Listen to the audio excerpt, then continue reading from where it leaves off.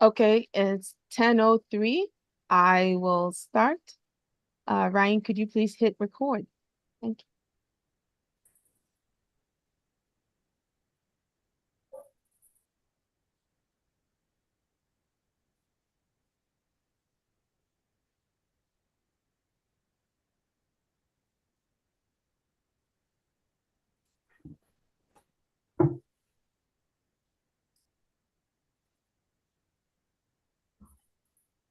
You're all set.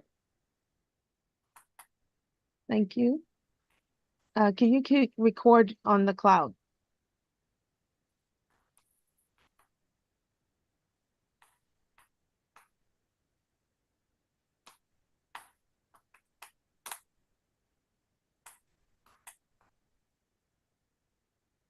Thank you. Okay, good morning, everyone. My name is Ifeanyi Beverly Chukwudozie, and I'm here to welcome you all to the 7th Annual Chicago Sickle Cell Summit. Our theme of the summit this year is medical advancements and successful sickle cell care, casting a wide net. I would like to first thank everyone who made this summit possible, especially teams from the University of Illinois, Hospital Health Systems, the Londe Christian Health Center, Sinai Chicago, the University of Illinois, College of Medicine, Peoria, CLC for Hope, and Sickle Cell Disease Association of Illinois. Next slide, please. And so first of all, wanted to kind of lay out the disclaimer that this information that you're going to hear at the summit is only for educational purposes. Please consult your health providers if you have questions related specifically to your health and your person. This summit is also going to be recorded, and we are streaming it and posting it on social media. So we would like you not to share personal information during the summit so that we can keep your personal information private. Next slide, please. This is the disclaimer as well, and showing that parts of this information is going to be video recorded and saved on social media. Next slide, please. And some housekeeping details. Right now, only the panelists have access to speak. And so if you have a question during the Q&A session, you can type it in the Q&A section where the red arrow is pointing at. All questions should be put in there. And then if you want to speak out, you can raise your electronic hand where you see the yellow arrow pointing at. So if you raise your electronic hand, we will give you a permission or access to be able to speak. The chat function where you see the blue arrow pointing is for resources, comments, to share information. And then the green arrow is showing the microphone where you can unmute and mute yourself. Like I mentioned, like all attendees right now are on listen mode. And when you want to speak, please raise your electronic hand and we will give you access to be able to speak. Thank you. Next slide. So we have continuing education credits for providers, nurses, and social workers. We will be monitoring Zoom sign-in and out. Please make sure you use your link that you use in registering so that we know that it's you. Next slide, please. And to obtain these CE credits, you will have to complete an evaluation form by email by October 15, 2024. And if you have any questions, please contact Dr. Judy Nosek, and her email is at the bottom down here. Next slide. We have a full agenda today, and we will try to get everyone on time to start the presentation. Next slide. First of all, to give the open remarks, I will introduce Dr. Saraf Santos. Dr. Saraf Santos is Associate Professor of Medicine in the Division of Hematology and Oncology at the University of Illinois College of Medicine, Chicago. He's also the Director of Adult Sickle Cell Program at UI Health. And also, I would like to introduce Dr. Louis Su as well. Dr. Su is Professor of Clinical Pediatrics at the University of Illinois College of Medicine, Chicago. He's also the Director of the Pediatric Sickle Cell Program at the UI Health. And after that, Dr. Su will introduce our keynote speaker. I will move the microphone to Dr. Saraf first. Thanks, Beverly. Well, welcome everyone. I think this is a really amazing summit that touches on important points for health in people with sickle cell disease. From the adult side, we're very excited for a lot of the changes that have happened over the last year. We have initiated a support group, and we've listened to the patients. So the support group is going to be on the second Wednesday of the month at 5 p.m. And we're going to try to keep it more of an open format so patients can kind of share their experiences and provide support and advice to each other. Some other things that we'd like to highlight, the inclusion of mental health within our clinic. So that includes neuropsychology and pain medicine help, as well as having the dental clinic within our center. So we're really excited about the care that we are able to provide. We had 83 new patients and about 600 adults come through our center last year. So we hope to keep this momentum going and excited to be a part of this summit. Thanks.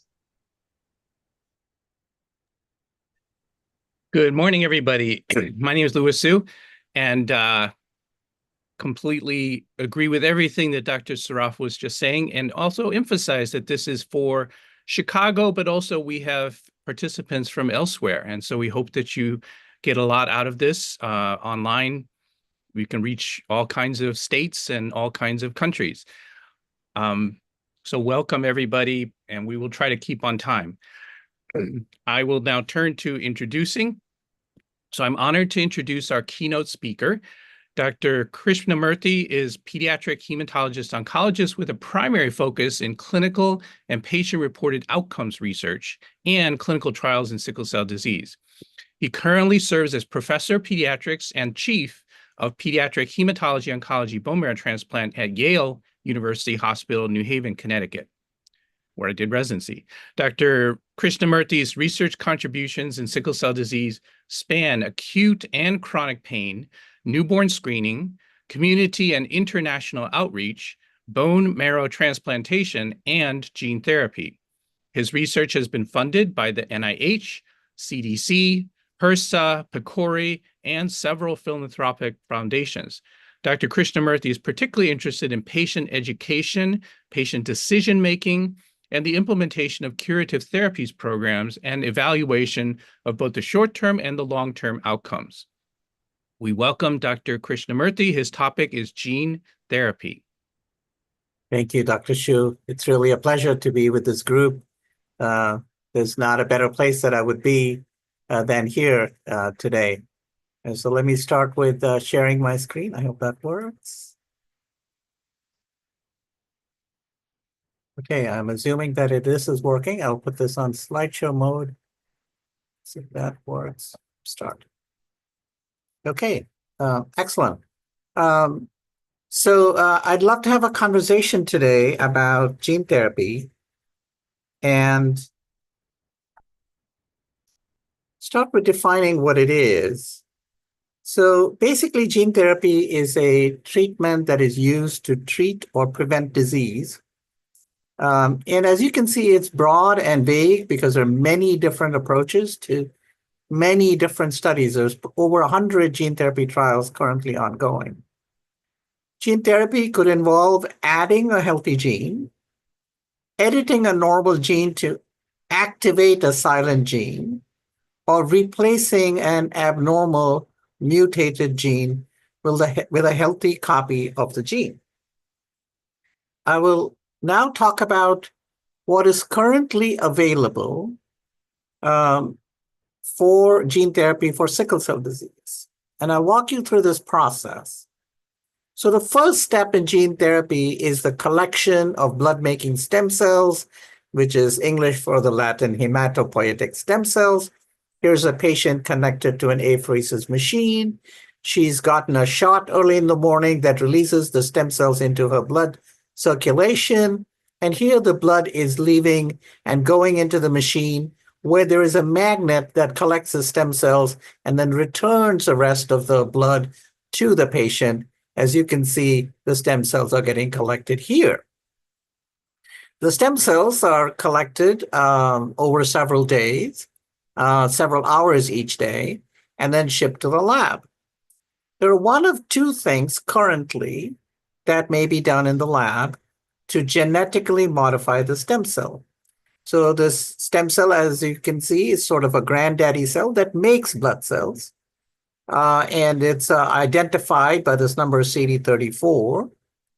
And one method is addition of a non-sickling beta globin gene. And this is an artificial piece of DNA that will become a beta globin gene. And there is a capsule of a virus, not a full virus. And this can go into the cells, leave this DNA to become part of the stem cells' DNA, and itself vanish. So there is no more virus left after the stem cells have gotten the gene. So this is gene addition. And so basically, you make another, in addition to sickle beta globin, you make a non-sickling beta globin, you make a non-sickling hemoglobin that dilutes out the sickle. And so when all this works, the goal is to try to see how close you can be to somebody with sickle cell trait. The other way that you can genetically modify this is use a method that is present in nature that bacteria use to fight viruses, and that's called CRISPR-Cas9. And there are CRISPR variations on this theme. And so you can identify a piece of DNA, in this case, the piece of DNA that's important for switching off fetal hemoglobin after the baby is born. So the DNA that we use in the womb to make hemoglobin is still present, it's just switched off.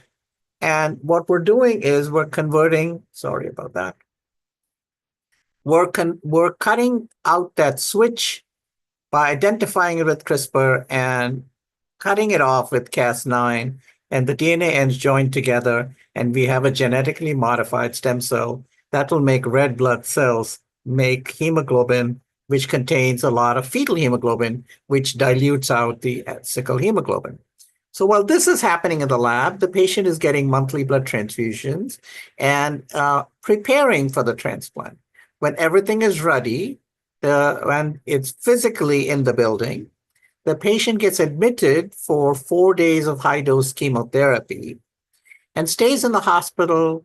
And then after that, 3 days of the stem cells, the chemotherapy has left the body, the patient gets the new stem cells, and they're in the hospital for about a month, waiting for the new marrow to kick in and for the production of non-sickling red cells. And the short answer is how well this works is about, in the 2 clinical trials for the 2 different approaches, about 95% of the patients were free of pain crises after 1 year. So how is gene therapy different from bone marrow transplant? In gene therapy, we're using the patient's own stem cells as opposed to bone marrow transplant when we're using the donor stem cells. Both receive chemotherapy that will wipe out the bone marrow. But in gene therapy, since it's this patient's own stem cells, the graft will not attack the host. You do not get GVHD, while you are at risk for GVHD from allogeneic bone marrow transplant. You therefore do not need prolonged immunosuppression that can continue for months or up to a year, which it happens in bone marrow transplant. The stem cells that we're collecting are being genetically modified, while in bone marrow transplant, we're collecting the stem cells as they exist in the donor. As much as science has advanced, the effectiveness of the genetic modification in the individual patient is not predictable. And because we're not doing anything to the stem cells other than collecting them, maybe depleting red cells, depleting plasma, we're not genetically modifying them, so it's more predictable. Are there increased risks due to virus or gene modification? We're not sure. The virus does not stay on long term, but could the gene land up in a place that can cause cancer? And we will talk about that a little bit. So far, the jury is out on this. There is no virus, there is no long-term risk due to gene modification, but of course, there are risks for cancer in both the groups. Then there are long-term risks due to chemotherapy in both the gene therapy and the allogeneic bone marrow transplant. So this is one of the most important slides, and this is from the Centers for Medicare Services. The short description of this slide is that it is a long process. The gene therapy process will be about a month in the hospital, but a year overall to go through. Why does it take this long? Well, somebody thinks about gene therapy, or somebody thinks that their patient may be a good candidate for gene therapy.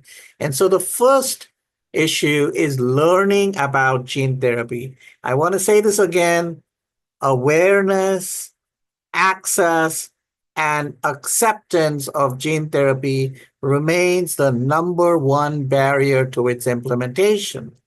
So when we have overcome this, and you actually end up with a hematologist who understands gene therapy, and that's where the journey starts. You have to go to a treatment center.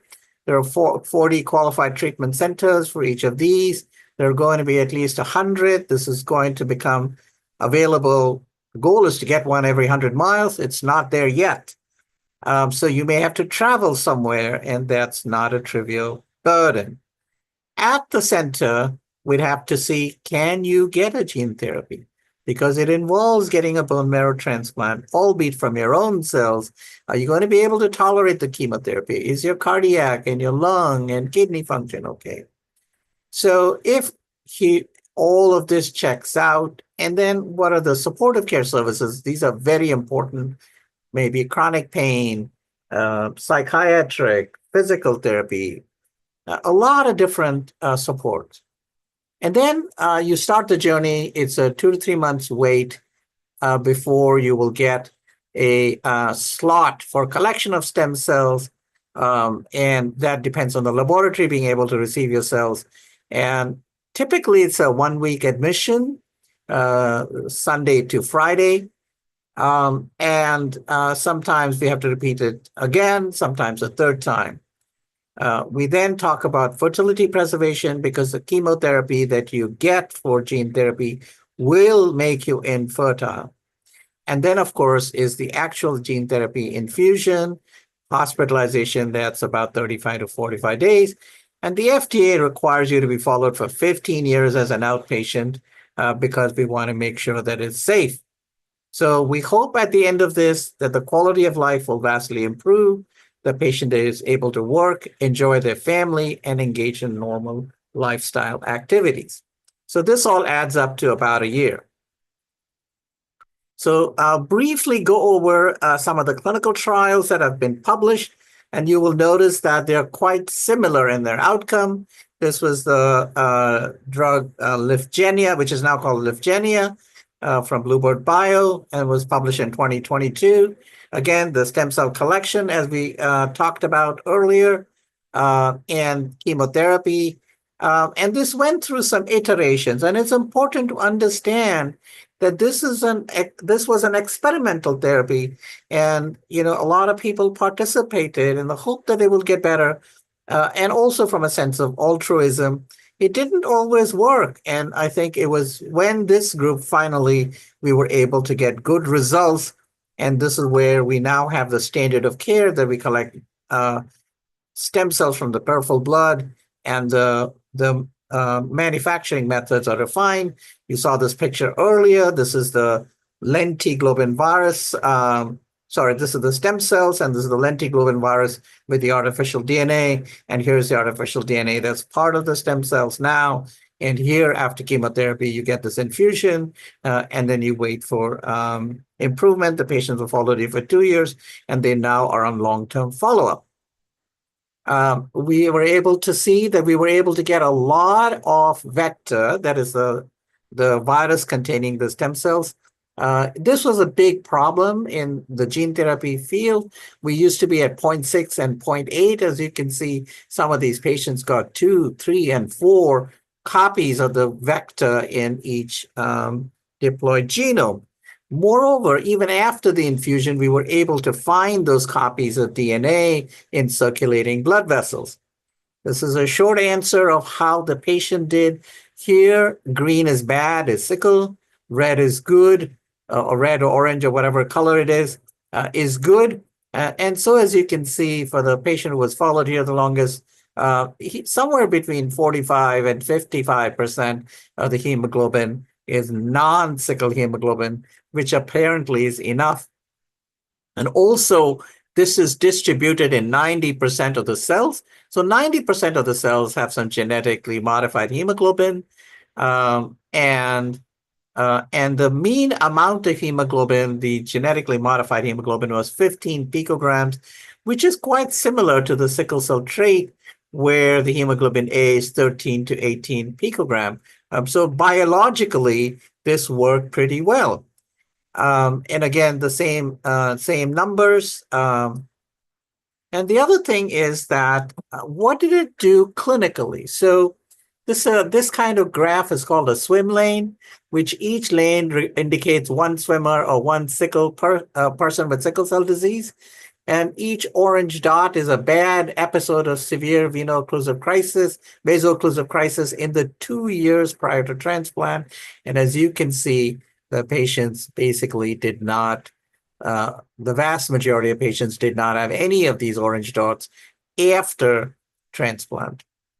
And this one looks at all vaso-occlusive episodes, not only severe, but again, the vast majority of the patients get no vaso-occlusive episodes. The important thing to remember is what was not studied is chronic pain. What about pain that was there, but that did not take you to the emergency department, especially an emergency department that might say, well, we don't want to give you treatment anymore because you don't have sickle cell disease. Even though the burden of sickle cell disease and vaso-occlusive pain is dramatically reduced, more studies required about chronic pain and other sequelae of sickle cell disease. So there were 2 patients who got malignancy, and therefore there's a black box warning about long-term follow-up of these patients. The important thing also to know is that there was an improvement in quality of life, including pain intensity, pain interference, and fatigue. And this is a very important outcome, that is fatigue. That is often, we don't ask people, do you feel better? Do you have more energy? And this is something that patients care about a lot. As you can see, pain intensity, pain interference, and fatigue all came down. The hemolysis, this is the amount of red cell breakdown, and that got better by bilirubin and LDH and reticulocyte count. All of this says that red cells stop breaking at a high rate that they used to do before. So let's talk about some of the patients where it didn't work out too well. Here was a pediatric patient who actually happened to have 2 alpha globin gene mutations. His hemoglobin is stable, and there is some question about this, how his bone marrow looks, whether this is a pre-leukemic syndrome. We're not calling that, but it's an erythroid-restricted dysplasia. So this is somebody that we're watching.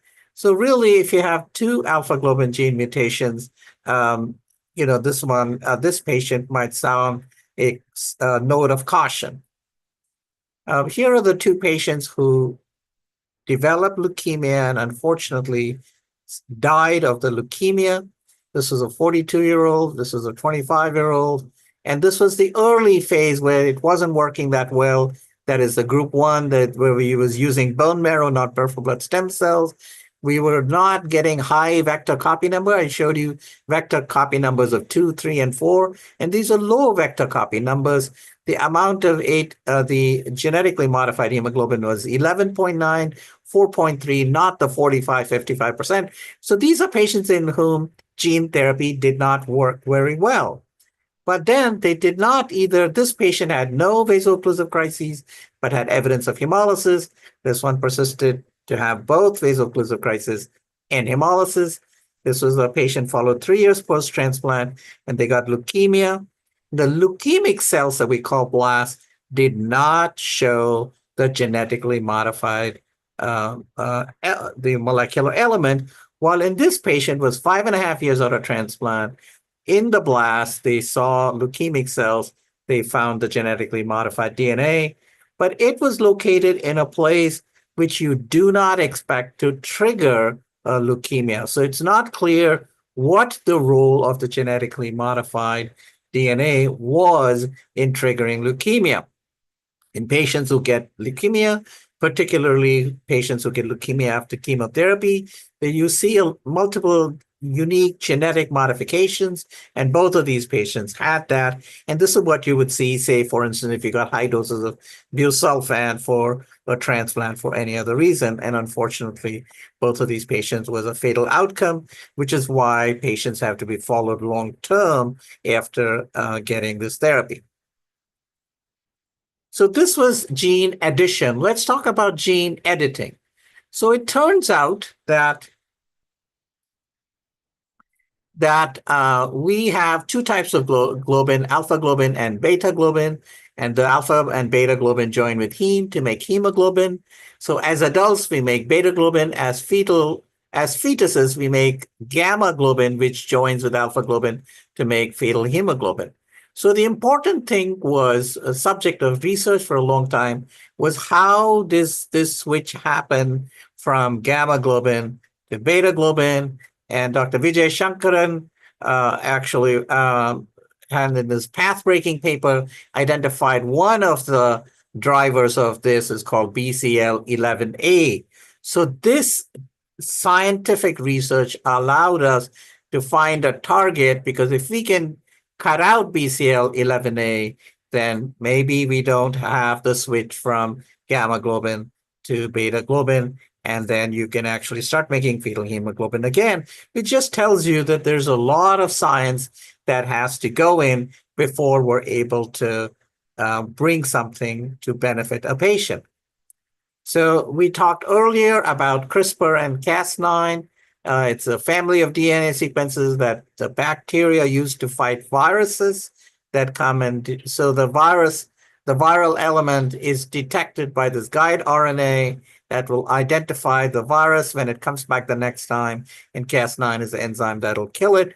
And so we can use it to target the genetic switch for fetal from gamma to beta globin and cut that out, and then the ends rejoin again, and we start making fetal hemoglobin again. So this was a paper that came out earlier this year, and this is the gene editing from Vertex. It's called Casgevy, and it's called XGAM-GLO gene. For those planning to have children, please don't have a computer name your child, then you come up with names like that. But name apart, this is a fantastic innovation. Here are the outcomes, which are quite similar. Patients needed to have, here's on data on 44 patients, and they had an average of 2 stem cell collections. And this was the amount of time it took them for to recover their neutrophil count and the platelet count after the transplant. Again, here, 96% of these patients, 29 out of these 30 patients, met the primary endpoint of being vaso-occlusive free at 12 months. And this is the duration of being free of vaso-occlusion in the study. Again, if you see the swim plot, the same sort of picture. the vast majority of patients did really well. Again, what we will see here is a lot of fetal hemoglobin, and this is, as you can see, the majority of the patients have the mean fetal hemoglobin is quite high. So the current result is out of 44 patients, there were 31 patients who had been followed for long enough for it to be evaluable, and 95% of the patients were free from VOC at 12 months, and quality of life measures also exhibited improvement for baseline. One patient died due to COVID-19. And this is an ongoing study called Ruby, and I'm just giving you an example of what is going on. It's not open to enrollment yet, but I'll share with you. Again, this is another molecular target, and essentially the preliminary data were on 17 patients, 11 of which were sickle cell patients. And again, the outcomes are very similar. And as you can see, the same swim lane and being free of VOC.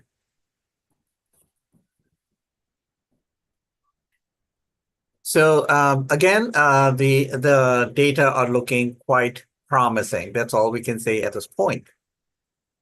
So I want to go back to understanding this process.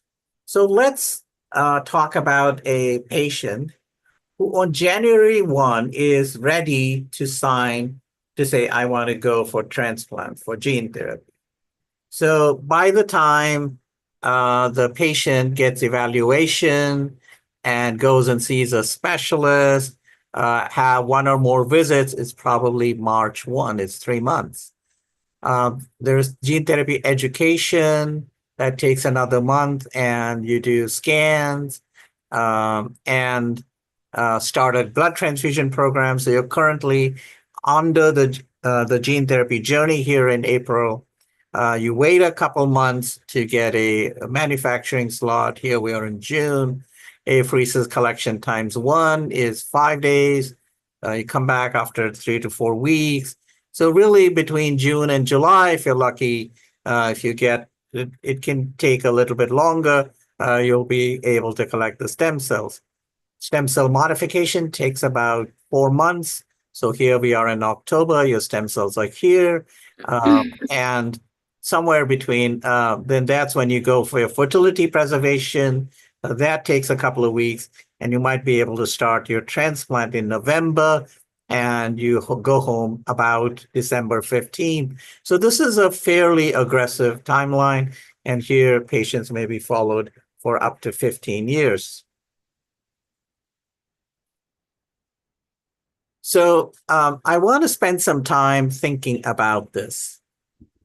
We understand gene therapy is now approved by the FDA for 2 products, Lyfgenia and Casgevy. Central to the process is the patient.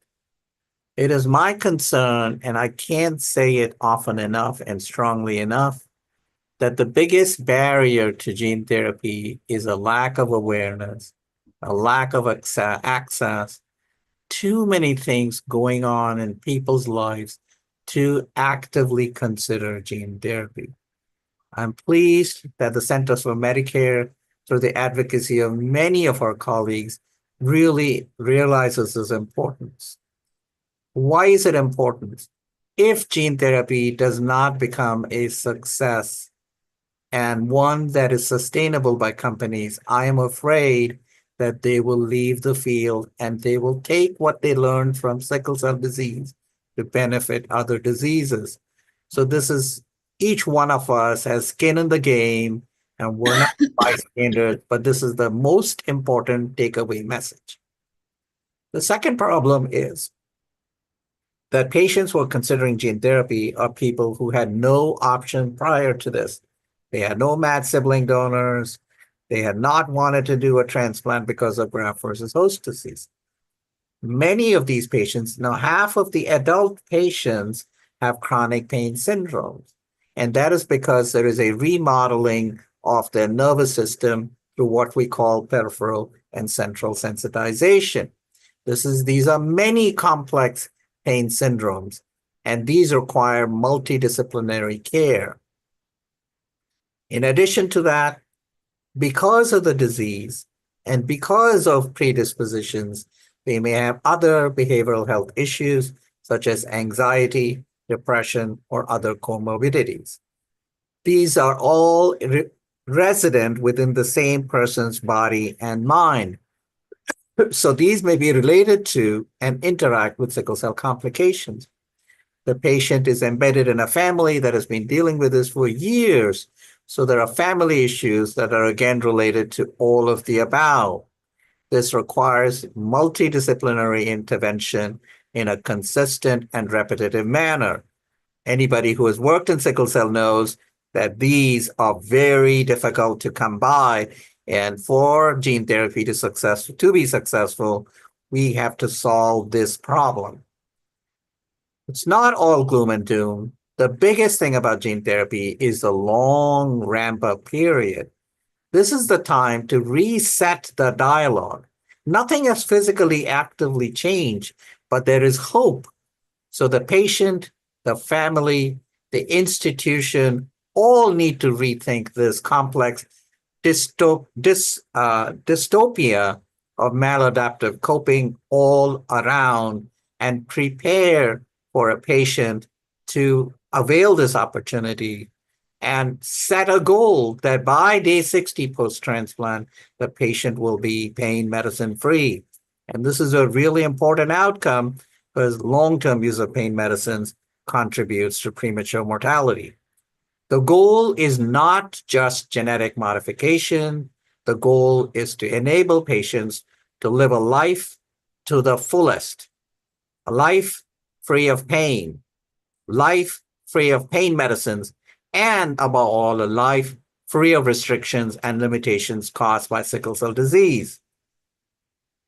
There are obviously many challenges with gene therapy, and this is from the CMS, which is really committed to ensuring equitable access to sickle cell disease gene therapy care. There's a high cost of expensive gene therapies. Everybody asks, what is the uncertainty about these new therapies? States have to negotiate with these giant big companies about payment for this. Again, for each of these, CMS has a solution, and CMS wants to work with states and with companies to deal with all of these problems. And again, they're acutely aware that we're dealing with a population with high healthcare utilization that has been and continues to be underserved. CMS is also working with states and with the manufacturers to reduce costs, with the states to decide whether the states want to join into agreements with manufacturers about the cost. And CMS, in addition to that, is willing to fund states for implementation, reconciliation, and evaluation. CMS is the states are not allowed to use this money to pay for the gene therapy, but they can get a lot of support for implementation and understanding how well this is working. There's a notice for funding opportunity, and every state ought to consider applying for this.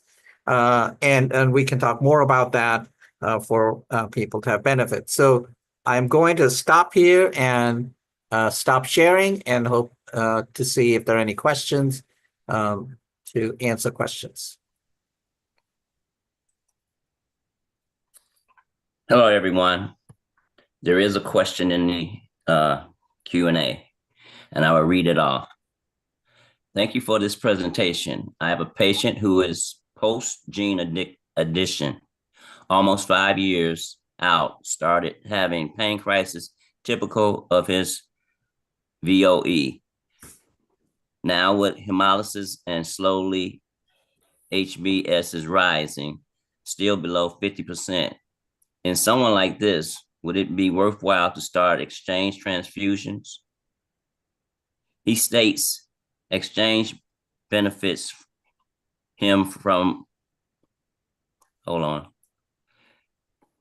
exchange benefits him from the most, but his hemoglobin S is 30 to 40%, so not sure if it will help.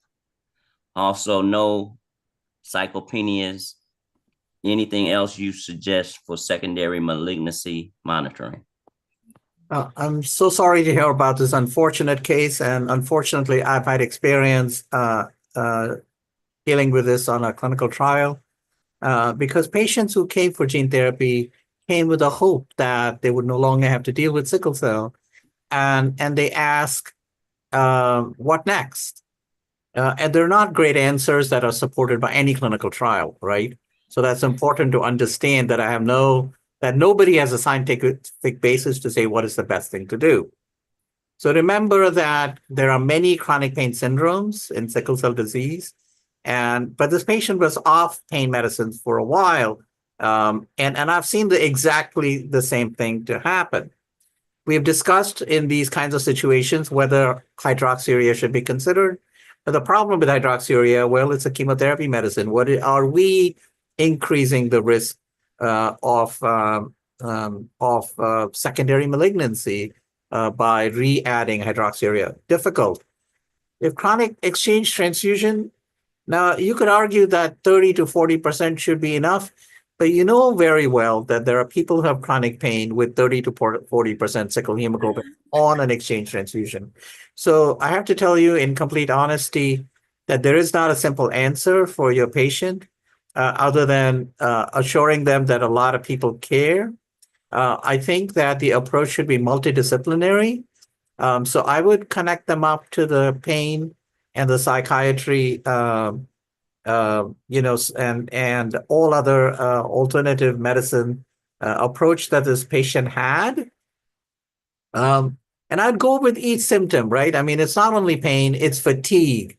That's a very important symptom. The problem with chronic transfusion is, well, is there an end date? Because in the end, chronic transfusion has a problem because if it's simple transfusion, it's iron overload. If it's complex, if it's exchange transfusion, it's allosensitization. So I think we'd have to have a conversation about all of this and find what works best for this patient. And I'm sorry, there's no silver bullet to answer that question. This is a real thing that we all should be known. And thank you so much for asking that question.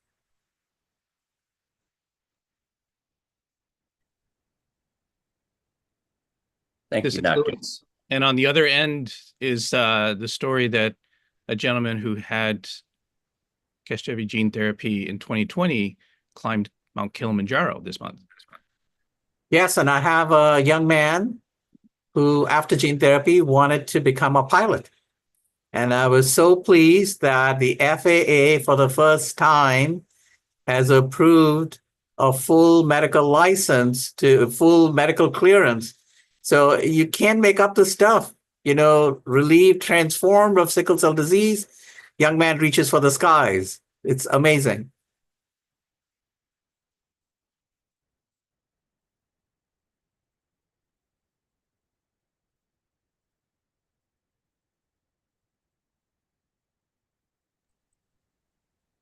So how many people are working with their states to apply for this grant funding? I'm really having difficulty engaging the states. Who has found the golden bullet? How engaged are states to make gene therapy available and take advantage of the resources that CMS is giving them? Does anybody have a good story?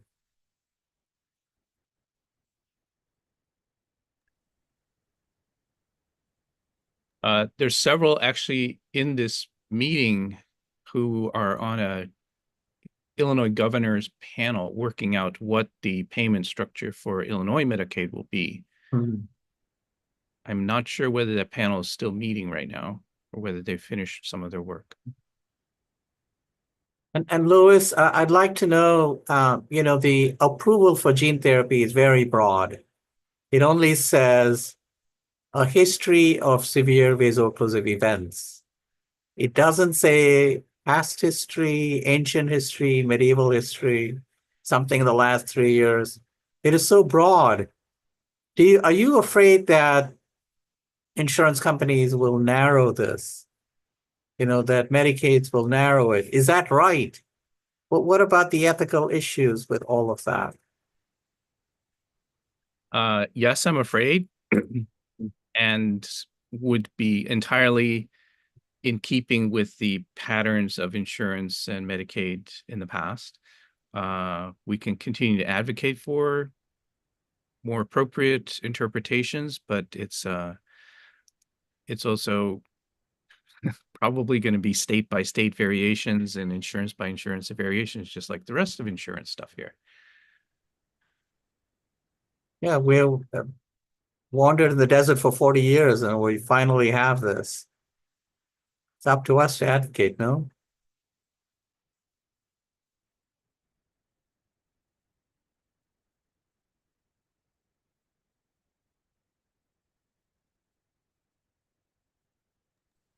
I do have a Any more question. questions for the? Somebody has. Yes, I do have a question. So do we think in terms of the future for gene therapy, do we think we're going to have more of them coming up? Because we do have Absolutely. two right now. Absolutely. So gene correction, there are other clinical trials. I mean, I just wanted to give a general sense. There are other clinical trials that are ongoing, right? So I think that definitely the technology I mean, the cat's out of the bag. I mean, there are so many technological advances. Again, it's only because of the interest that the sickle cell community had in engaging this group that these clinical trials got done, and we're here. So we ought to be active in identifying what's going on and being engaged with that. That's really important. Thank you for asking that question, Beverly. Thank you.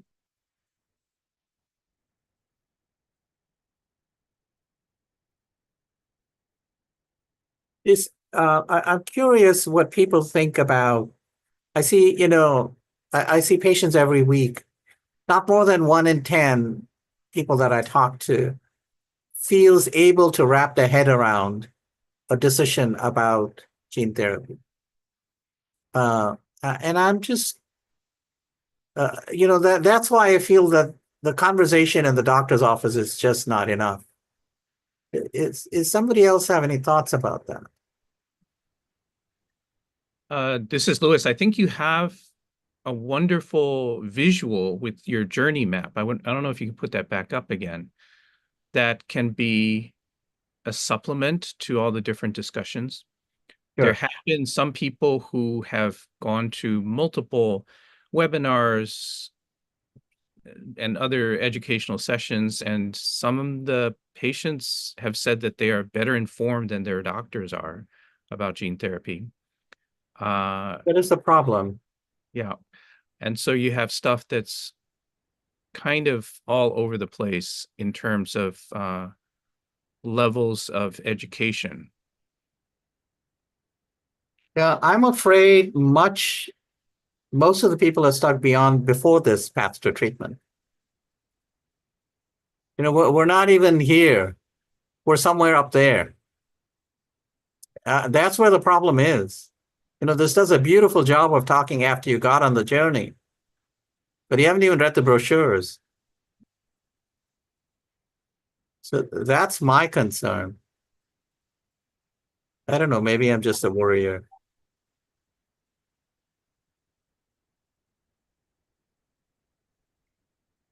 What do you think, Lewis?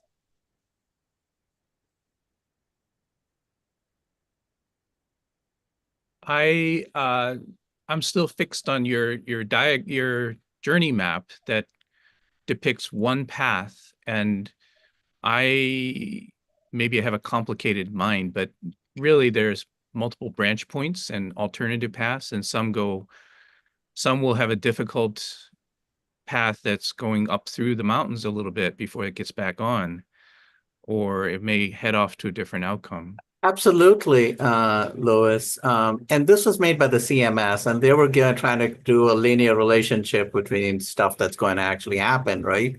But the vast majority of people are never going to get there. And then a lot of the good 90% will decide that this is not the journey that they want to take. Perhaps it's time to draw a new picture, and I'll take inspiration from your comment and try to make a new picture. And then We have two more. Yes. Sorry. We have two more questions. Yes. What role can genetic counselors play in helping inform patients about gene therapy options? Oh my God. You have a lot of knowledge. And also you have a way of talking to people that's unique as a genetic counselor in a non-threatening manner. So you ought to use that bully pulpit to engage, community groups, support groups. I think that even within your genetic community, the other thing genetic counselors do really well is qualitative research. So really, we ought to be all collaborating and about the decision-making process. That's something very dear to genetic counselors. So there's a lot of work that genetic counselors can do, and it would be great if they did. It would be wonderful. I'm sure there are a lot doing already. Okay, thank you. Another question says, thank you for the clear and interesting presentation. I have an interest in sickle cell retinopathy, which can be a blinding complication of sickle cell disease. Are ophthalmological outcomes being followed in patients who have received gene therapy? Yes, so a patient with gene therapy should be and is expected to be followed like any other sickle cell patient. The clinical trials were looking at things they can count, like the number of times you've been in the hospital, because that's what they took to the FDA. That doesn't mean that the last word has been said about retinal or organ or all of those things. That work still needs to be done. So absolutely. And should retinopathy be an indication for gene therapy? Great question. We don't know yet. Most of the patients who went for a bone marrow transplant went for it for vaso-occlusive pain crisis or stroke. But there are some people with severe kinds of retinopathy. And really, since it's only vaso-occlusive episodes, it's a matter of interpretation. So retinopathy was part of the indications. Not many transplants were done for that reason, but it's worth thinking about and talking about for the right patient. Okay, I will allow Bridget Reynolds to ask her question. She has her hand raised. Go ahead, Bridget.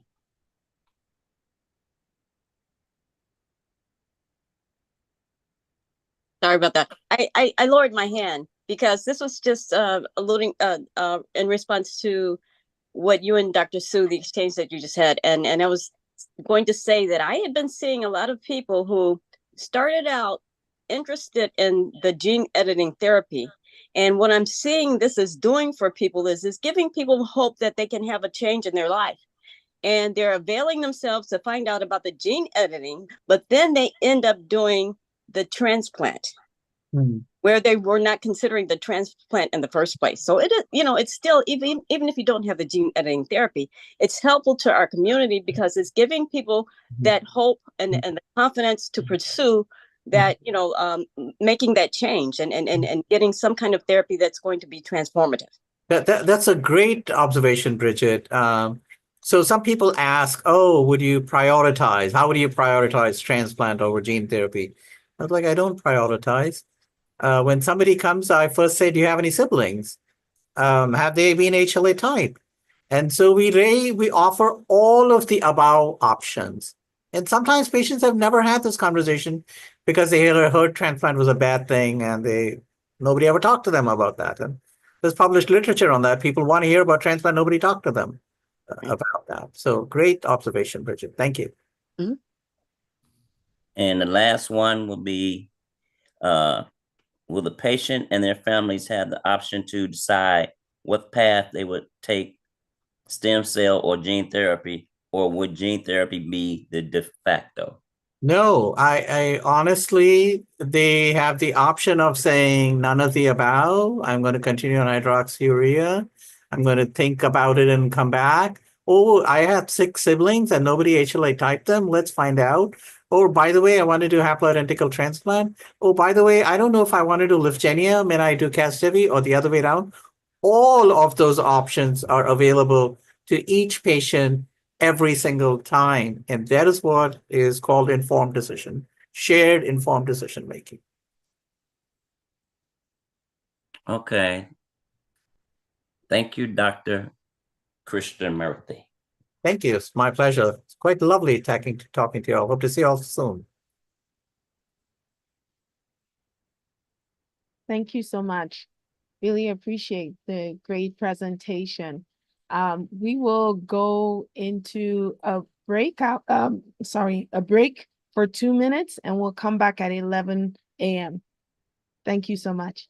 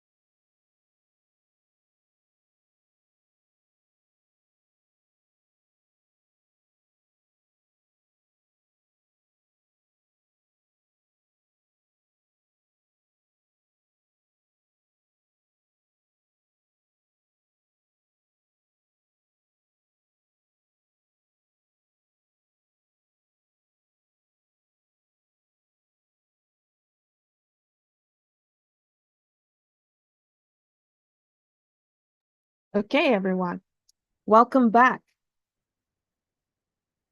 And so it gives me great pleasure to introduce the next speaker. Next speaker is Miss Tiona Woolford. Ms. Woolford is the co-founder and chief executive officer of the Sickle Cell Reproductive Health Education Directive, Sacred. She is a warrior and dedicated to this initiative. She has used this platform to create awareness on sickle cell reproductive health. I will now hand the mic to Ms. Woolford. Thank you so much for joining us today. Thank you, Beverly. Let me share my slides.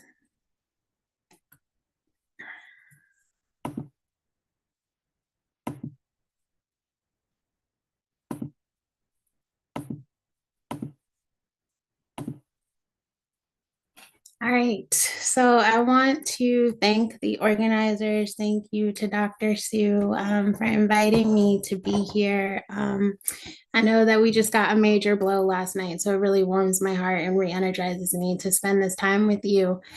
So I want to spend a little bit of time just kind of talking about the reproductive and maternal health gaps in sickle cell disease.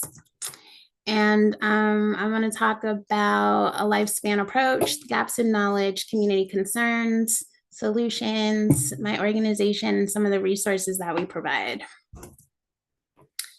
So a lot of people think when they hear reproductive health, they think that it's just a women's health issue. They think that it really doesn't matter until you're trying to have children. But reproductive health implications in sickle cell disease actually start in childhood, and it requires a lifespan approach. So in the pediatric setting, we know that delayed puberty is an issue, pain with menstruation, below average bone mineral density after menopause onset. There are firm contraindications for many contraceptive methods. All pregnancies are considered high risk, and fertility preservation is not just an issue when having transformative therapies, but just the disease state alone can impact fertility. Also for men, sickle cell can impact their reproductive organs as well. So there's impact to the testicles, testosterone deficiency, priapism, which you know is a painful, long-lasting erection. There can also be infertility concerns for men as well. We have some warriors who are trying to undergo hormone therapy for gender reassignment surgery, and we don't have clear data on how those hormonal therapies are impacting their sickle cell disease. I've spoken to several warriors who are undergoing that change and actually have to stop because the hormones are causing a lot of issues and sending them into a lot of crisis. So we need more data on that.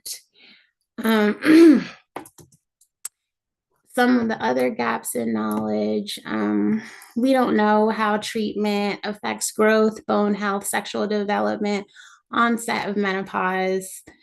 We don't know if treatment combined, we don't know how this is all affecting menstruation. We don't know the long-term effects on ovarian reserve or family planning and family expansion.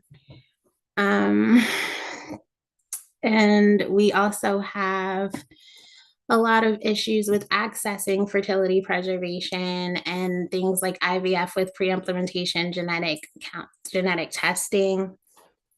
I don't know if a lot of people know that for women with sickle cell, the maternal mortality rate is 26 times higher than the national average. So I'm not going to go through all of these. It's a little bit overwhelming, but you can read them. I can send my slides out, but as you can see, there's just a lot of gaps in knowledge. So as I stated earlier, these issues can impact family planning. It's really important to know your trait status, but that's still something that we are struggling with in the community. Infertility and the cost of fertility services, that's a community concern. Safe pregnancies, postpartum issues, we need more information on that. And a lot of these issues are very stigmatizing. I feel like there's a lot of gaps and barriers in sickle cell care, but I think that mental health and reproductive health have been on the back burner for a while. For men, they reach out to me all the time about, the embarrassment that they feel when they experience priapism. A lot of them will avoid going into the emergency room for care because they're embarrassed. And so it's important to destigmatize these reproductive health concerns that can lead to anxiety and even depression. So some of the solutions, we need a multidisciplinary approach. It's important to have hematology in close collaboration with OBGYNs, maternal fetal medicine, anesthesiologists to just prepare for a safe pregnancy and delivery. And like I said, we need early intervention. A lot of people really do think that you don't have to address reproductive health until it's time to have children, but it really should start in the pediatric setting. We need this lifespan approach, and we need to make sure that we are expanding hemoglobinopathy trait testing. So it is my pleasure to introduce this wonderful organization that I started about 3 years ago, SC-RED, which stands for the Sickle Cell Reproductive Health Education Directive.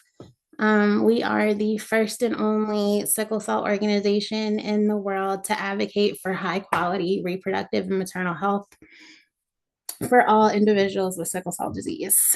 And a little bit about why we started. I actually had a haplo stem cell transplant about 11 years ago now. I was 19 at the time, and I had been approached by my hematologist at age 18 because I was so sick. I was getting hospitalized at least once a month, if not every 2 weeks. By the time I was 15, I had already had bilateral hip replacements. I was transfusion dependent and started having transfusion reactions from all the antibodies, one that sent me into acute liver failure. And I was just tired of my body always defeating me. So I got on the national registry for bone marrow transplant. I stayed on for a year and did not have a match. And I kind of let the idea of being cured go until a couple years later, when actually my mother, who is a nurse, she had transitioned into bedside nursing and went into teaching. And it was one of her students who said, "Hey, I've heard you talk about your daughter who has sickle cell and how she's really struggling. And I don't know if you know that NIH and Johns Hopkins, they have this new protocol called a haploidentical bone marrow transplant where you or her father could be her donor." And so I remember going in for my consult and sharing with the provider that I was willing to risk anything, even death, to be cured from sickle cell, but I did not want to be infertile. I grew up wanting 6 children. And he looked at me and he said, "Honestly, with all the complications that you've had, you're probably already infertile and just don't know it. Nobody told you." So he was like, "You need to focus on surviving. You can always adopt." So what I did, I went home and I did a Google search looking for education on fertility preservation. And I learned about the process. And then when I saw the cost was over $10,000, and knowing that I was on Medicaid, I knew that I couldn't afford it and that I didn't have access to it. So I then Googled for financial resources and basically saw a long list of foundations that would give away grants for fertility preservation if you had a diagnosis of cancer. And I called like the 3 largest ones and I said, "I know I don't have cancer, but I am getting chemotherapy and radiation. So maybe you can fit me in." And long story short, they did not. So I kind of reconciled that if I was going to be cured of sickle cell, then maybe it was a fair trade-off. I could give up the dream of biological children and just adopt in the future. But unfortunately, I ended up rejecting that bone marrow transplant. So fast forward, here I am at 33, still with sickle cell that actually came back with a vengeance and also infertile. And so I kind of started sharing that story a lot at different conferences and then just got tired and wanted to be more than my story. So initially, I thought I would just start an organization to give away these fertility preservation grants, not just for warriors undergoing these therapies, but anyone with sickle cell who needed them. And then talking to one of my co-founders, Dr. Lydia Pecker, she's like, "I think you need to get some policies changed. You need to make Medicare, Medicaid cover these services." And then talking to my other co-founder, Dr. Kim Smith-Whitley, realized that it wasn't just enough to cover fertility, that reproductive health as a whole was something that was really taking the back burner and something that nobody was really championing in this space, and just started looking into priapism and maternal health a little bit more and just decided to fulfill a need. So some of the resources that we've developed, we have a partnership with Be the Match, or I think they go by NMDP now. where we launched a grant program that warriors before their bone marrow transplants can apply to. And so far, we've given away over 30 grants of up to $10,000 so that warriors can preserve their fertility before their transplants. And you know that I hope that everyone knows that I'm going to keep pushing for more resources. Like I said, now we have a lot of people who are wondering about fertility preservation before gene therapy and just fertility preservation for any damage that the disease alone does. So I am working to expand and make the grants a little bit more inclusive.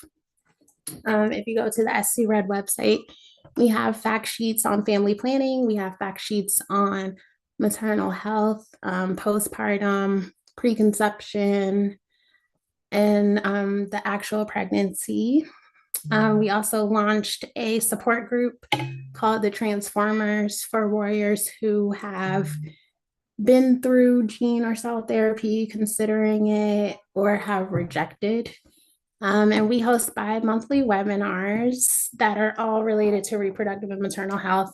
And we also have education on gene therapy on our website. So if you scan the QR code, it will take you to our website, and I'm happy to answer any questions. And I also just want to thank my co-founder, Dr. Kim Smith-Whitley, the rest of my Sickle Cell Red team, and the Sickle Cell Warriors for inspiring me to keep going.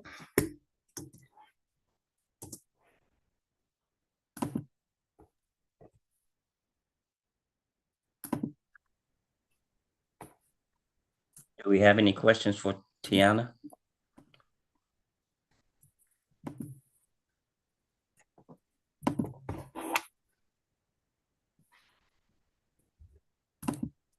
I can ask a question. Tiana, this is Beverly.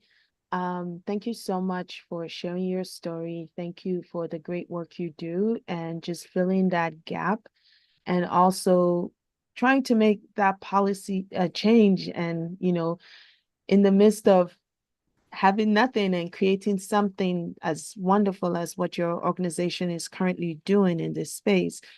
For if someone has like a warrior, sickle cell warrior is about to go on these therapies, like how do they connect with you and to learn more beyond what's on your website? Like, is there any tips or is there a timeline? When should they start thinking about this in general? Yeah, thank you for the question. I think that it's honestly such a personal journey, but I do get phone calls all the time from mothers of especially younger warriors who are trying to navigate this. I think that it's really different when you're talking about like a transplant for oncology because it's usually like life or death. But with sickle cell, there's kind of like an area of gray. So it's hard to navigate like, do you risk rejection and graft versus host with a bone marrow transplant and take your child through all this chemotherapy and like risk their fertility? Or do you risk the disease progressing and then waiting until you're unable to even be eligible for these therapies? So it's a really tough thing to navigate. I am so grateful for the promise and how they have worked to perfect stem cell transplants over time. Like they made a slight change in stem cell therapy, and the data is much better. I understand that the success rate is like 95% now in children. So I'm really happy about the progress, and I'm really excited about the promise, the potential process of gene therapy, like not needing a donor. That's great. I'm worried about the accessibility issues. But to answer your question, I think it's important to, you know, do your research, ask a lot of questions. I know for me, I felt kind of rushed to make the decision. And I really made the decision out of like depression and desperation. And I don't think that that's the best place to make it from. So I encourage you to seek like mental health support, have someone to help you navigate and talk you through kind of the risk benefits, decide what you're willing to risk and what you're not willing to risk. And you know, talk to other people who have been through it, and I'm always available. I can put my email in the chat, and I'm always here to talk through it with you. But it's definitely a personal decision that requires you to lean on your support system and not make the decision alone. Thank you so much, because what I get from what you're saying is that we have the power. Because sometimes when these things come to us in terms of being offered to us by the health system, we feel like we're just going through the flow and the journey without really knowing that we do have the power to make these decisions. Yeah, and I'm sorry. Thank you all for being gracious with me. I every time I give this presentation, it's like a little emotional. I think with the news last night, I'm just a little scattered. So thank you for being patient and gracious with me today. We have two questions in the chat in the Q&A for you. Okay. You mentioned that prior to transplant, you were told you were probably already infertile. Was this due to the number of VOCs or just the medical complications from sickle cell disease? Yeah, it's interesting because when he told me that, he didn't even explain it. It wasn't until like 7 years after my transplant when I met Dr. Lydia Pecker that she really set me down and kind of explained and even ran tests to see if I indeed did have a reason to be concerned about my fertility. Um, so yeah, we don't know. Like it could have just been the injury from sickling, because even when you're not in pain, you're sickling. So it could have been that. It could have been the VOCs. We need more data. There are some researchers who believe that hydroxyurea, we know that it lowers sperm count. Lydia Pecker has some data that it may also diminish ovarian reserve, but it's hard to kind of tease out what was sickle cell and what was hydroxyurea. So we're waiting on more data for that. I do think that it's really important. We have providers who reach out all the time to say, like, we don't have time to talk about reproductive health. We're focused on organs, or we're focused on the fatigue and the pain. And I'm like, but ovaries and testicles, like those are organs. And so we need to prioritize those too. And so I just encourage the warriors and their families to speak up. Like, if this is important to you and you want to start looking into this, you should do testing. Another question that I get all the time is like, and I have some people who don't want to put their child on hydroxyurea because they are concerned about what it will do for their fertility in the future. But we know that untreated sickle cell disease is problematic as well, and that can also make it hard for you to have a child. So I am not advocating that we should stop hydroxyurea or anything like that. I am just trying to make it so that we can make informed decisions and that I can give you guys the resources that you need. So I think it's important to have these conversations early, but do know that there is medical intervention and we are working to make that more accessible to the community. Thank you. The second question is, does the combo of the type of birth control and sickle cell disease pain and or vaso-occlusive episodes affect the fertility of female pediatric patients? I'm not a medical doctor. So I don't want to like necessarily answer that question. What I will just say is that when it comes down to contraceptive options, we need more data. Yeah, we have questions in the chat. Just a minute. This is Louis Sue, pediatric hematologist. From my point of view, that should be not affecting your reproductive. Birth control is temporary.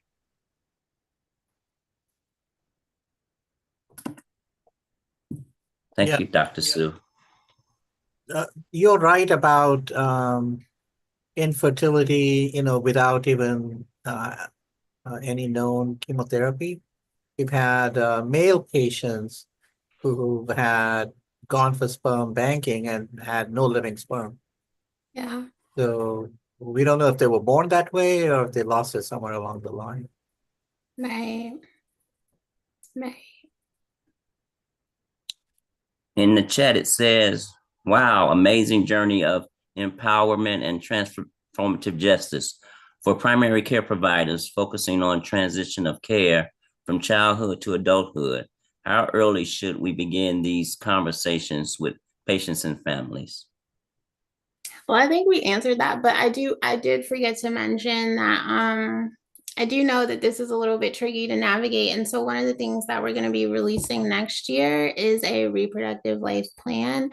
And it's kind of like a manual. It will have overviews of every kind of like milestone. So from puberty all the way up to menopause, and it is inclusive of the guys as well. So we'll have things on priapism and erectile dysfunction, overviews, checklist, what to talk to your doctor about, what to talk to your partner about. So I'm looking forward to releasing that. And we also plan to kind of make a companion resource for providers, and hopefully do some trainings where I send some people from my team, like on my medical advisory board, into institutions so that we can train the providers to have these conversations.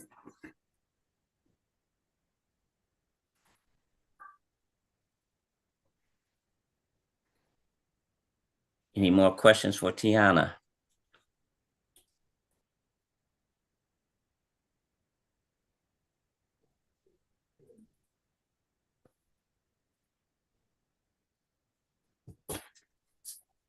Thank you so much, Tiana Wolf, for your presentation.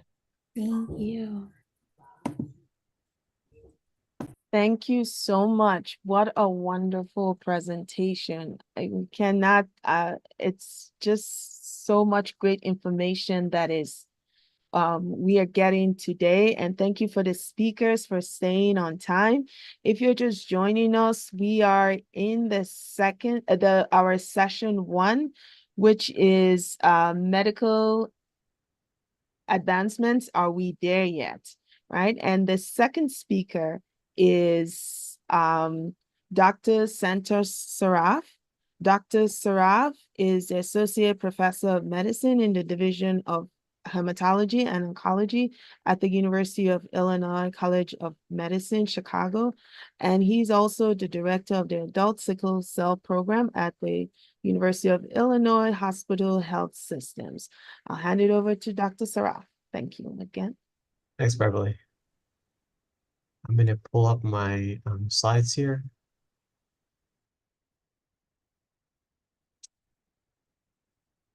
All right. Well, thanks again for the introduction, and it's really an honor to be able to speak after Dr. Krishnamurthy and Tiana Wolford and the amazing work that she's doing. And I think that both of these are really relevant to what I'll be talking about, which is stem cell transplant as an alternative to gene therapy. Maybe even according to the gene therapy trials, those that had an HLA matched sibling should have been first considered for that. So a little bit of background about sickle cell disease. So when oxygen is offloaded, that causes the hemoglobin and the red cell to sickle. And there's a couple of different things that can cause problems in the body. One is vaso-occlusion, where the blood flow is interrupted. Another one is hemolysis, or breakdown of the red cells with release of toxic substances. And then anemia itself can cause problems. And as you look at this cartoon, really from head to toe, any of the organ systems can be affected.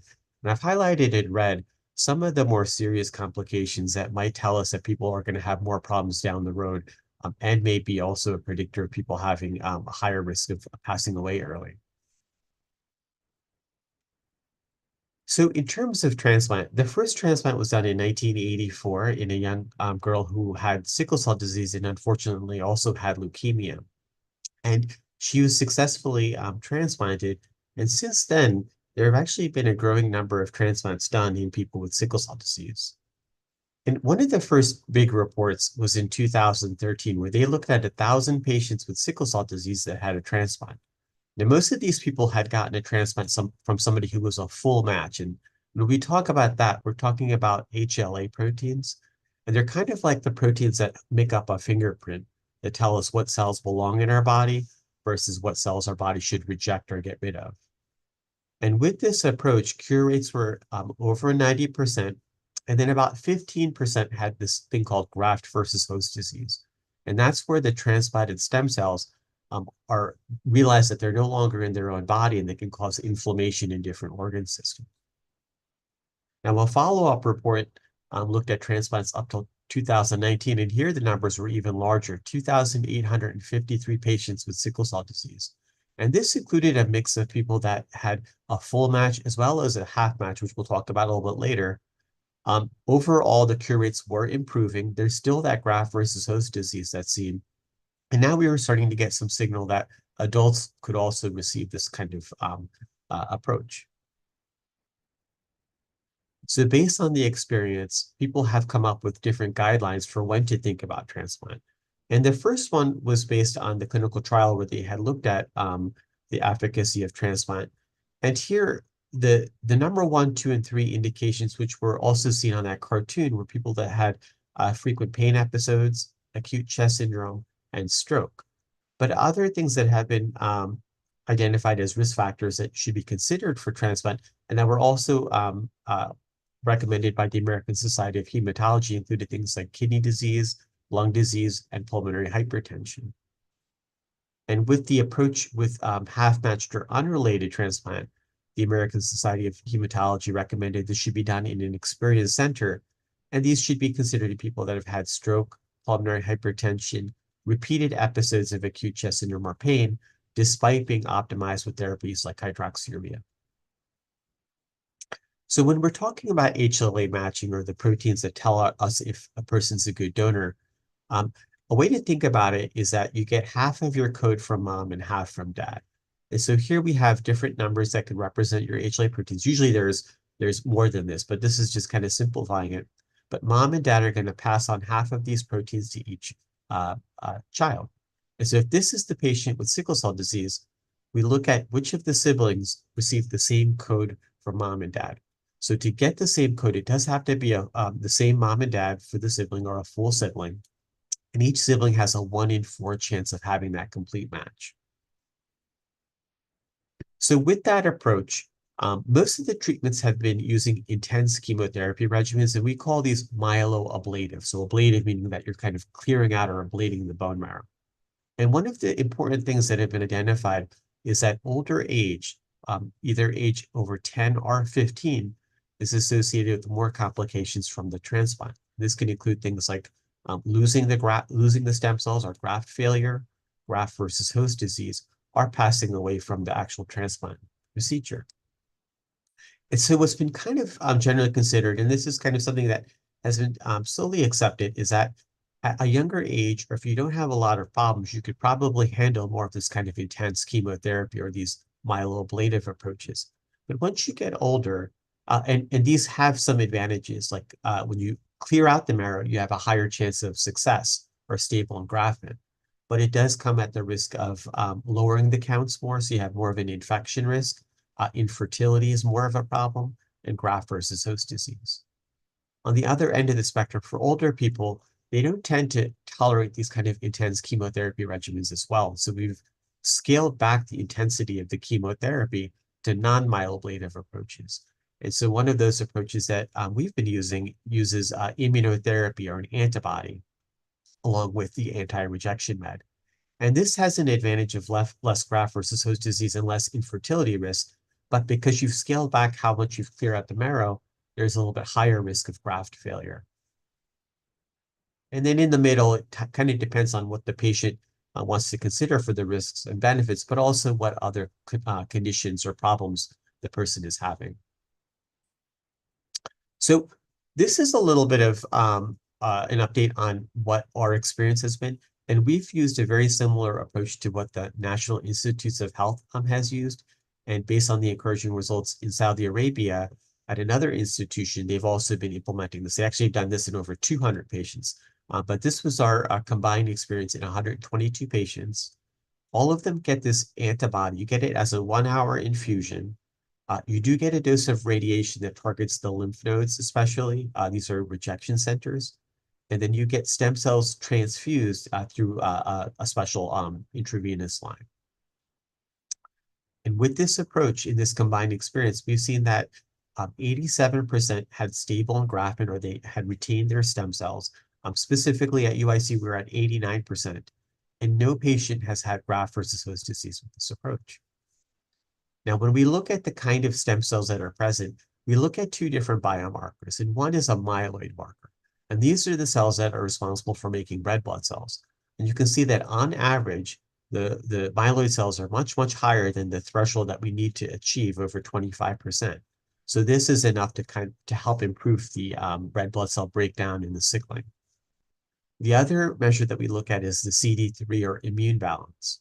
And here we want to see about a 50-50 immune balance. And that's when we can start taking off the sirolimus or the anti-rejection medicine. And as you can see here, most of the patients will come off of that between year 1 and 2, but we do have some patients that have to continue it long term. Now, because we've scaled back on the intensity of the regimen, we do see the counts go down, but the neutrophils, these are really important white blood cells that help us fight out dangerous infections, especially bacterial infections. We see that the neutrophil count doesn't dip often below this red line of 0.5, which is where you can have more serious complications. In those that do have a neutrophil count less than 500, the average time is 6 days. 3 of those people had fevers during that period. And this is really why we keep you in the hospital during this period. This is because we want to monitor the neutrophil count and monitor for infection and put you on antibiotics to protect you until those white blood cell counts can recover.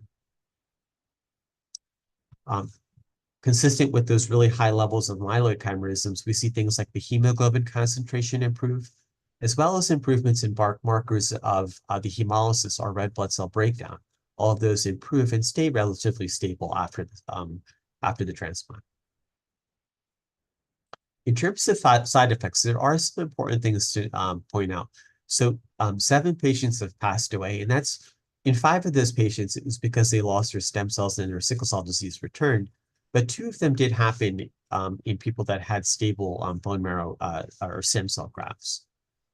2 people had acute graft versus host disease. This was seen in Saudi Arabia, where they treated them with a topical cream, a steroid, and it resolved. They never did the biopsy, but it was documented as acute graft versus host disease. But nobody from all 3 centers have had chronic graft versus host disease, that long-term reaction of the stem cells against your body. Because that antibody affects part of your immune response, you do have to monitor for viral infections. And that's something that we monitor really closely with a blood test. And so if we see that the proteins are going up, we put you on an antiviral antibiotic. And these are some of the reactivations that we've seen, and they were all treated successfully. Now, probably less than 1 in 5 people are going to have a complete match. And we've screened a lot of people, and that's about what we see. We see about 18 to 20% of our patients that are referred will have this complete match. And so one of the major developments that was developed at Johns Hopkins was this half-matched approach. And this is where half of those proteins have to be similar. And in this case, half siblings could be eligible. Parents give you half of your DNA, so they could also be eligible as donors. And then you pass on half of your DNA to your children, so they could also be potential donors. And the thing that really helped make the half-match transplant work is that you do have to give a little bit of chemotherapy beforehand, but you give this extra dose of chemotherapy after the stem cells are given. And what happens is that the cells that are going to try to cause rejection or graft versus host disease, they really get activated after the stem cell transfusion. And so you have this really, really strong activation. And sometimes people have fevers that are kind of showing that these cells are being activated.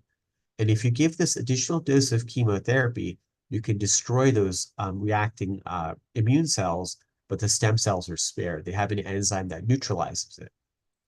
Now, because there's chemotherapy, especially this part here, this does move the needle of the chemotherapy to the left a little bit more. So it's kind of in the middle in terms of chemotherapy intensity. So there is more and more experience with this approach. And here's a report on about 150 patients with sickle cell disease that received the half match. What they did show is that the odds of having graft failure or rejecting the cells and passing away does favor people that have a complete match. And so if you have a half match versus a complete match, definitely a complete match is better. But when you look at the actual results for the chronic graft versus host disease, cure rates, and survival, you can see that with this combined analysis, as well as this large multi-center trial, that the half-match approach is showing better and better responses with less graft versus host disease and higher rates of cure. So this is something that can also be available to people, preferably in an experienced setting. And we've done this kind of transplant in patients with sickle cell disease as well here at UIC. And we have 20 patients that are more than 1 year out.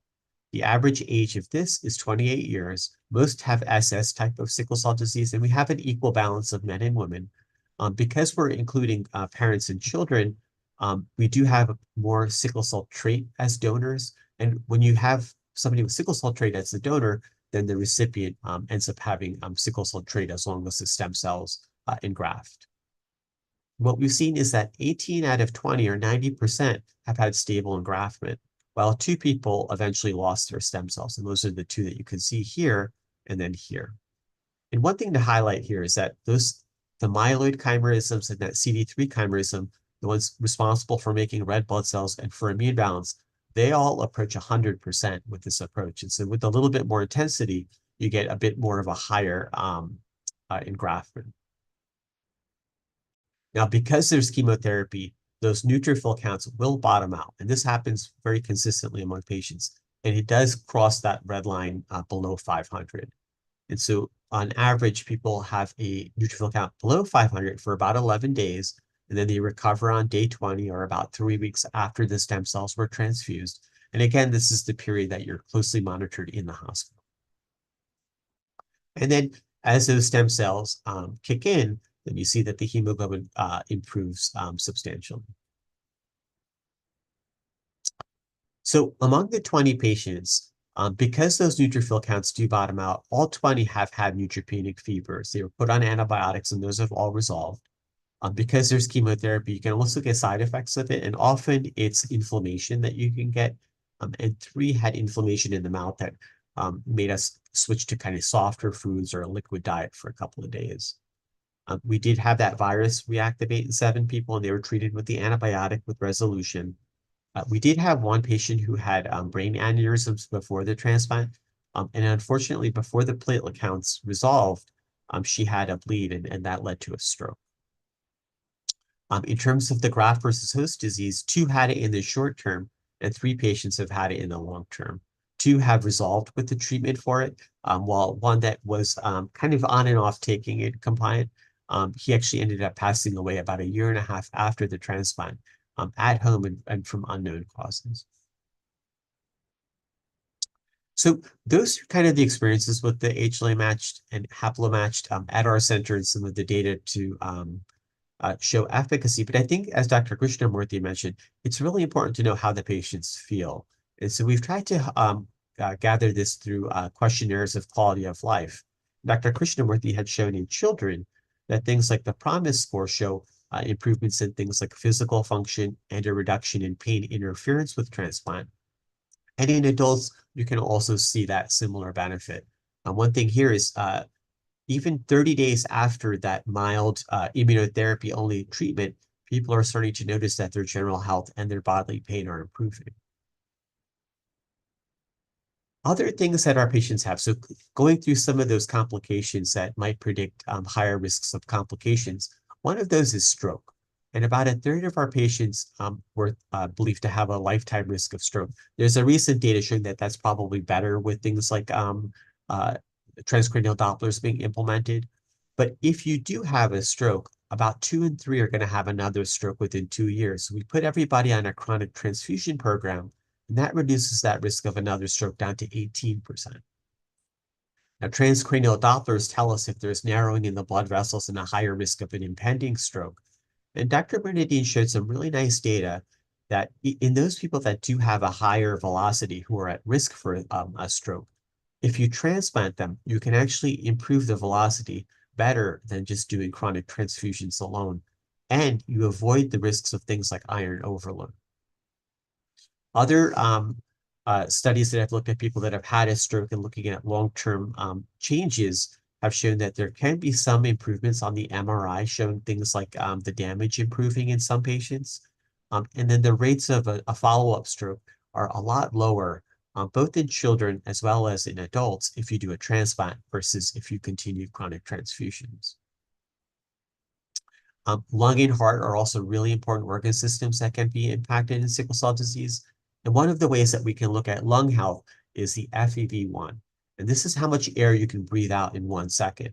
And this is a good biomarker of how well your lungs are working. And a lower FEV1 is associated with more complications.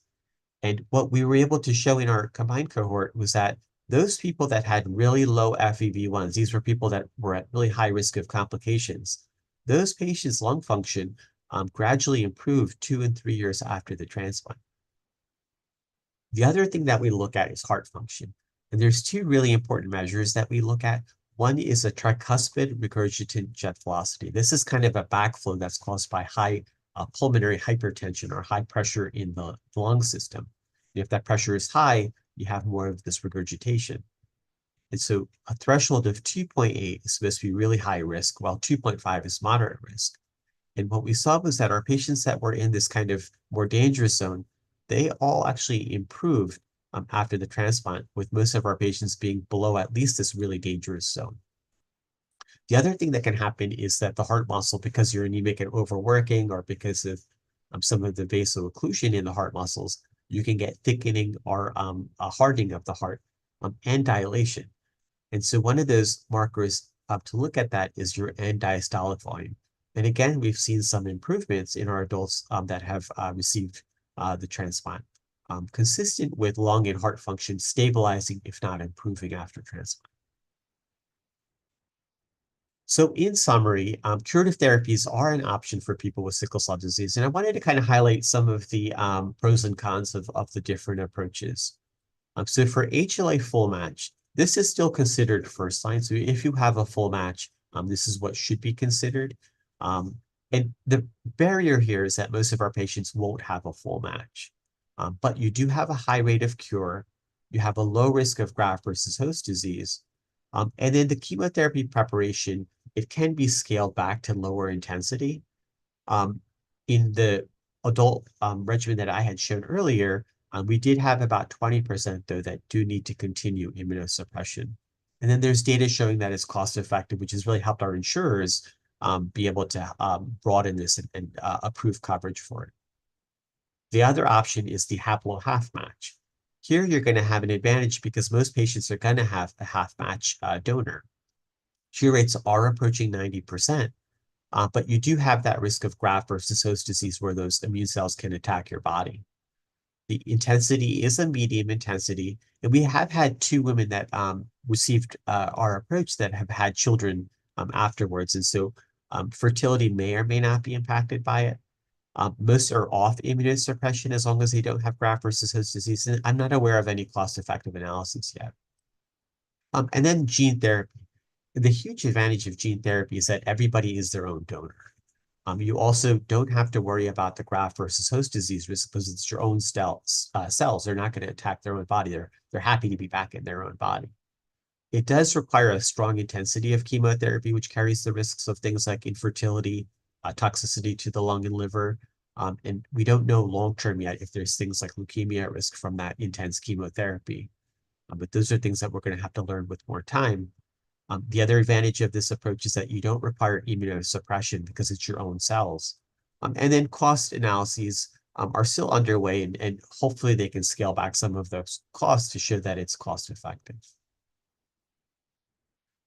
With that, I'd like to really thank all of our patients who really are the heart and soul of our program, both for transplant, but especially for our center, our patients, the donors, and the families that help care for them. And I'd like to thank you and open that up to questions.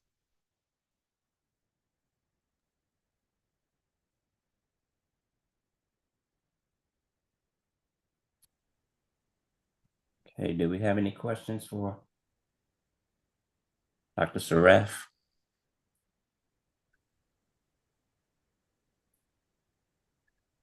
Dr. Sue, see your... Yeah, Yes. that was a great presentation. Thank you so much. And I remember some of the pictures are people that I've met, and there were these 2 brothers who both got transplanted from their other brother. Yeah. With the very different personalities. And so one was gratified that after transplant, his eyes were no longer yellow. And the other was like, he wanted to be doing workouts and bulk up, and he wanted to swim in a cold swimming pool. And so all that was just amazing testimonies. Have you been successful in long-term follow-up for these folks? With the, I understand the target is like gene therapy, 15 years of follow-up, right? Yeah. So it depends on where the patients are coming from. We have some that come from California, Texas, other regions.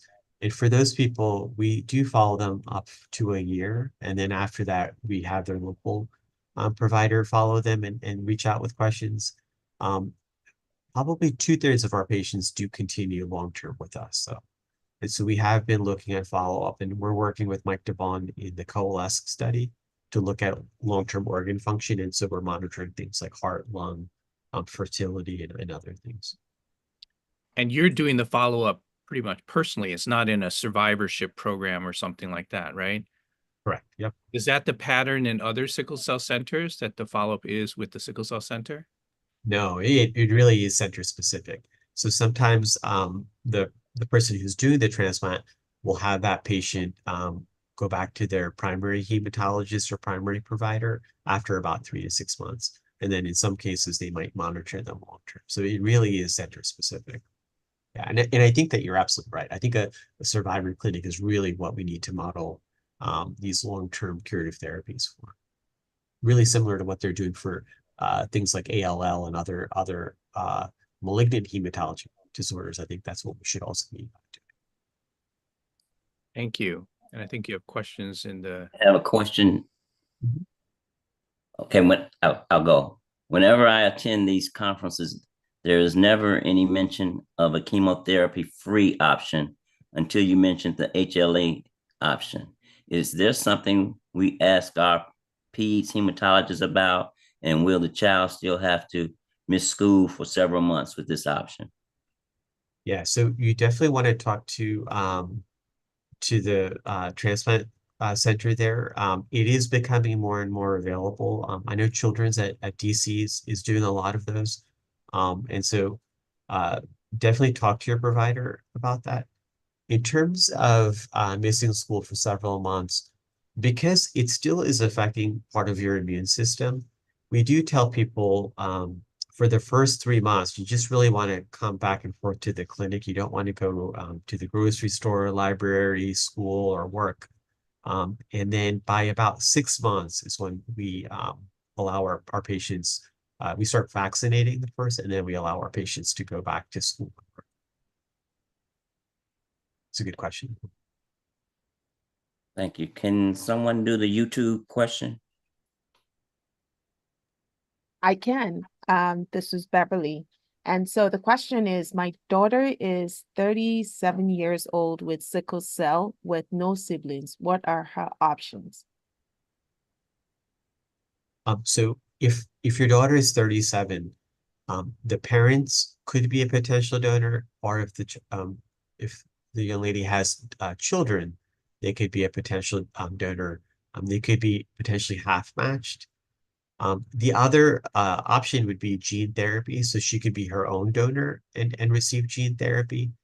The unrelated registry is still a little bit in the early phases. And so those would be the things that I would think about and talk to her provider, either seeing if there's a half matched option or if she could be eligible for gene therapy.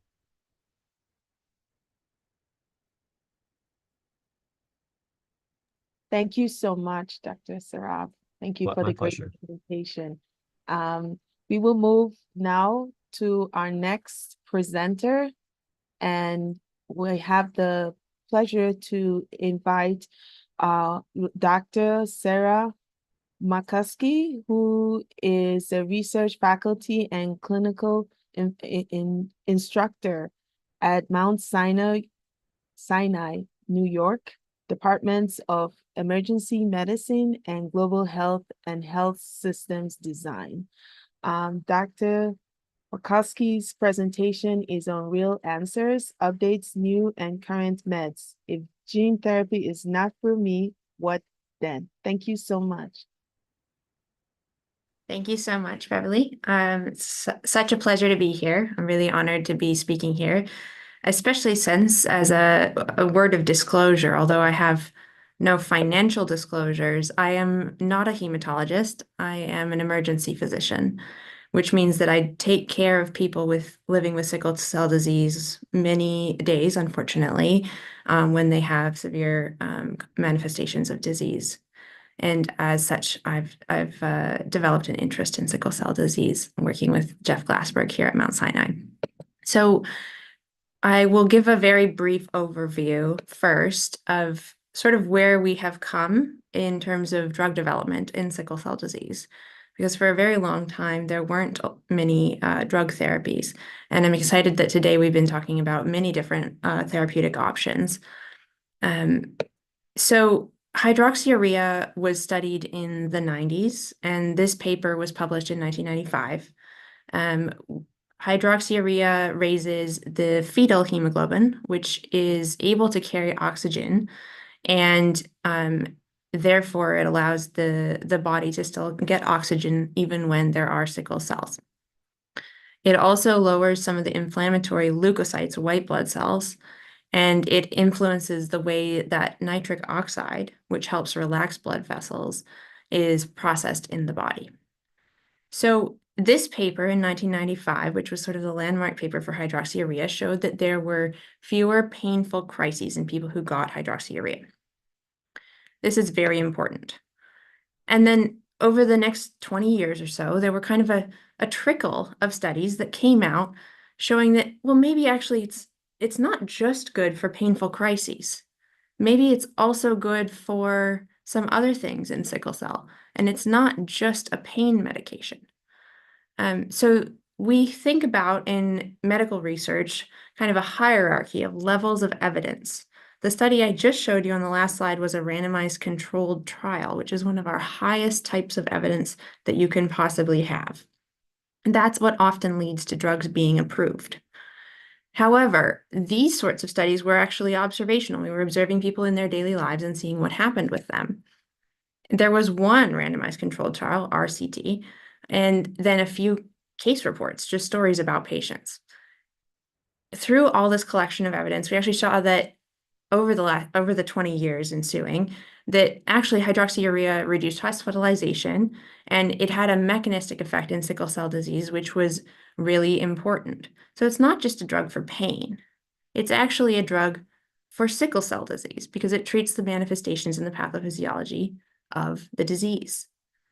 But even so, after this 20 years of evidence, the panel, this consensus panel convened, was unable to recommend whether hydroxyurea should be given in children or in people who didn't have severe manifestations of the disease. And that's because a lot of the trials only included people who had several pain crises per year at baseline before they had the drug. Then there were some more data. People went back again observationally and looked at people who were taking hydroxyurea and found actually that, yes, it was good for children and it did decrease complications in children. So hydroxyurea was finally approved for children in 2017, about 30 years after it was originally studied. But actually, this goes back way further than 30 years. It goes back over 100 years. So since this disease was first described in Chicago in 1910, we've found that hydroxyurea has all of these effects in sickle cell disease, reducing symptoms, reducing organ injury, which is really important because it improves mortality, and that it is a drug not for pain, not for lab tests, but for sickle cell. But the question is, can we do it a little faster in the future? It's not okay for us to wait for another 114 years in terms of figuring out what drugs work for people living with sickle cell disease. And you can see the impacts as we gain this knowledge on life expectancy in people with sickle cell disease have dramatically increased. So life expectancy here, just after we figured out that children were often dying of sepsis and serious infections even before we knew that they had sickle cell. And then after hydroxyurea is approved, and then another innovation, which was transfusion for stroke prevention. This life expectancy has continued to go up. So what's next, though, after hydroxyurea? So there are a few medicines which, and there was an allusion, Ms. Wolford made an allusion earlier in the day to some challenging news from last night, which relates to one of these medicines that I'm going to talk about. We'll get into this later. I don't have data about why the news came out about voxelotor last night, but I will show what I do have already. So one of the medicines that is showing some promise is a different mechanism completely from hydroxyurea. We block P-selectin and blocks the adhesion of white blood cells. But again, people to get into this trial had to have several pain crises. So pain is really important, but the things we care about are also how much does someone need to be in the hospital? How long do they need to be in the hospital? How long do they need to go to how many times do they have to go to the ER? And also, how much are their red blood cells hemolyzing or splitting apart? We know that lots of the markers of hemolysis are related to each other because it's all part of the same process. And so we can distill these lab tests, bilirubin, reticulocytes, LDH, AST, into a hemolytic component. And we know that this influences your likelihood of having complications in sickle cell disease. Organ injury in terms of the heart and the lungs is also a very important predictor of how people fare when they're living with sickle cell disease.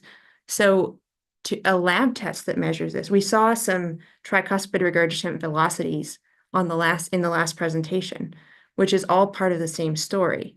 A lab test that is a little less time consuming to measure is something called the NT-proBNP, and it gives us some of the same information. We know that if your level is above 160 picograms per mil, your relative risk, you are 5 times more likely to have mortality. That was in a large study of people with sickle cell disease. So it's quite a good marker for how well the heart and lungs are doing. Finally, we know that kidney injury is very important to measure. And we know that measuring the protein in the urine and as a ratio to the creatinine is an important marker of how the kidneys are doing in sickle cell disease, which again correlates with mortality. So we can measure things like we do in the trials. You know, we can measure hemoglobin, we can measure pain crises, or we can measure things that drive the organ injury and the ultimate outcomes for people living with sickle cell disease. And our proposal essentially is that we should be measuring both.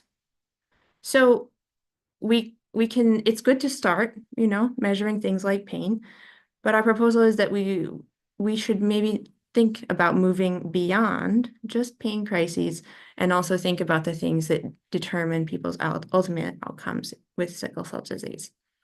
We call these distal biomarkers. So these are the things I just mentioned: BNP, urine albumin to creatinine, and hemolysis. But there are a few therapies for sickle cell disease right now. There are a few medications that are FDA approved.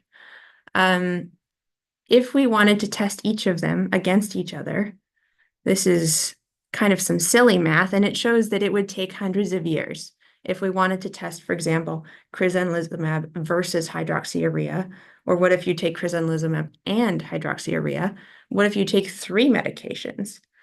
So all those combinations would take hundreds of years to complete. So we don't know ultimately what medicines are best for people with sickle cell disease who aren't good candidates for any of the therapies we've already been discussing today. So there's a lot of new drugs. There's not enough data. There's not enough people who are able to undergo these trials or who are interested in participating in these trials, and there's not enough time. We need answers sooner. That's the basis for the Real Answers study, which is a pragmatic, real-world target trial emulation study.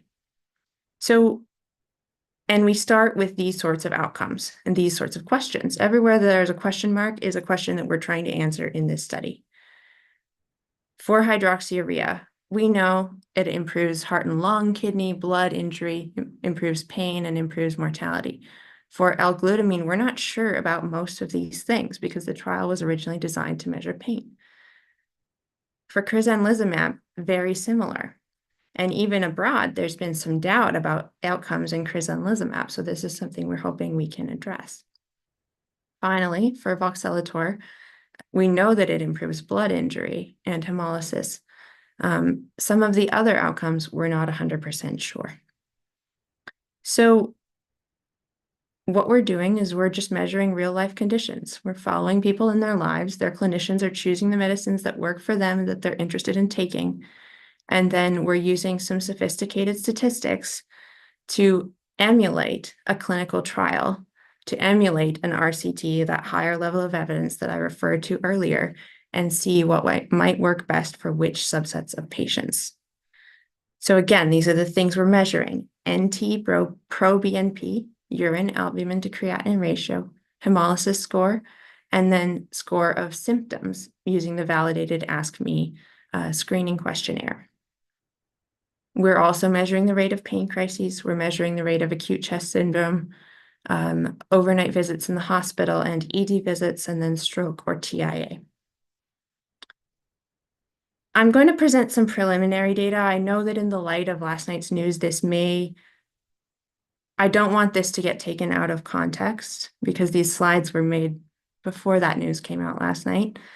But I think it's important to show that some of what we're doing is trying to observe and trying to provide evidence of what is really happening in the real world, and not from the point of view of, for example, a pharmaceutical company running trials. So here we have crizanlizumab, which is a Dacvio, and that is in these dark black, the red colored boxes. If you're lower on any of these scales, hemolysis, urine albumin to creatinine, or proBNP, you have better outcomes. And then in the black is voxelotor. So we're seeing that this is very preliminary data. The study is just getting started, but we're seeing that maybe crizanlizumab overall in the whole population is performing a little better. But we also know that people with sickle cell disease are not homogeneous. There are actually many biochemical and clinical phenotypes that influence how someone progresses or how their disease affects their life. So we're also stratifying people in the study into subgroups to study the effect of these drugs specifically in people who are similar to them. And here we see that maybe voxelotor is actually, the benefit is only in one of these subgroups. And that might be why we're seeing differential effects from various trials. Again, this is preliminary. It's not the final results, but these are the sorts of things that we're investigating. So the last aim of this study is just to share the data, to make it open, to make it available for other researchers, for patients, and for anyone who needs it. In summary, I want to make the point that meds exist for people who don't receive or are not eligible for gene therapy or transplant: hydroxyurea, crizanlizumab, and L-glutamine. And our goal is to accelerate our understanding and to hopefully personalize some of the medication management in sickle cell disease. And so please stay tuned for that. More to come.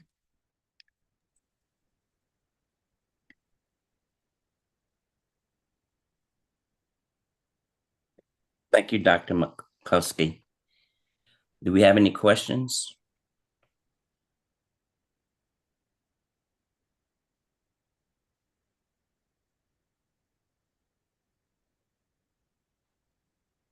I have a question. So, just you mentioned a news that we heard yesterday. Do you mind to elaborate? Of course. Yes. So last night, around 5 p.m., there was a press release published from Pfizer, who is the maker of voxelotor, stating that they would no longer be manufacturing voxelotor in any worldwide markets. And we don't yet have the data behind why that decision was made. I'm very hopeful that it will be shared as soon as possible with clinicians and patients. And what they cited was that there was not an acceptable risk to benefit balance for the medicine. But again, we don't know exactly the intricacies of what that means at this point.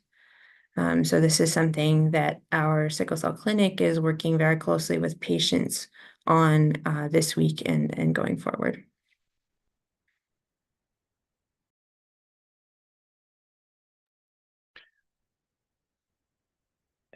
This is Lewis. Yeah, and more information is expected, we hope, from Pfizer or FDA or somebody. And in the meantime, different sickle cell community groups and doctor groups are trying to meet to figure out what kind of response and recommendations. One possibility is that if you're on voxelotor, it might be better to taper off rather than just throw it all away. Please stand by for further discussion. That's hopefully in the next day or so, we will have more information out. Thank you for wading into that, Dr. McCuskey. Yeah, again, as not being a hematologist, I appreciate your input. I know that our clinic is thinking about tapering approaches for folks, and also about what of the other options might be applicable.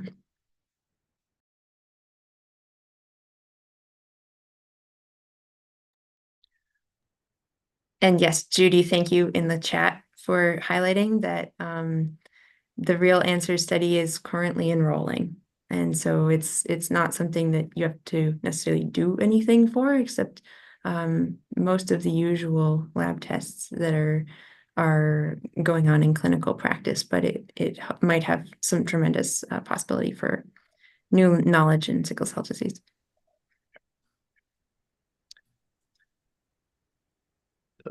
This is Lewis. In the real world setting, I think people don't take their medicines as regularly as they would on a clinical trial.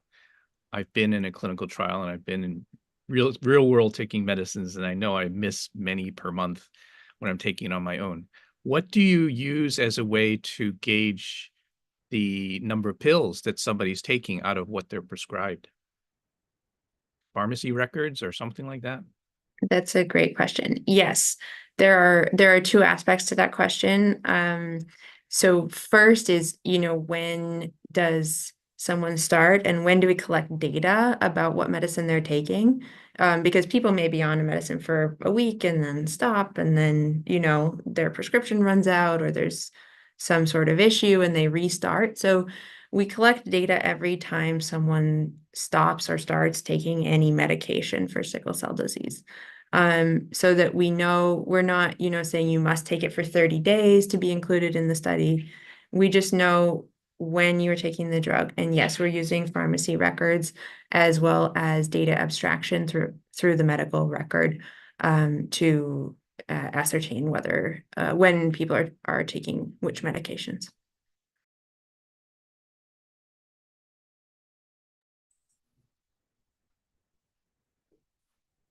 I got a question. There's a lot of data on the organs that are, still functioning after these medicines have been given.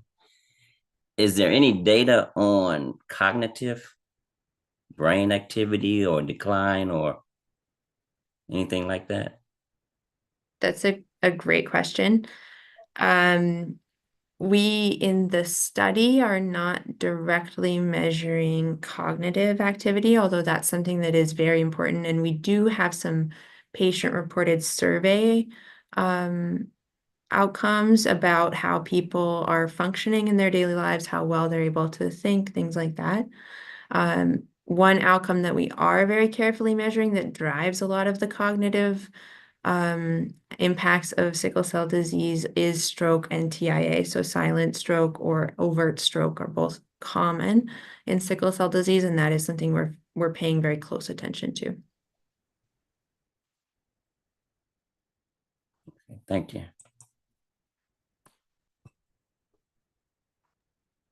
Okay, thank you so much, Dr. McCuskey. Thank you very much for joining us today and being here and giving that great presentation. I have a great pleasure to also introduce our next speaker, who is Dr. Tasha Hardy. Dr. Hardy is attending physician at Cermak Health Services at Juvenile Temporary Detention Center at Cook County Health. Dr. Hadi will be speaking to us today about immunizations for individuals with sickle cell disease. Thank you so much, Dr. Hadi, for joining us today. Hi, thank you for having me. Are you able to see my slides okay? We are seeing it on your presenter view, maybe Presenter swap. view? Mhm. Okay, well, let me try to give that a change. Yeah, if you go up there on top where it says display settings, click on that small arrow next to the display settings on top. It's Okay. yes, there we go. And then you could swap. Oh, can you, now what do you see?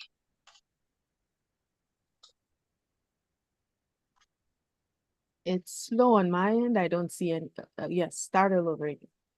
I don't see anything. Oh yeah, I don't see anything there. Maybe stop sharing and start again. Okay.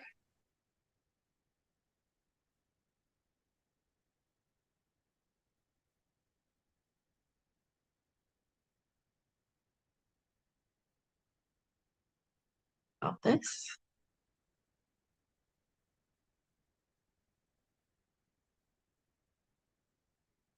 You would think this far into the pandemic that we would have, I would have this figured out how to do presentations on Zoom. It happens. It's not you. I promise it happens. And if not, I would have maybe Ryan pull up your slides. And I'm hoping to share this one because I have new slides, but maybe let's see if sharing this screen this way might.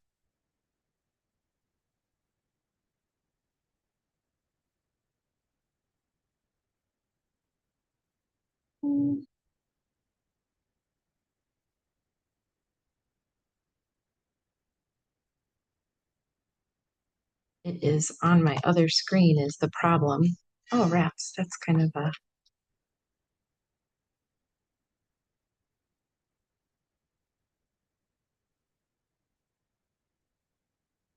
There, is that better?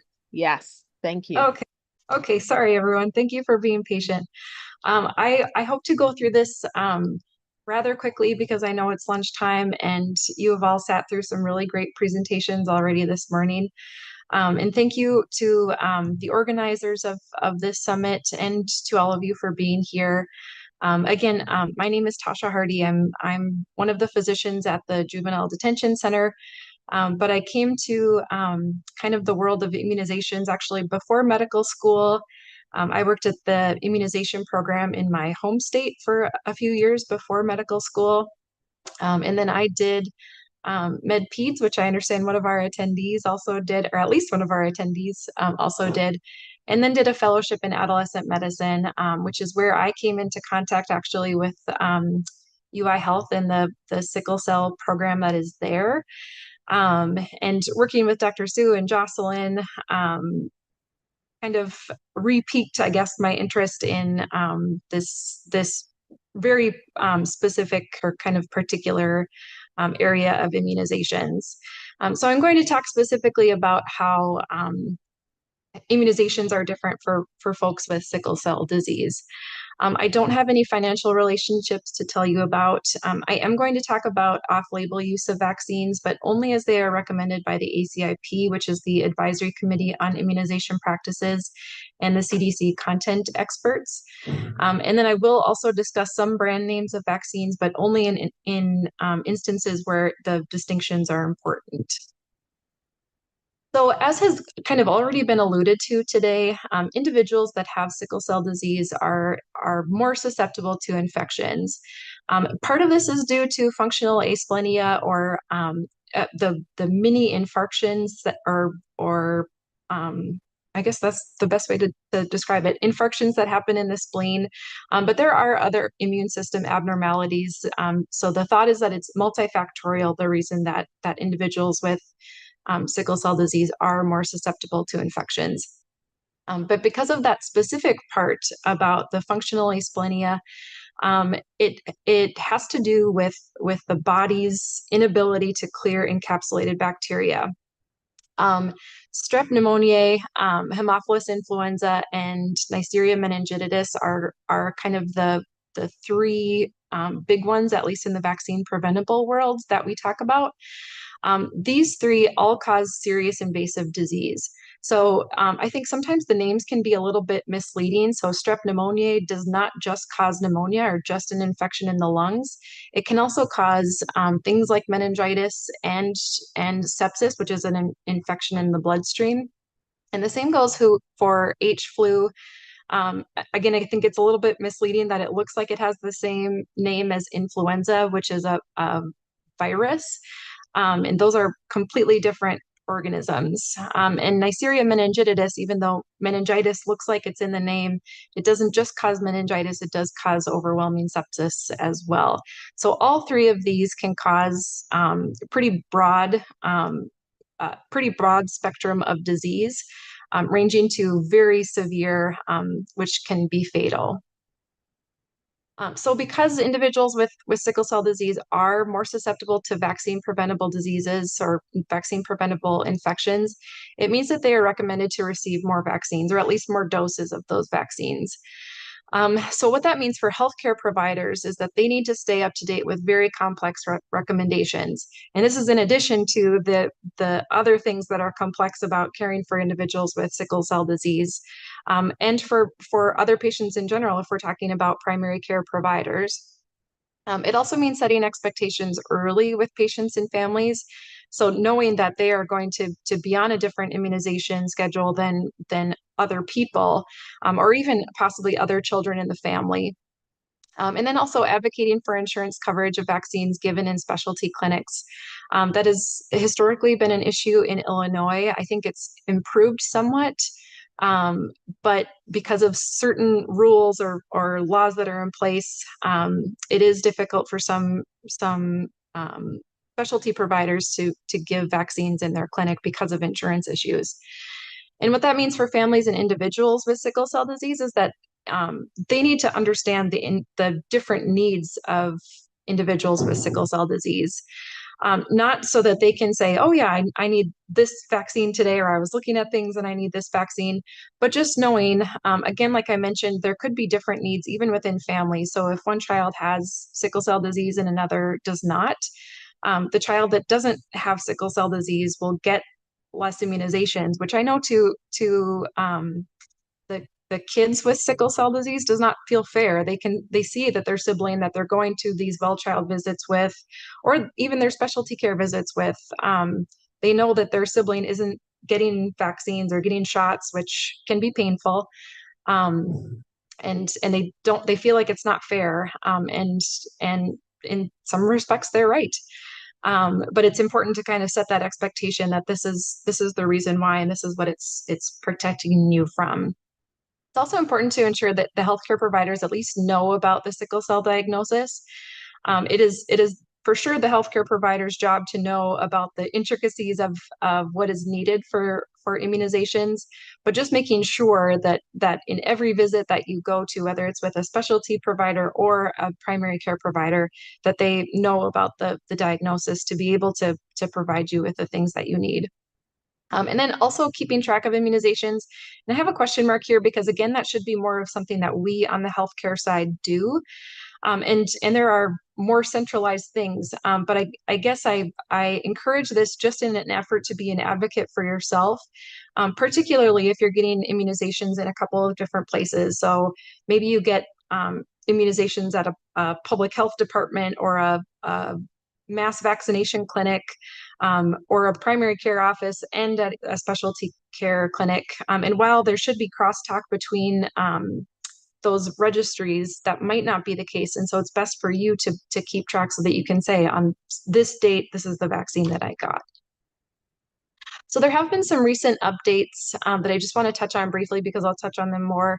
But Trumemba, which is one of the meningococcal type B vaccines, just recently they had to add to their package insert that clinical data strongly suggests that a 2-dose regimen of Trumemba would be ineffective for children younger than 10 years of age.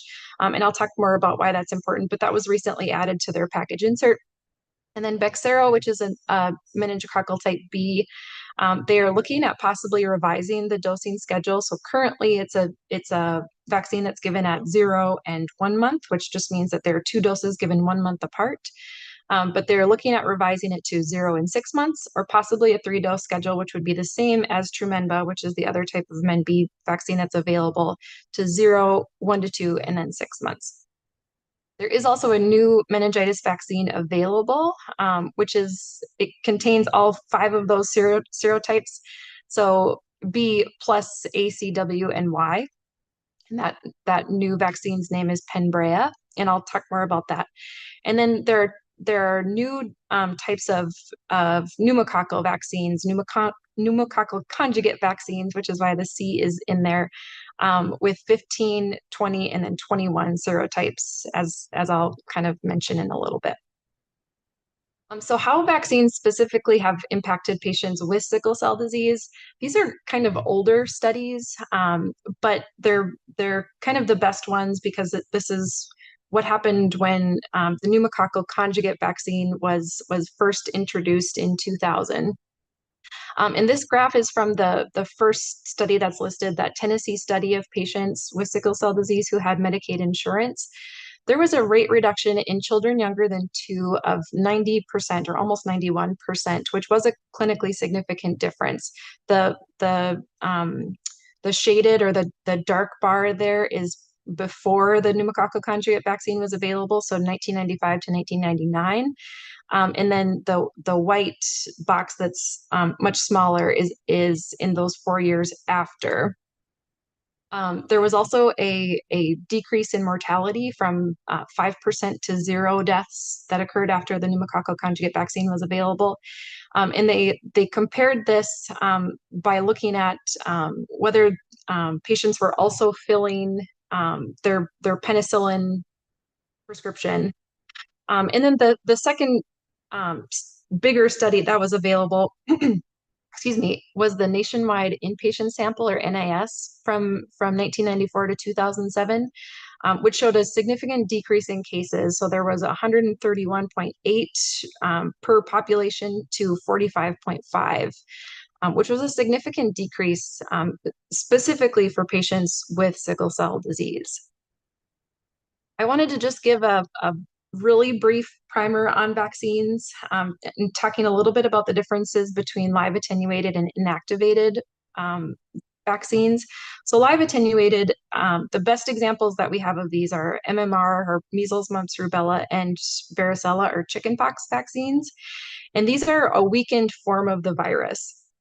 So they have to replicate in the person, but it's a very, very small dose, and the virus has either been weakened or killed, or I'm sorry, not killed, because this is live. It has been weakened to the point where it shouldn't be able to cause disease like the wild type, which means if you were just out and got measles or chickenpox from somebody else who had it. The important thing for us in the world of caring for individuals with sickle cell disease is that you might not develop immunity if there's circulating antibodies that can interfere with making that reaction. Where that comes into play most often is when there have been transfused blood products. So if a patient was admitted for treatment of acute chest, and 2 weeks later they're feeling great and they're at their primary care provider's office to have their kindergarten visit, which is typically when they get measles, mumps, rubella, and varicella, there needs to be a pause, and we actually have to wait some time since they did get blood products during their hospitalization. That's really where it comes into play for individuals with sickle cell disease. The much more common type of vaccines that we have are all inactivated. These cannot replicate and cannot cause disease in the host. They are much less affected by that circulating antibody, so they don't have those same interactions with like blood products that have been transfused. But they generally require multiple doses to produce immunity. So they kind of prime the immune system, and then boosters are required over time because over time the antibody titers diminish. So that is the kind of purpose for having multiple doses of the same vaccine. So what I'm the four or I guess kind of the three vaccine types that I'm going to talk about are Hib, pneumococcal, and meningococcal. And then I'll briefly touch on some special situations at the very end. This is kind of the overall gist of things that I'm going to go into more completely. And for the sake of time, I'm going to kind of breeze by this slide because I go into more detail with each individual thing. So for Haemophilus influenza type B specifically, the routine recommendation is for all infants starting at age 2 months, they get a series of 4 doses, typically spread by 2 months in the first 6 months of life, and then a dose at 12 to 15 months. And generally, most kids do not need any doses after age 5, which is different for individuals with sickle cell disease. And the big differences are in these purple boxes. So anyone 1 to 5 years of age who is unvaccinated or only had a dose before the age of 1 year needs 2 doses. And this differs from individuals who don't have sickle cell disease or don't have another risk factor. And then for individuals 5 years and older, they need a dose if they're unvaccinated. And where this comes into play specifically is for patients who might be coming from other countries, because Hib is not a common vaccine in a lot of countries, and so it's not okay to just assume that someone has gotten Hib vaccine if they got the rest of their childhood vaccines, thinking that it must have just been left off. Particularly if they are coming from another country and they're over the age of 5 and never got a dose of Hib and they have sickle cell disease, they do need a dose, which is different from most people that don't have another risk factor. So Hib is kind of the easiest one. But then for pneumococcus, the routine recommendation for pneumococcal conjugate vaccine is, again, for infants starting at age 6 months. And it's just like with Hib, it's a series of 4 doses. And also like Hib, generally, they don't need any further doses after age 5. I wanted just to briefly look at what has happened with invasive pneumococcal disease from before the time that the vaccine was available until more recently. And I hope that you can see my pointer. I'm alluding to the kind of start of the precipitous drop in 2000, which is when the first pneumococcal conjugate vaccine was available, and that was PCV7 or Prevnar 7. And then this second arrow here is in 2010 when PCV13 or pneumococcal conjugate type 13, Prevnar 13 was available. You can see that, so blue is the survival, so these 2 bars together can just be considered all of the cases. And these are from the active bacterial core surveillance sites, which only includes 10 states or 10 areas in the United States. So this for sure is not representative of the entire United States, but gives a pretty good idea of where, as an entire country, we were headed. And the green smaller bars are deaths from invasive pneumococcal from pneumococcal disease. And after this large drop, it kind of leveled off. And then in 2010, there was another drop because we were including more serotypes that were becoming identified. And then you can see over in 2020, we had this precipitous drop, and that was because of COVID. People were not interacting as much. We were taking more respiratory precautions. And just generally not being around each other. So vaccine can't be responsible for this drop in 2020. And the numbers have started to go up again to what they were more closely before the pandemic, or I should say before the pandemic started. So this is looking at only kind of the same kind of time period, only looking at invasive pneumococcal disease in children younger than 5 who are by far the biggest kind of pneumococcal burden in the United States, at least. And you can see before 2000, the year 2000, rates were high, very high. And then after the first pneumococcal conjugate vaccine was available in 2000, rates dropped considerably and continued to do so, even for non-vaccine serotypes, which was interesting. But as time has gone on, we have had that same drop, but levels have stayed pretty steady, including for the other serotypes. And then you can see the addition of different serotypes to the vaccine over time. This is for adults older than 65. And interestingly, the non-vaccine types didn't quite follow the same trajectory as for younger kids. And that's why there has been, it's not here listed on this chart because it wasn't available yet. It just recently became available, but it's PCV 21. Which I'll talk about in a second. So this is what would be specifically needed for individuals with sickle cell disease. This is a very busy slide, and I'm not going to go over it in detail because it's important not to get bogged down by the details. I think the most important thing to know is that people with sickle cell disease do have special needs when it comes specifically to pneumococcal vaccines. And because new serotypes are being included in the vaccines, the recommends have changed pretty rapidly over the last few years. So initially, this is the vaccine that we started out with, PCV7 or Prevnar 7. That was in 2000.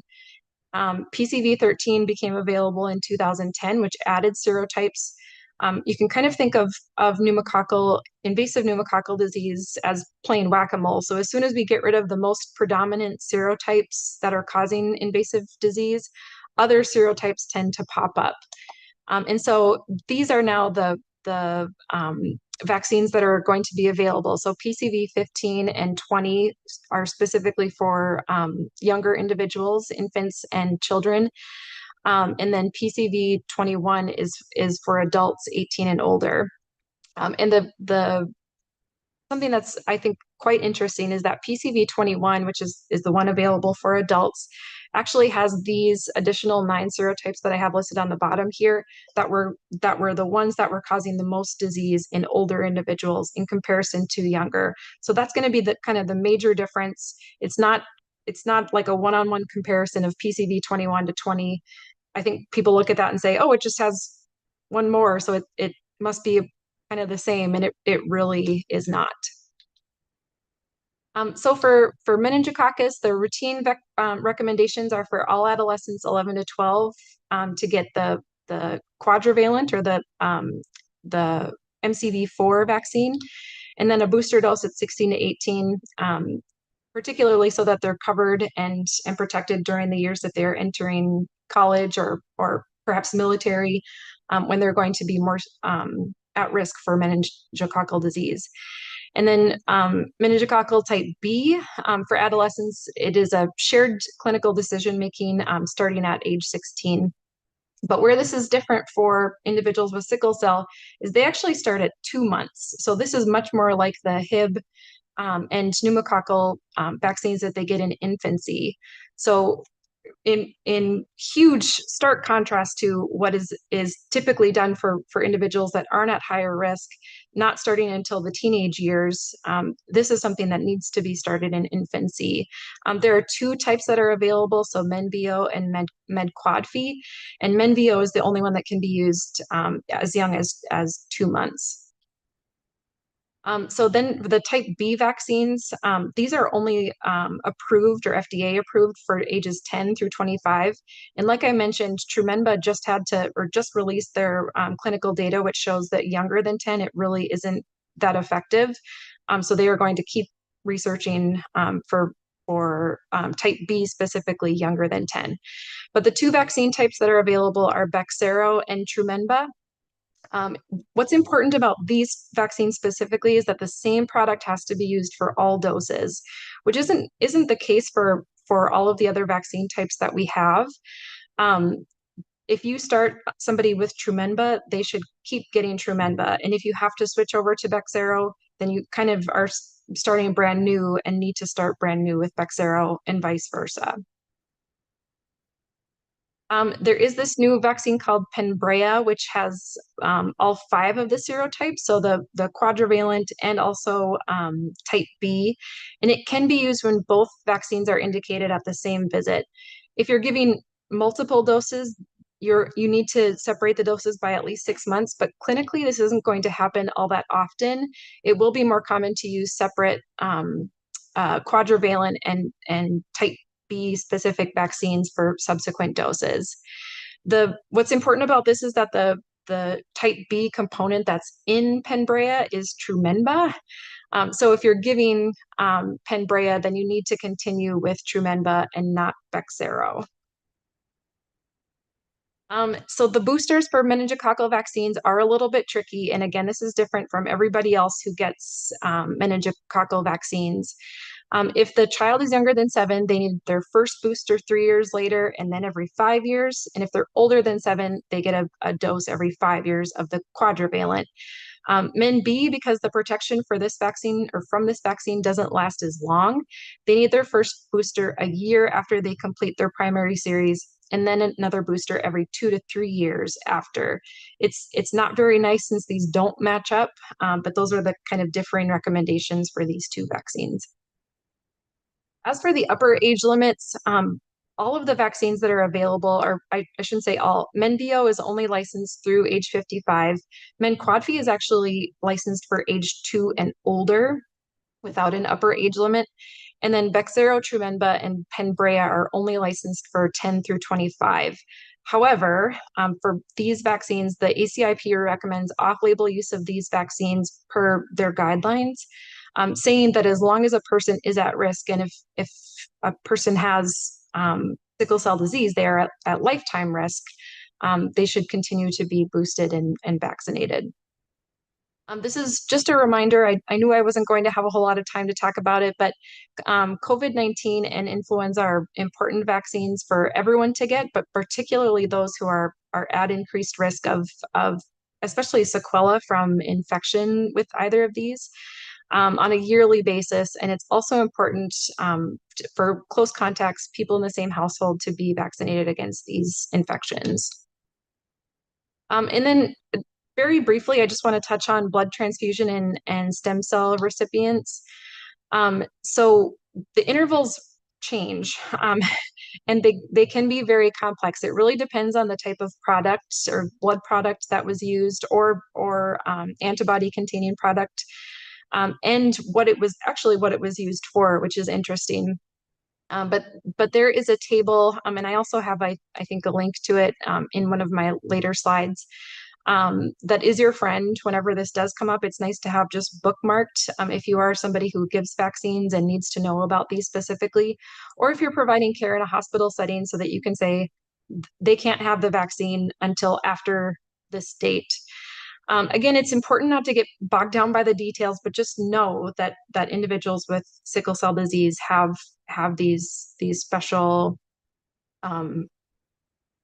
things that we need to keep in mind. So for stem cell recipients, their antibody titers decline 1 to 4 years after transplant, regardless of the source. So in general, it's recommended to start revaccination with inactivated vaccines 6 months after transplant, and then live vaccines, so that would be MMR, measles, mumps, rubella, and varicella containing vaccines, should be started 24 months after transplant if they are presumed to be immunocompetent, and that would be a determination of the specialist. This is a website that I often direct people to. It's Ask the Experts at the Immunization Action Coalition, for providers in particular who come up with all kinds of wild clinical scenarios, like, can you give a vaccine through a tattoo? And questions that often come up in clinical practice that we sometimes feel like we don't even know where to go for the answer. This is a resource that I love. And then these are just some other resources that I recommend. So the ACIP, which is the Advisory Committee on Immunization Practices, they have complete recommendations for every vaccine type, but then they also have the general best practice guidelines, which is where the stem cell recommendations are, as well as the blood products. And then the Immunization Action Coalition, which is what I just mentioned, And also the CDC Pink Book, which has the long name of the Epidemiology and Prevention of Vaccine Preventable Diseases, but the entire contents of that book are available online. And then just if you're interested in vaccines or want to learn more about kind of how they even came about and their history over time, historyofvaccines.org is good. These are just some selected references from earlier. And then just in summary, so for HIB, it typically falls along with what the routine recommendations are, with the exception of children that are kind of ages 2 to 5 and then 5 and older, particularly if they came from another country and have sickle cell disease and didn't get HIB vaccine when they were younger. And if they didn't get it, or if it's not documented that they got it, it's something that they need. For pneumococcal conjugate vaccines, so PCV15 and PCV20, it's for children and adults who have never received a dose. They need to get at least one dose. PCV21, while they've made the recommendations, I should have mentioned this before, they haven't actually published them in MMWR, which is kind of what ends up making them official, which I anticipate will happen very soon. But PCV21 will be available for adults. And then Pneumovax, which is PPSV23, is no longer routinely recommended because of the availability of 15 and 20. But it may be recommended if PCV20 specifically isn't available. In that case, you would give PCV15 with plans to follow up with Pneumovax or PPSV23 later in the future. And then for the quadrivalent meningococcal vaccine, that should be given in infancy, but if it isn't, don't wait until adolescence. Start to give it whenever you notice that the patient hasn't had it. And then Men-B, the most important thing to remember is that it has to be either Bexsero or Trumenba because the vaccines work differently. These vaccines are not interchangeable. And then the most confusing thing is that they have different booster intervals. And for specialists, for PCPs, it's important to communicate so that a family doesn't expect that they're getting all of the vaccines that they need with their specialist or their primary care or vice versa. And then there's not a lot of crosstalk. So make sure that you're communicating to see and make sure that your patients are getting the vaccines that they need. That's all that I have. Are there any questions? Yes, we have a couple. How do you address parent, caregivers, healthcare advocates that express lack of support in accepting the vax dose schedules for normal and or sickle cell disease patient populations? That's a great question. So I think as healthcare providers, our job, our duty is to meet patients where they're at, and to first of all explore why, what those reservations or hesitations are, and see if they can be addressed. And if it's not at this visit, maybe they're not ready to talk about it. It's not something that you just say, well, oh, we're never gonna meet here. It's something that over time you continue to talk about because it is so important. We don't want to, especially withhold a preventive thing that can prevent truly devastating disease just because a person is hesitant about it. There are questions that we can answer or try to answer, and really try to do the best that we can to address their specific concerns. I think in our heads sometimes as clinicians, we think like, oh, well, I learned about this, so you should just trust me. But there are legitimate concerns that people have that we need to address and address those specifically, not just kind of sticking with our agenda. I hope that answers your question. If not, I'll try again. Next question. Is there any risk with switching from one Vax product versus another Vax product, given a series of doses is not completed with the initial Vax product utilized? Yeah, for most vaccines, that is not a risk. The best kind of example, I guess, that I have is Men-Quad-Phe and Men-VO, and then there used to be, although it's not on the market anymore, Menactra. So interchanging any of those is fine. There's no safety risks or efficacy risks with that. The one that I wanted to point to specifically though is Bexsero. And while there aren't risks per se to the patient in getting a different type of vaccine, the risk is that they're not going to be as protected because the vaccines function so differently. They target different proteins, and so it is as if you're starting the vaccine series over. So if you're seeing a patient who has gotten 4 doses of Bexsero over time, but the only product that you have in your clinic is Trumenba, the decision needs to be made, okay, do they continue with Bexsero at their home clinic where they've been getting Bexsero, or do I start them on Trumenba, knowing that I have to bring them in to kind of complete the series, but then do the boosters with me. And the meningococcal type B vaccines are the only ones that are like that. All of the other vaccine products are interchangeable. So it's really just with Bexsero and Trumenba that don't play nicely with each other. But there aren't risks of adverse events like mixing those two. It's just the protection that you get. It's not going to be the same, and that's why you need to try to stick with one of those vaccine products. And the last question, what is the name title of the research resource that provides info on the what is that, on the history of preventable infection disease programs in the US? Yeah, so I think maybe you're asking about the history of vaccines.org, or otherwise the CDC and then the Immunization Action Coalition all have really good resources, or lots on their website about the history of vaccines. I hope that answered your question. I could. No, I don't have a follow-up, so I guess it did. Okay, good. And Dr. Sue has put in the chat. Yeah, just about the previous question about addressing lack of support for accepting vaccines. The Academy of Pediatrics has a whole package of different ways of talking, listening strategies. I put a link to that in the chats. Thank you very much, Dr. Sue and Dr. Hardy. Thank you for a great presentation. Thank you for the great questions.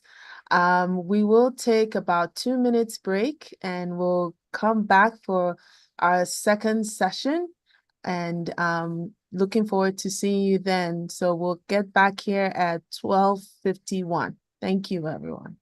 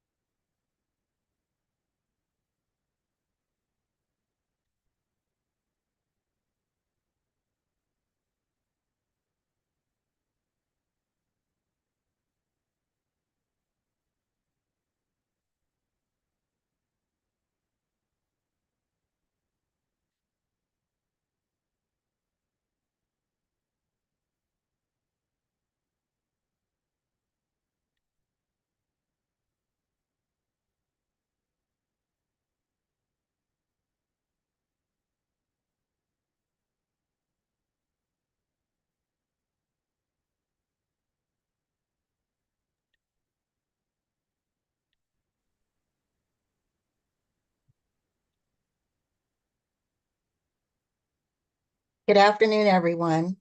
We're going to be in our second session. I am Patricia Lasley with Sinai Chicago, and I will be introducing the speakers for this session. It's called Social Determinants of Health, Managing Sickle Cell Disease. Our first presenter is Dr. Lewis Hugh. Dr. Hugh is a professor of clinical pediatrics in the University of Illinois College of Medicine in Chicago, and also serves as the director of the Pediatric Sickle Cell Program at UI Health. Dr. Sue? Okay. I hope you can see my screen, and I wonder if you can hear me. You're a little quiet. Can you hear me? We can hear you, just a little bit quiet. Okay. All right. How is this? You're in PowerPoint mode, not presentation mode. Okay.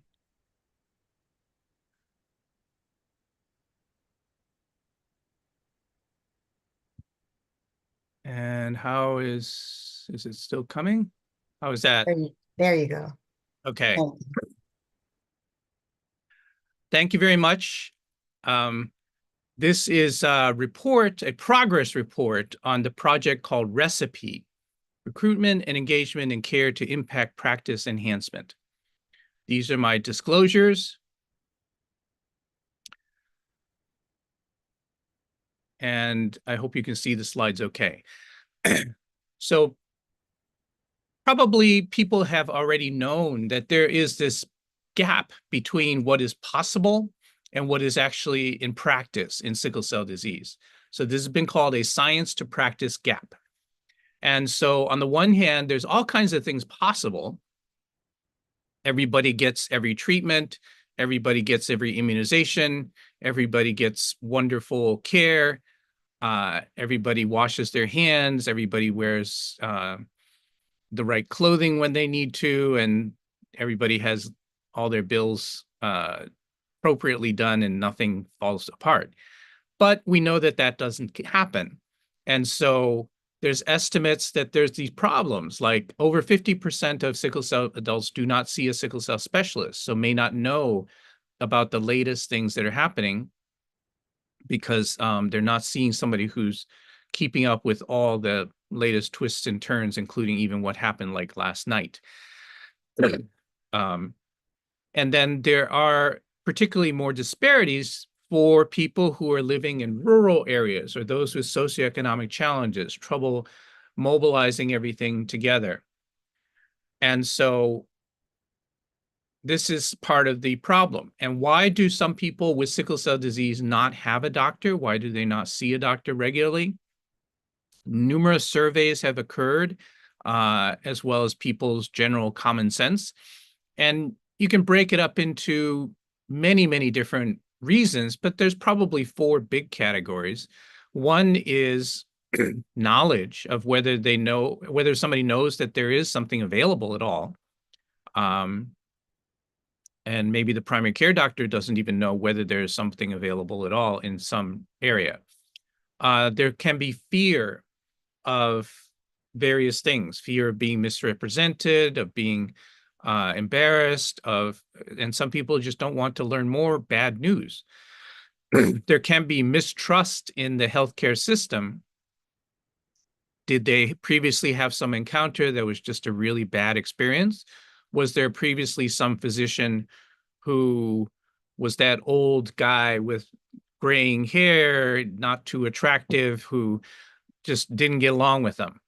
And so from that time ever after, they don't want to see any other physicians because that one experience with that one bad guy.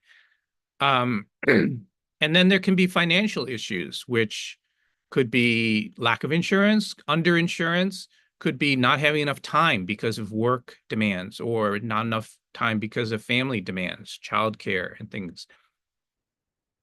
And so the goal of the Recipe Project is to try to reduce the number of unaffiliated patients with sickle cell disease with, I'm not going to go into it in depth, but unaffiliated is going to be the shorthand for somebody who's not seen a sickle cell specialist doctor for over a year. But how do we find people with sickle cell disease and who are unaffiliated? Because by definition, they're not hooked in right now with the Sickle Cell Center. And so what database, what mailing list, what telephone number may not have anything. And then given that they could have fear and mistrust and financial issues, how do we even engage somebody to persuade them to overcome these kinds of barriers? How can we help them? And how can we do this in a trusted messenger type of way? How can we do it not looking like we're going to bring you in? It's more like we're going to welcome you to come in to the party. And one big concept has been to use, to look at the difference between what's called high touch versus low touch.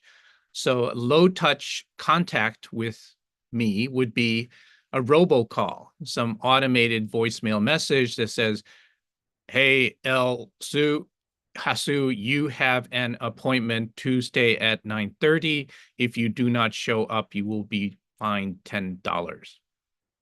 Please call this 800 number if you have a complaint, robocall. High touch, in contrast, would be somebody with a nice voice who greets you, who may be able to talk to you about what your barriers are, your concerns. You know, I can tell a person, well, 9:30 is no longer any good because my kid has to get off for school at 9:10. I can't make 9:30, but can you make it 9:40? Or, oh, this week I just got the flu. I can't make it, but can I move it to next week? I'm glad you called. I didn't know what number to call. So high touch would be this kind of ability to have some discussion and conversation as opposed to with a robot. Work has been done in this area in HIV/AIDS, where HIV centers have found numerous barriers, numerous issues where individuals with HIV have misgivings about coming in, may have all kinds of other barriers, but having a patient-oriented process was helpful to bring people to appointments successfully. And so modeling upon that, what was the successful ingredient in the HIV/AIDS centers was a role called linkage coordinator, shorthand written here as LC. Linkage coordinator could be somebody who could establish a relationship, talk about preventive services, support the person in engaging with the healthcare system, and maybe address some of the barriers to care.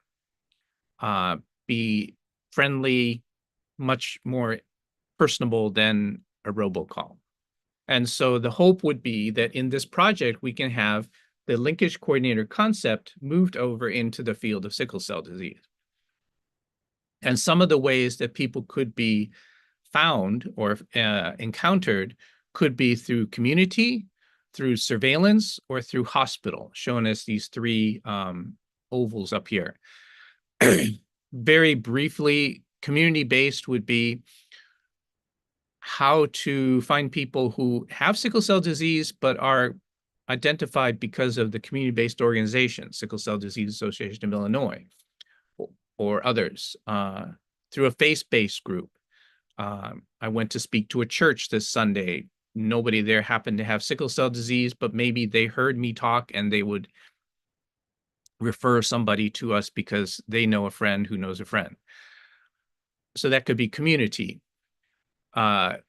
Middle oval here, surveillance. So in some states, there's database things that are trying to find people with sickle cell disease who are not plugged in with any kind of clinic.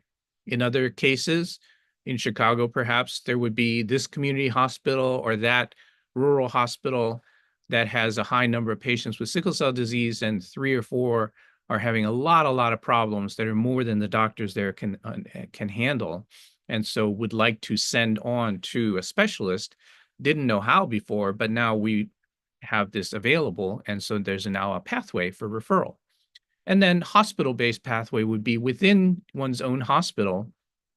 There might be individuals with sickle cell coming through the emergency department, coming through the inpatient ward, but not coming to clinic, or coming in through obstetrics. A pregnant lady who's found to have sickle cell disease previously was not plugged in with anybody, but because she's now coming for obstetrics care, does have access to our system, does have the possibility of getting connected.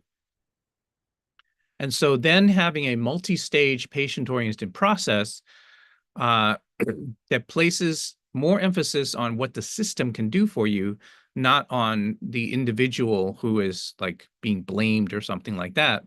And so trying to find the person, trying to engage the person, trying to find ways to overcome their barriers, trying to find ways to be friendly and work with. And then once you have these kind of solutions, scale it up, bring it to other sickle cell centers so they can learn to do the same kinds of things or have a toolkit of different kinds of things. This project is set up as a 5-year plan, started from August of 2022, and it's now starting in the 3rd year. During the first 2 years, one set of sites were beginning. These were sites that had participated in the Sickle Cell Disease Implementation Consortium, had worked together to develop the protocols and plans, kind of getting experience with this, figuring out doing the shakedown cruises for how to get linkage coordinators in, and then bringing that now in year 3 to another set of sites who can build upon that experience and start with a new slate in another city, in another center, and have an attempt to see whether the tools developed in year 1 and 2 can now be used again. The hypothesis is that more people can be brought into care with the linkage coordinator concept, hopefully 50% more, and that the pathways and the tools, the readiness features could all be identified so that you can use these as the right ingredients for your next time that you do something. A key idea here is implementation science. Raise your hands if you've heard of implementation science. Great, I can see all your hands on the screen. And if you haven't heard of implementation science, it's too much to go through in one quick moment. I can just say this has 2 big pieces. One is readiness, seeing how ready your system is for this change. And there's frameworks and analyses and questionnaires and implementation scientists to help steer us through that. And so that's getting ready to get started. And then once you've gotten started, the other piece of implementation scientists, how did you do?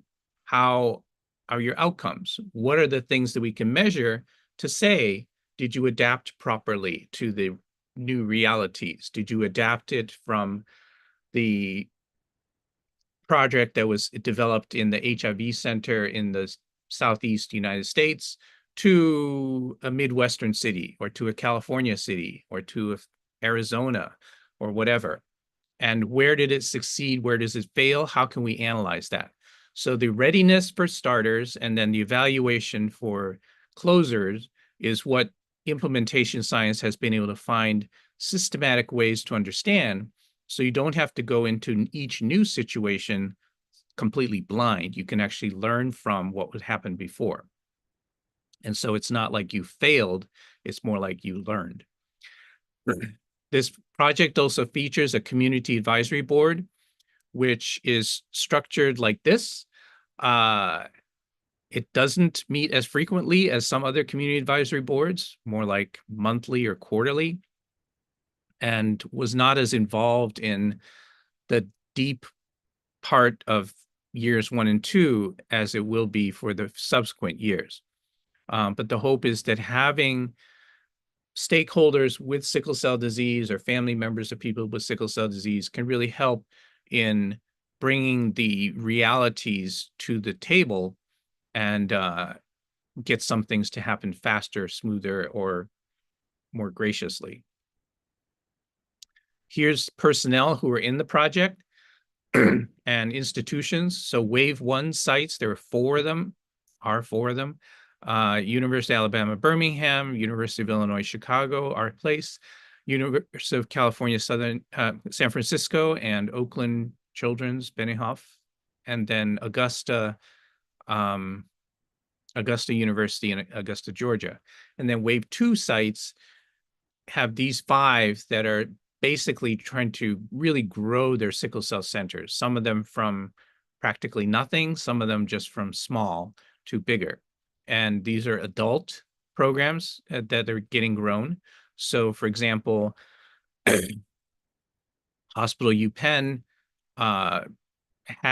did not have much adult program at all, even though there was a Children's Hospital of Philadelphia next door that had a gigantic program, has a gigantic program.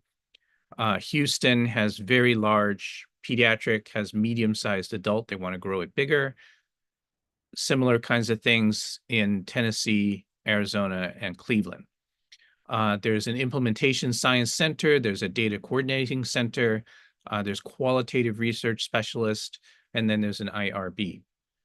And so overall, the summary for this portion was introducing folks to the design and the concepts of the recipe project, with the hope that we can find ways to bring unaffiliated patients with sickle cell disease better, with better systems in the sickle cell center to welcome people in and have that be ready, have capacity to do it, and maybe also collect some information about how it's done and how much it costs. And this could be done for other places across the country. Now I'm going to turn briefly to what are we learning?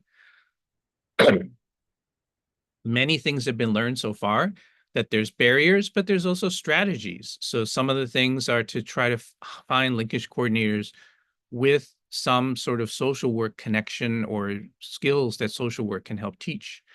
3-way calls, making appointments can be a useful tool.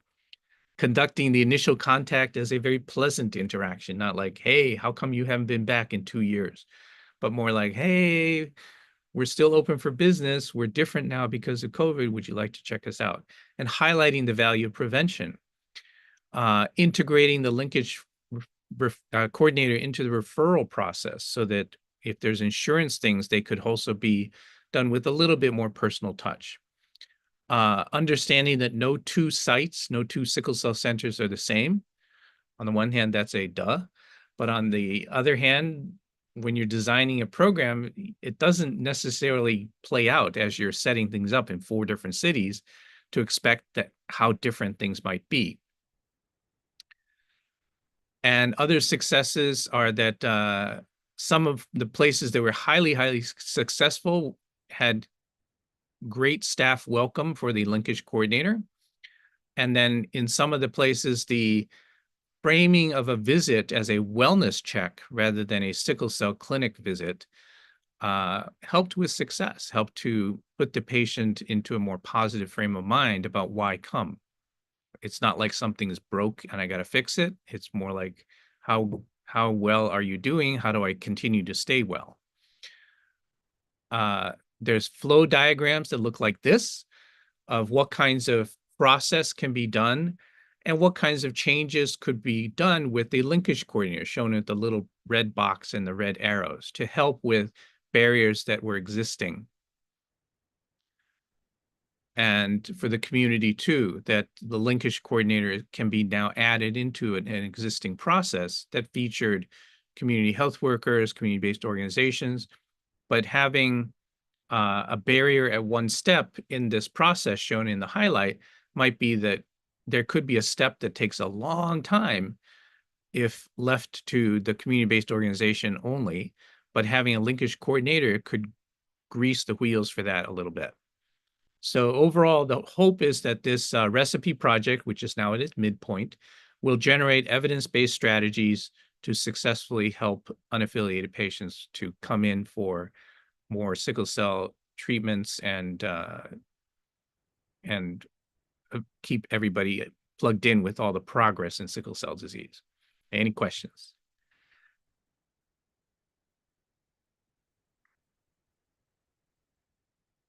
I'm trying to see.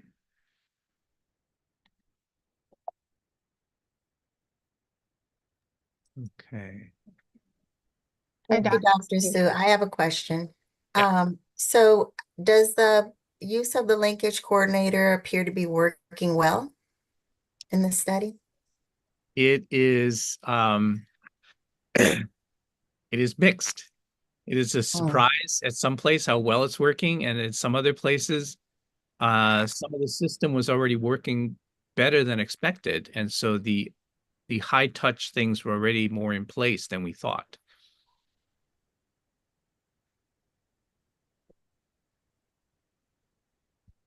Thank you.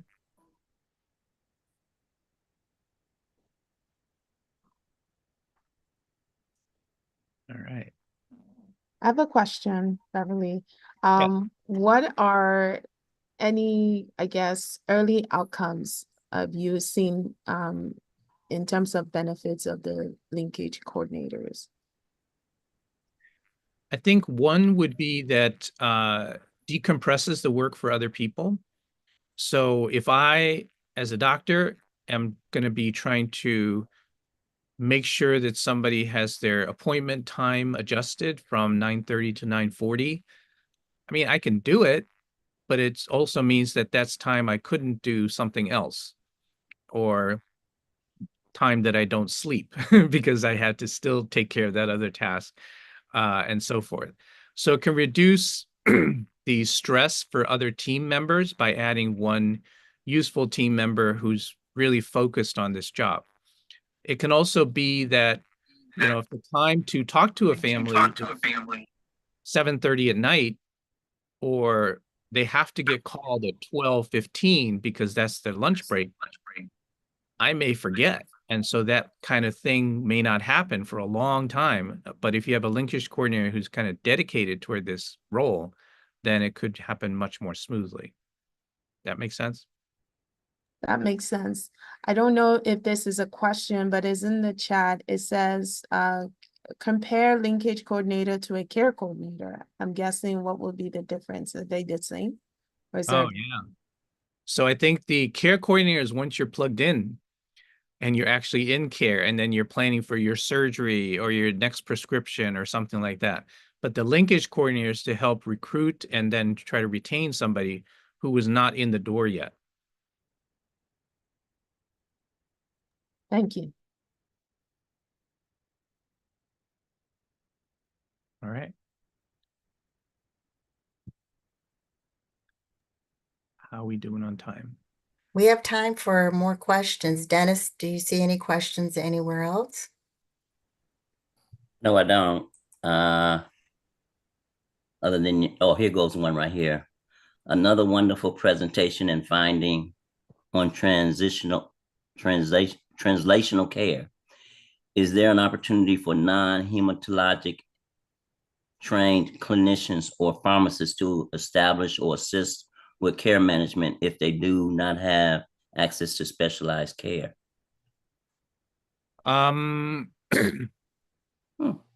Good question. I think that one solution would be to get access to specialized care. So to have a contact, an email, a phone number, something like that.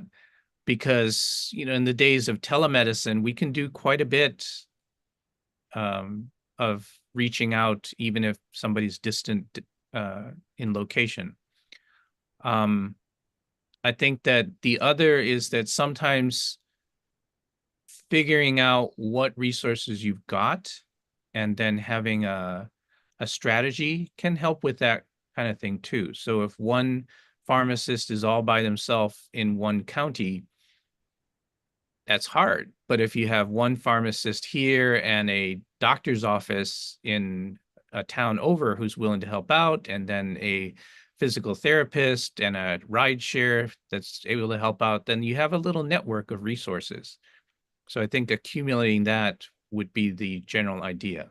Not that easy, but it's also possible.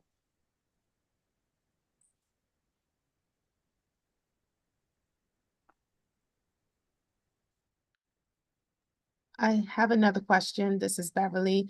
For institutions that are thinking about creating similar model, is there like specific qualifications that they should consider in a linkage coordinator?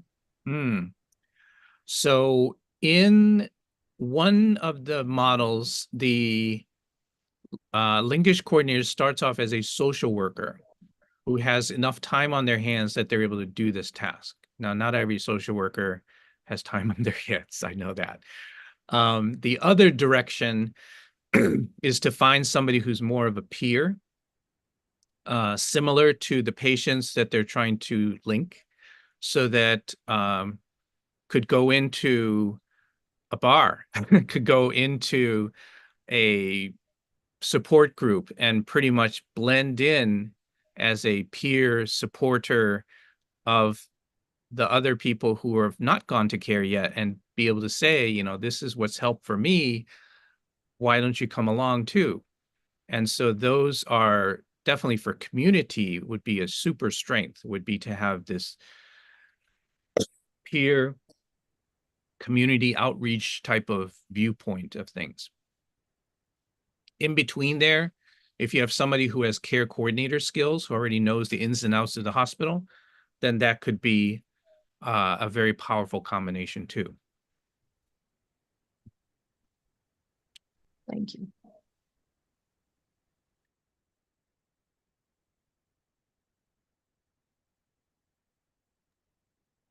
Are there any more questions? If not, we'll move on to our next speaker. Ryan, if you could put up Kelly Ross Davis presentation.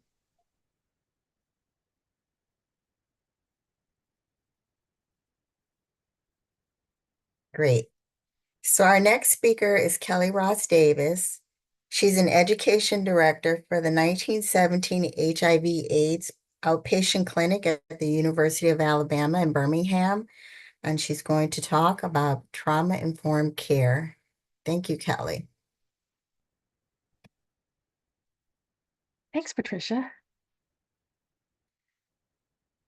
All right, so just a little bit about my background. I know that Dr. Sue mentioned that some of the model for recipe came from an HIV model. And so I work outside of the Chicago area. I'm sorry, Kelly, are you sharing your screen? Because we can't see your presentation right now. Oh, no, I think I had actually asked if Kimberly or Judy were going to share my slides. Okay, if someone can put her slides back up, please.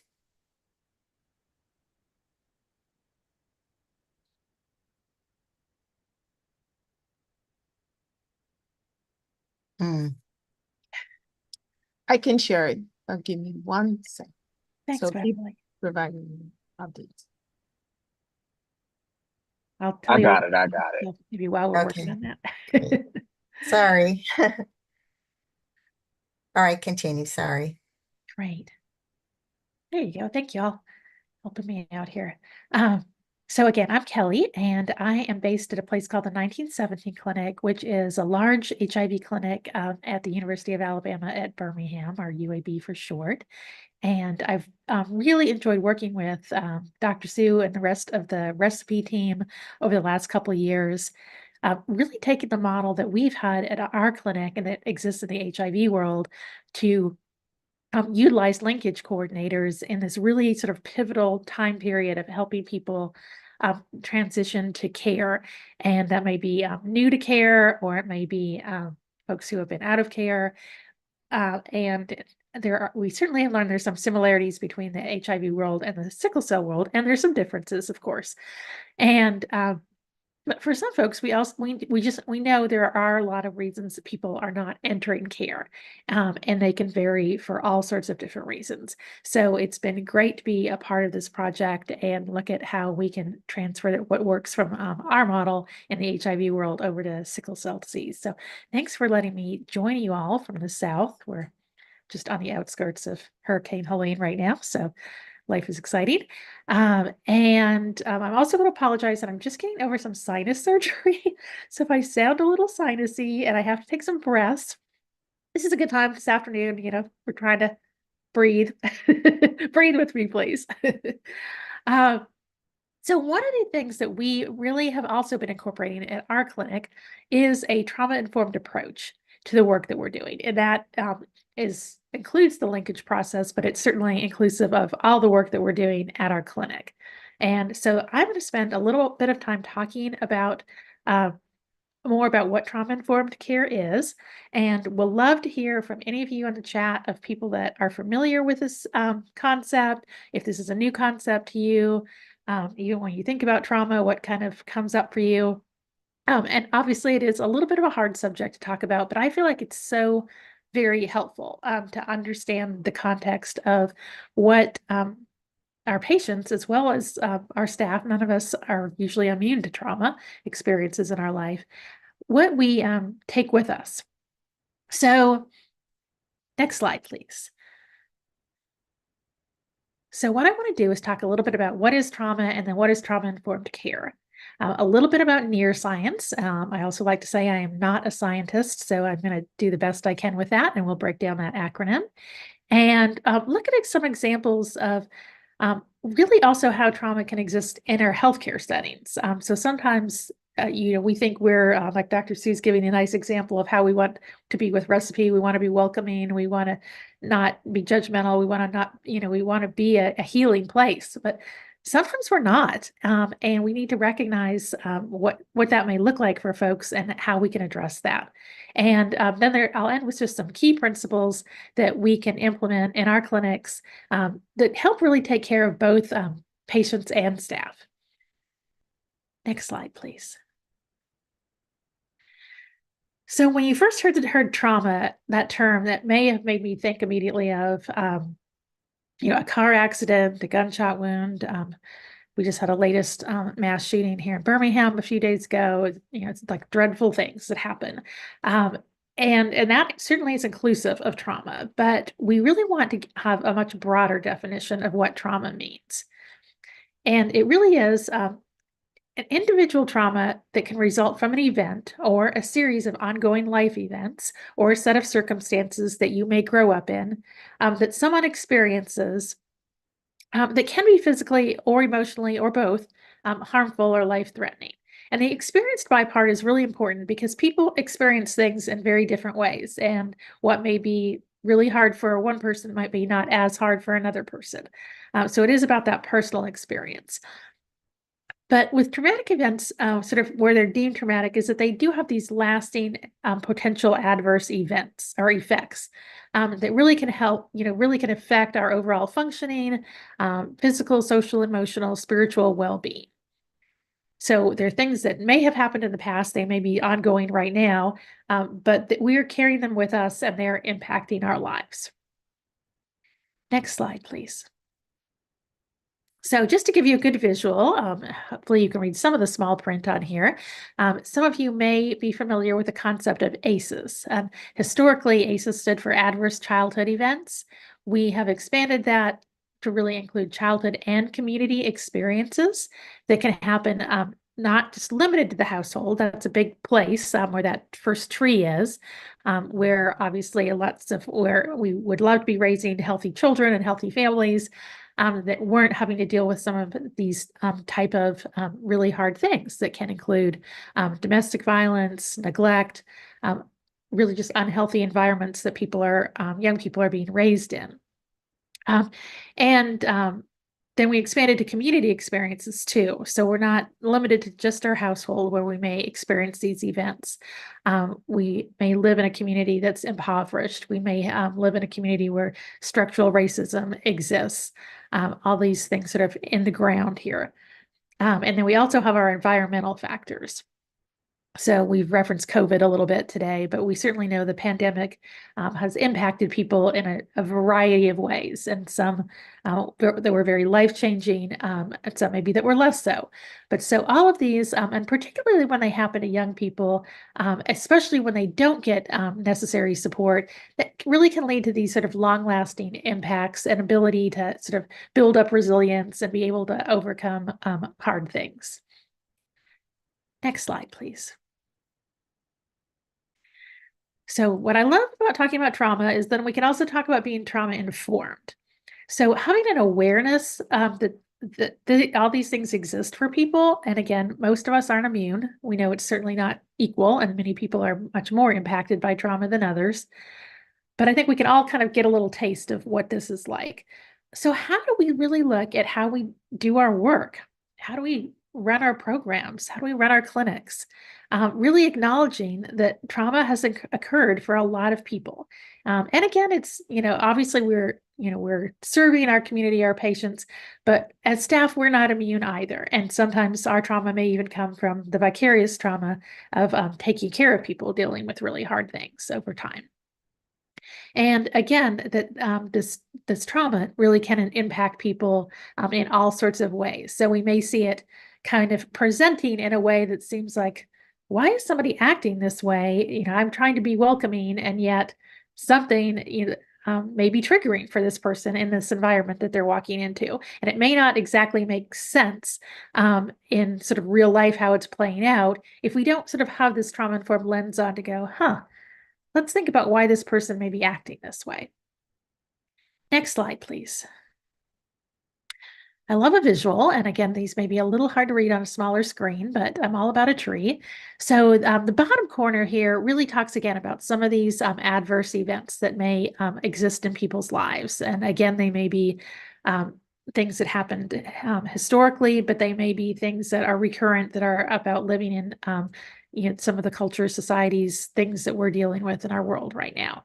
And then as we move up the kind of unhealthy side of the tree, we can see just some of the potential things that people may be impacted by, some of the real kind of physical, mental health kind of symptoms that may play out as a result of having to deal with these traumas, this toxic stress that may be going on and maybe just consistently overwhelming. And then it's important to look at the other side of the tree. So when we try to be trauma informed, we're aware of the support services. And I think this refers to the discussion we were just having about sort of linkage coordination, but also care coordination, and that it really does can take a lot of resources, and that healing happens best in community. And when we have resources and we're coordinating how we're doing those, providing those resources to ultimately end up sort of building this healthier side of the right side of the tree here with more health and wellness focus. Next slide, please. So I mentioned sort of shifting the questions from someone presenting, sometimes maybe at a front desk, and saying, hey, God, why is this person so upset? We might be, what's wrong with you? I'm going to tell a quick story about John, who I ran into the other day. He is one of our patients, and I walk around our building a lot just to sometimes clarify my thoughts. And I saw John coming, and I knew he had just got some bad news, so I knew he was going to be upset. Now he's a kind of large man, and he's had a stroke. He kind of moves his body around a lot, and he talks, and he's a little hard to hear and understand. And if I didn't know him, I might have been really kind of intimidated because his approach, looks a little bit like, could it be threatening? Could it, what's going to happen? But fortunately, I knew him, and I knew that something had just happened that he was going to be like really upset about. But I could tell just even on it was kind of just funny that we were outside because people are driving by and I can see them kind of looking with some concern, and people aren't sure if they should stop and make sure I'm okay. But I'm really aware that, it isn't about what's wrong with him. It's about what happened to him and some of his, past traumas and things that he's been through, but also that he's dealing with a hard thing right now. And then just being able to stand there and listen to him and not tell him to calm down, not, like all the things sometimes we try to do, or like, you can't act like that. Just let him share how he felt about this hard thing. And it was amazing just to watch like his strength come out about how he was going to try to overcome this hard thing. So I hope that just gives a little bit of a picture of kind of shifting the question. Next slide, please. All right, and here is a lovely little video where I'm going to get to take a breath that helps really understand a little bit more than what is trauma-informed care. One thing that I really want you to kind of take the messages from here, that it's more than like my individual interactions with John. It's really about this collective approach to how we do our work at our clinic.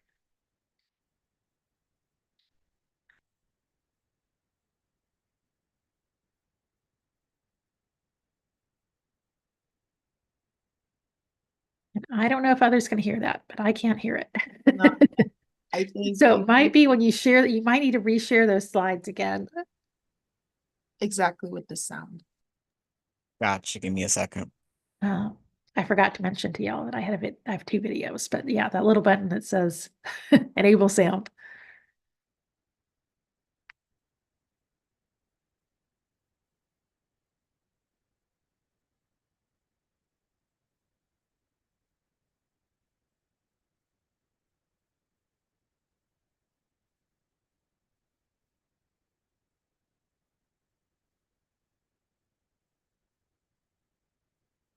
Patient. Hi. Can you guys hear it? Yes. Beautiful. Yes. I'm Dr. Cruz.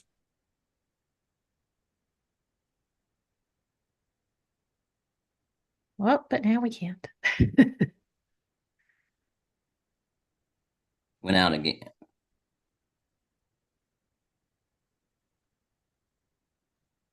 I think, Ryan, you might not need to mute yourself or something. I don't know. Old saying, don't judge a book by its cover. There The you same go. is true when you assess a patient. Hi, I'm Dr. Cruz. Early in my career, I noticed a pattern with some of my patients. They often had multiple health issues, were uneasy during office visits, and frequently visited the emergency department. But worst of all, they never got better despite multiple visits. Then I realized something. From an early age, many of my patients were exposed to trauma and adverse childhood experiences, or ACEs. This includes emotional, sexual, or physical abuse, violence, neglect, discrimination, poverty, and other adverse events. ACEs are more common in the US than you'd think. In fact, 60% of US adults have one ACE, 25% have 3 or more ACEs, and 16% have 4 or more. ACEs occur in all socioeconomic groups, but are more common in low income and minority populations. For young children, repeated exposure to trauma can impact brain development and literally rewire the brain's response to stress. So, as they grow up, many struggle with issues related to emotional regulation, like depression, anxiety, or substance use disorders. Trauma survivors are also more often at risk for chronic diseases, behavioral health problems, and even suicide. Knowing all this, I began to rethink my approach to care.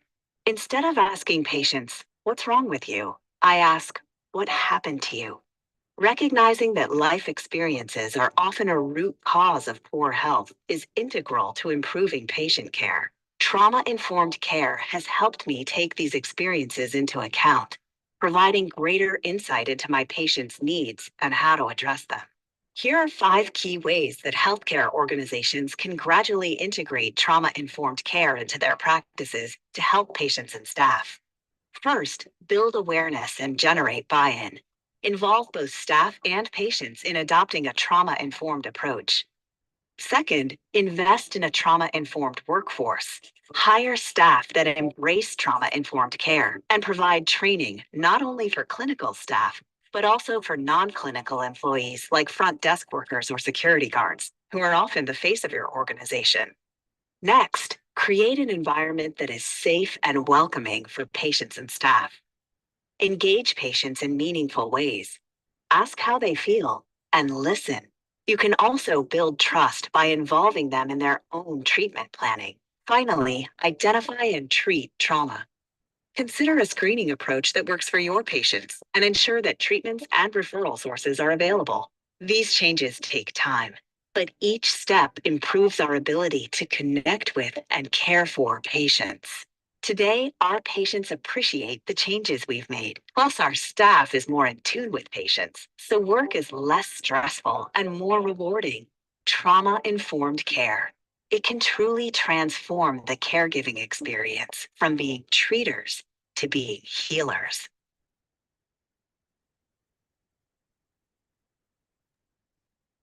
Right. Thanks, Ryan. Of course. Could we go to the next slide? And I'm curious if anyone has just any reactions to that video. It sums a lot of information up rather succinctly. Are there any questions?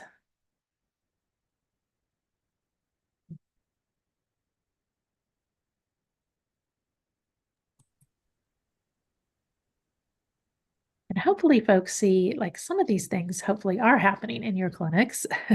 And we are doing some of these things.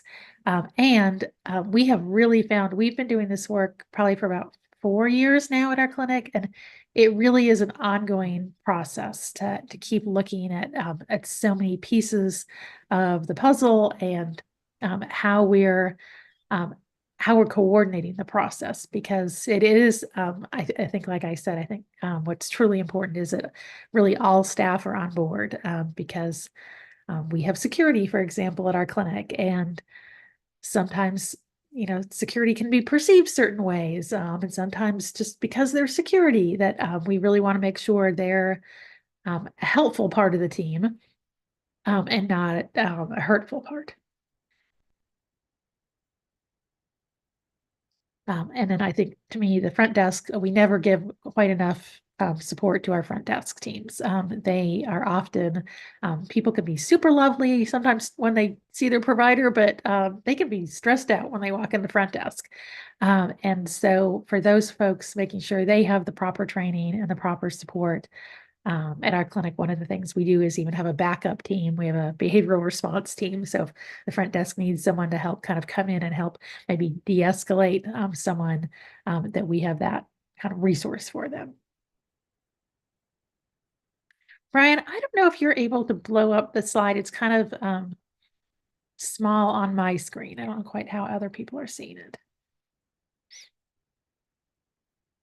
You're talking about the one we're currently on right now? Right, the neuroscience? Yeah. I'm full screen. Is anyone else having issues viewing? It's a small screen on mine. Yeah, I think We see your name and the near science, and then Kelly is off to the side.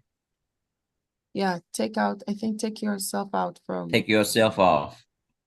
Oh, I didn't know I was on here. There you go. There you go. There you go. Great. Right, Ryan, you're doing a fine job. I appreciate the technology. I don't work from home very often. So my technology, I'm really appreciating the backup assistance. So thank you. All right, so let's break down this acronym called NEAR science just briefly. Next slide, please. And again, I think the video sort of summed up some of this, but the first N is for neurobiology. And again, I'm not the psychiatrist, but I think, we all might have seen a little bit of this in psychology class, to really understand kind of how our brain obviously has lots of different pieces. When people have had past trauma or have ongoing trauma, that amygdala, that fear center, can be really heightened. And so it can be like turned on, it is on guard. And in some ways, that's, really maybe has helped someone who has had to deal with being in a really hard environment. That, that fear center just needs to stay on more. But it may interfere in the environment when you're walking into a clinic, we're trying to be in a welcoming place, but because your fear center is so turned on, you are kind of looking almost for like the things that could go wrong. There could be really like a really little trigger of the way someone like looks at you or approaches you, or even the perfume that they're wearing, which I know seems kind of amazing, but that's an example that comes up for people where that fear center can get turned on. And then again, like the video said, sometimes that's ability to regulate emotions and sort of deal with, okay, that might not work as well because again, the fear center is turned on. And then the emotions are can be heightened. And so increased emotions could happen rather than, all right, let's try to decrease things. And then really the thinking center, I keep learning over and over again, trying to sit down and talk logic to people at a time when all this is going on usually isn't helpful. So that's more of a skill building down the road. All right, next slide, please. And again, these ACEs really can have lasting effects where you might not directly correlate to one thing to the past, to the present, but related to health behaviors, life goals and potential. And the more ACEs people have, then obviously kind of makes sense. We've done some of this at our clinic, and we've really seen that within our patient population, we are definitely above average in the number of ACEs scores that our patients have experienced. Next slide, please. And one thing I forgot to mention on that last slide is the impact. There's also a balance. So if people do have positive impacts, when we grow up, ideally, we may have a balance, but ideally we have more positive than negative. But most of us do have some kind of positive effects that happen in our lives that do strengthen us. And so we like to make sure we're looking at what has helped people in the past too, when they were going through hard things.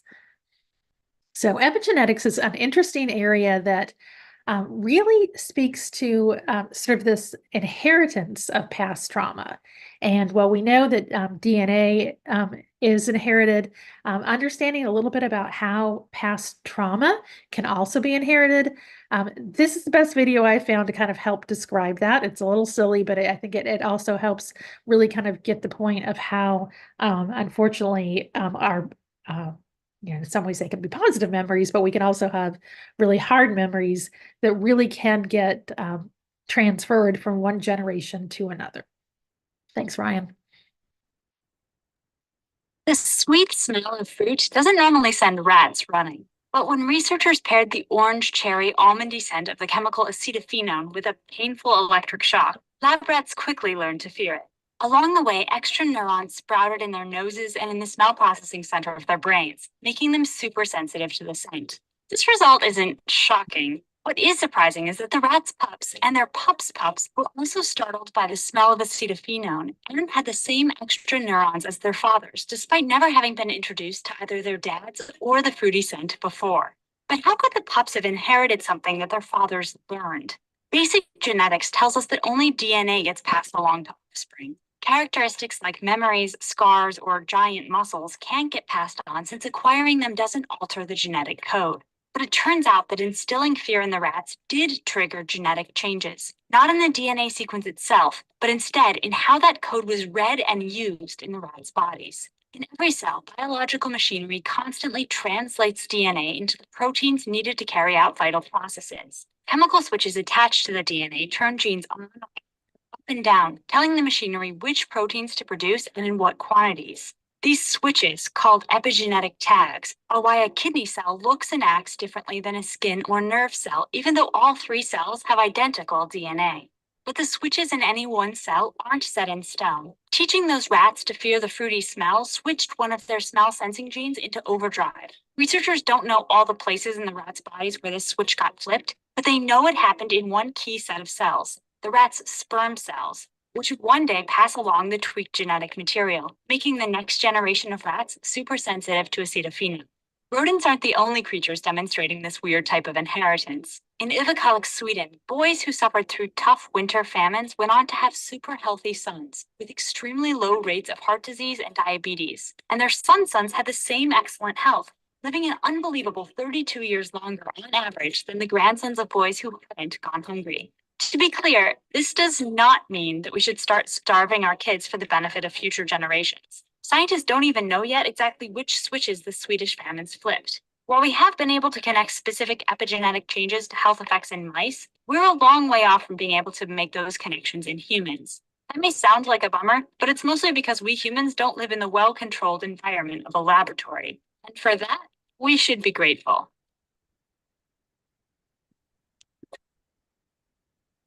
Thanks, Ryan. Next slide, we can get to that.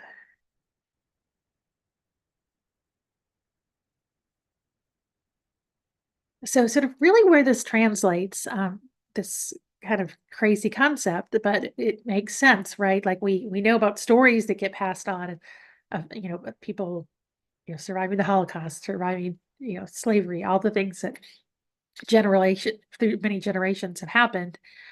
That are traumatic, but that it really is like kind of built into us, is pretty powerful to begin to understand. So in addition to sort of the things like once we're in the world that can happen, kind of on that triangle on the left side, we also have this bigger triangle on the right side that really does say, you know, we're also carrying a lot of intergenerational or historical trauma. And then, of course, we still live in a world where these things like structural racism, white supremacy, et cetera, exist. And then we're, you know, so building on all of that relates to, okay, understanding this historical trauma. Next slide, please. So it's nice to shift a little bit to the R, which is resilience. And that is a person's ability to recover from and adapt to difficult experiences. And I actually like to broaden this, like not just a person. It really is also, I think, about a community ability to recover too. So we can say person/community. This resilience is really important. In some ways, I like to say, I wish we didn't have to have so much resilience because there's, you know, when you hear kind of all the past things, it can be a lot to try to work on and overcome in the world we live in. And yet these are the things that can make us stronger. And a lot of them do. Some people kind of have some natural resilience. Again, it may have been taken away from them over time, and we have to help build up that resilience. We need to help teach it. And a lot of it is done in community. Again, we don't usually heal individually. And so I think when we think we move on a little bit later and talk more about care coordination, these are really important things to keep in mind. All right, next slide, please. So I know I'm running a little low on time, but I'm going to have you all, if you want to chat just quickly about someone that you rely on when you're having a difficult day or dealing with a hard thing. What are their qualities?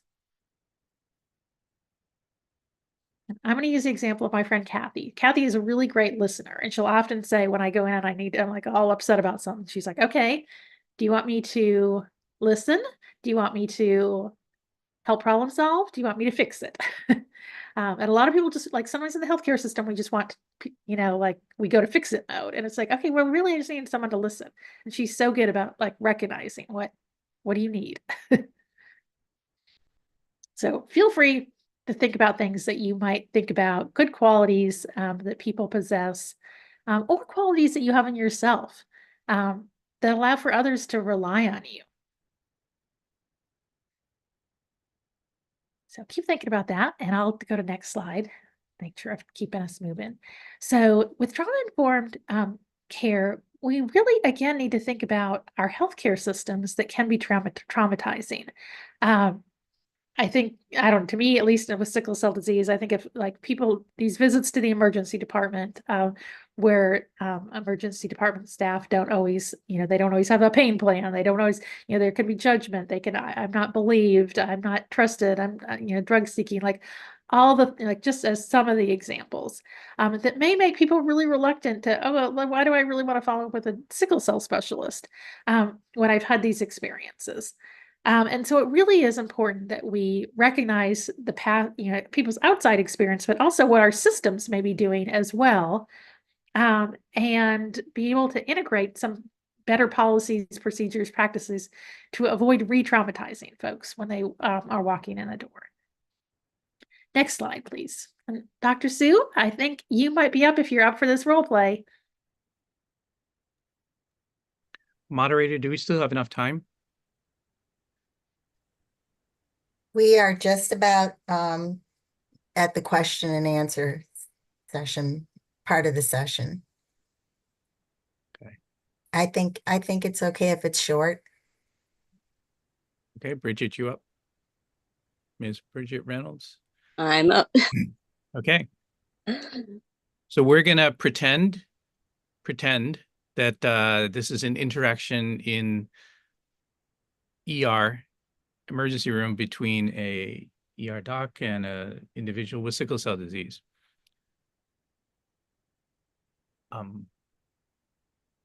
I know you've been waiting for 3 hours. Really sorry about that. You know, there's a lot of people with medical problems more urgent than yours. And but let me just cut right to it. I know you have sickle cell pain. They told me you have a list of something, medicines that you want me to give. I'll take a look at it and I'll see if I can do them for you. A list? Yeah, like a pain med list, pain plan list. Well, you know, sometimes, my situation is different from time to time. Sometimes I'm in more pain than in other times, like right now I'm in a really, really lot of pain and I'm more than usual. So I'm expecting something from you. Yes, ma'am, I'm trying. I'm trying to give you the pain medicines, and I just need to know like what pain medicines and how much so I can get you going before I get pulled off to something else. Well, I'm not used to doing this. And you're the professional, and I know that as a whole, largely people with sickle cell know what they need and know what they want. But there are times when you want the doctor to have the knowledge and give you the advice. I remember you too from last time. You did that. You asked me what did I want, and I was thinking he sounds like a drug dealer. He doesn't. I'm used to a doctor being professional and no disrespect, but just giving me something based upon the lab work. You saw the lab work, and based upon the amount of pain I'm in. I'm in a lot more pain than I usually am. Okay, I'll write you for 10 milligrams of morphine. Thank you. I'll be back in when I can get to you. I'm sorry about that. When you could get to me, I'm in a lot of pain, and ESI 2 mean anything to you? You do, but I gotta go. There's a code going on right now.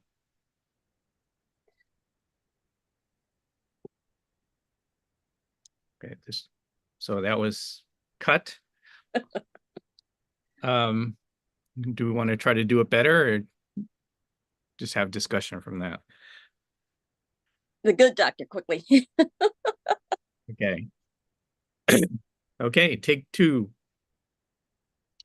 Ms. Reynolds, hi, I'm Dr. Sue. I know it's been a long time. Sorry about that.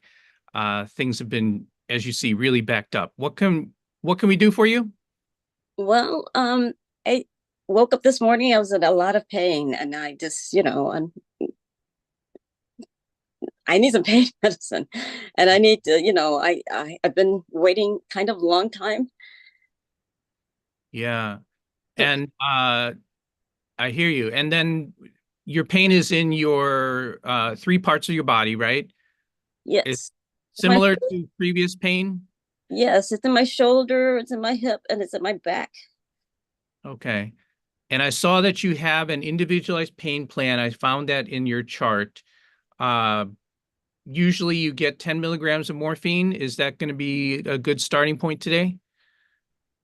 Yeah, because I like to start out. I mean, it's worse than usual. It maybe a little more, but we can start off at 10 and see if it, how it does, and then we'll go up a little higher. Okay. But if I need. Yeah. Okay. And so let me examine you, and while I'm examining you, I'll think about what doses we can do, and we'll talk in a sec, okay? Thank you. Take some deep breaths, please. Okay, thank you. And thank you, Kelly. All right, so a little taste of how examples could look different and how we could provide care. And hopefully, yeah, I love that. Very professional actors. Ooh, I had to go off screen because I was like, my nonverbals were like, wait, ouch, this is painful to watch. How not to do it. I apologize to emergency colleagues. We know they're trying hard, despite themselves sometimes. But yes, it's a hard environment. It's a busy environment. And how do you, how do we coordinate care better, especially in the emergency department? So that'll be a nice transition to our next presentation. And I'm just going to wrap up with this one last slide about trauma-informed care principles. We just developed this little graphic at our clinic, and hopefully it kind of helps give some really good examples that you might even take a screenshot or a photo of this. And then as Renisha comes up next, I think you'll see examples of how maybe how where it hasn't worked, or we've maybe seen Dr. Sue's model not work as well, but where it has worked. But I just want to highlight a few of them. So safety, we really want this our healthcare environments to be a safe place, both physically and emotionally. We want trustworthiness. And sometimes trustworthiness is about knowing like what we're able to do and what we're not able to do. So we build an understanding. We want choice. We want our patients to be able to have agency and be able to say like what's worked for them in the past. They know their own bodies. We want to be support and respectful and not judgmental of we want to believe people. I think empowerment is super important, and to me, it speaks to the care coordination of really bringing together, okay, choice, collaboration, let's work together on a plan and have some of these, like, just have these things exist, not like we're not doing this individually, we collectively, this is how we operate. And then this last one of cultural and historical and gender humility, we really need to be aware that, our healthcare systems, for most of us are based on a lot of, predominantly white history. How do we make sure we're really respecting the people that walk in the door in so many different capacities, and we're really understanding people. We're willing to learn from them. We're willing to be humble and life learners, as well as the healthcare providers. So I could spend a lot more time on more examples of those, but I really think we're going to see them play out nicely in Renisha's Walk in My Shoes work that she has done next. And I think I might be just over time. So next slide, That's please. fine. Keep going. So a few resources, happy to share slides about different trauma-informed resources that exist. And I think I will segue from there. I appreciate you all, and I'm happy to answer questions sort of in the chat as we move on to the next presentation. So we're going to take a very short 2-minute break. And if you want to put questions in the chat during the break, perhaps Kelly can answer them then. And just come back at a couple of minutes past 2:02, and we'll start with the next presentation. Thank you.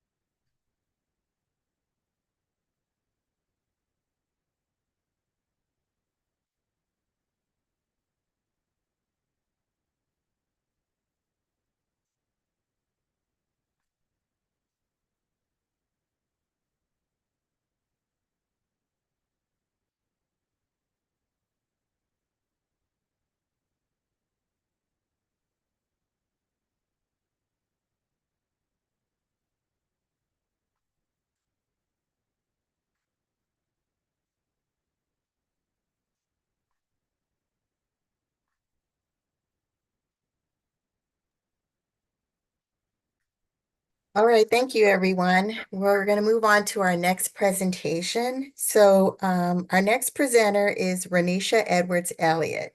She's a research associate at UI Health, working with the pediatric sickle cell team.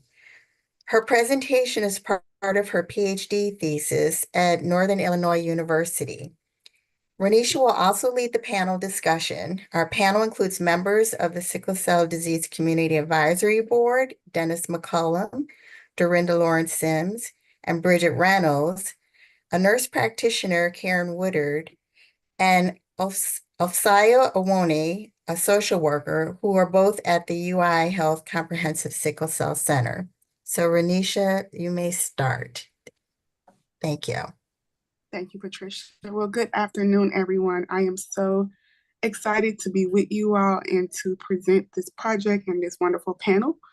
Before we share the expertise and experiences of everyone on this panel, I'll start by giving you a brief overview of the project that I am working on with some great interprofessionals. So Walk in My Shoes is a project based on theater pedagogy, where we use experiences of patients coupled with experiences of health professionals working together, similar to what you just saw with Dr. Sue and Bridget role playing to show what good care coordination and interprofessional collaboration looks like within sickle cell disease. So we know that as sickle cell disease patients, even though we try to avoid it, trauma is just a part of living with sickle cell disease, but unfortunately, it should not be a part of our healthcare experiences.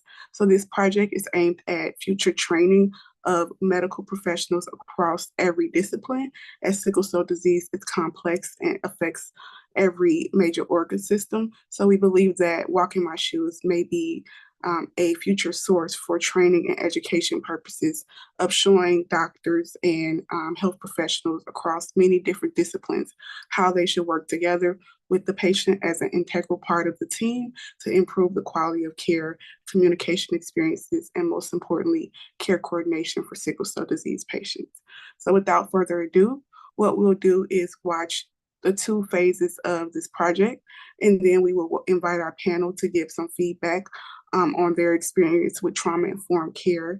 And then we will watch the ending phases, and then we will segue back to our panel to share some more of their experiences on resilience, care coordination, and empathy in care.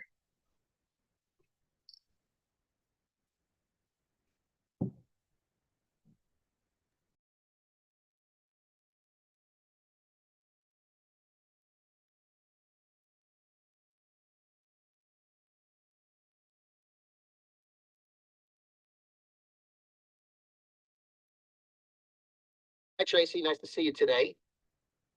You look good. So why are we here today? Just want to check, because everyone hear everything. All right. We can hear. Beautiful. Well, I've been having a lot of pain. It actually started last week and I had to go to the emergency room because it was too much to handle at home. They gave me 2 doses of IV Dilaudid and tramadol and sent me home with tramadol. And I've been taking it, but it's really hasn't gotten under control. And I've just been feeling awful. And I think it's getting bad again. Well, why didn't you go back to the hospital? Last week, I waited for 8 hours before I even got to bed, and then another 2 hours before I was seen. I feel awful. I just want to avoid further complications. So what did you take for your pain so far today? I drank water and had herbal tea. I took a dose of the tramadol and it felt a little better. I was able to fall asleep. But around 3 a.m., the pain got intense again. So I got more water and tea and tramadol. I tried relaxation breathing and yoga to help manage the pain. I was able to fall asleep again, but then the pain got intense around noon. I think I really need something in order to help prevent further complication. And you don't want to go back to the hospital? It'd be better to treat you in the emergency department. I can't face sitting in the hospital for 8 hours. And honestly, I don't feel I can safely drive. I would rather avoid the emergency room and all the bugs. I don't want to get sicker. You don't have to worry about contagions. We can put you in isolation. Can your husband drive you if you're not comfortable driving? My spouse is a lawyer and is in court all day. So how about Uber or Lyft? Well, like I said before, it's not just getting to the emergency room. It's all the stress of going to the ER itself. The wait is always forever because they don't feel like sickle cell is a real emergency. And I feel like they think I'm just seeking drugs. And then I have to dress up and fix my hair and put on makeup so they don't think I'm a drug seeker. I really just don't want to go through that again. I'm sorry. So do you have any pain medication stronger than tramadol? No, that's all they prescribe me at the hospital. And I've been taking the tramadol, but I really need something to help pain. I'm trying to get into your My Chart, but I don't have access. Can you tell me what you normally take when you have a crisis? During my last crisis when I lived in Florida, they gave me a script for 3 milligram dilaudid tablets. Can I give a script for that? 3 milligrams of dilaudid? Have you ever actually taken that much dilaudid before? I cannot prescribe the level of opioid in a telehealth appointment. I mean, if you feel that badly where you need that much dilaudid, you need to be seen at the hospital. You can see it in person. I don't know. You just give me enough to get through the night and I can try to get there tomorrow. Can you call my hematologist in Florida? He can tell you what he normally does in a crisis. How much tramadol have you taken so far? If you just wait another day, keep taking the tramadol, maybe you'll feel better. And by tomorrow, if you're not, then I'll call your last hematologist. It's not going to get better tomorrow. You know, sometimes, Tracy, pain is an indication of stress or emotional strain. You have anything bothering you? Are you under any major stressors? Well, as I said last week, we just moved here 2 months ago. Then still living in boxes, disorganized mess. And my son caught the flu 2 weeks ago. So yes, I'm stressed. See, I'm sure that has a strain in your relationship. Is your husband supportive of your house and kids? I'm married to my wife, Denise, and she's been great about helping with the house and kids. Okay. Let me give you a stronger dose of tramadol for 2 days and see if you get better. If you're not better, if you feel worse, just go right to the emergency department. You don't have to call me, just go. Okay. Thank you. I hope you feel better.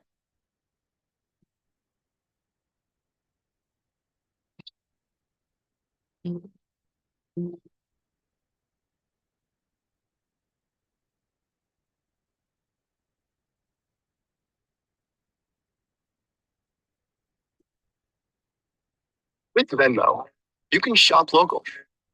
Sorry about the ads. Time for a commercial break. Oh, hold on.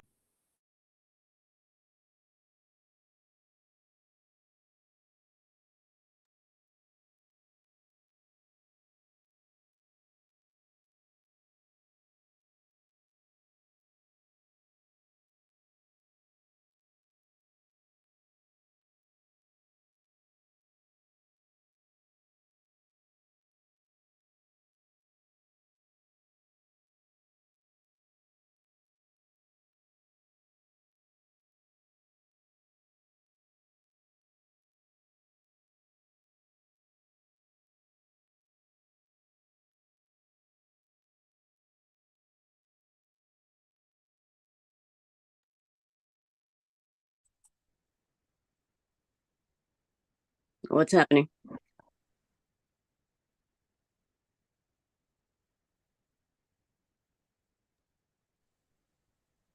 Ryan is probably loading a presentation. I am. Give me 2 seconds. Thank you, Ryan.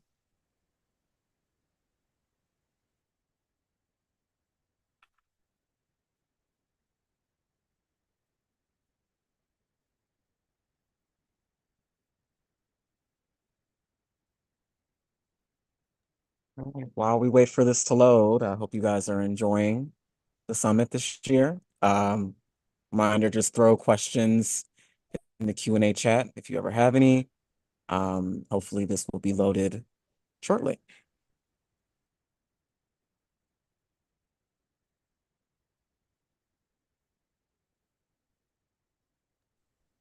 And Ryan, if we are taking too long with it loading, we can shift to some panel questions.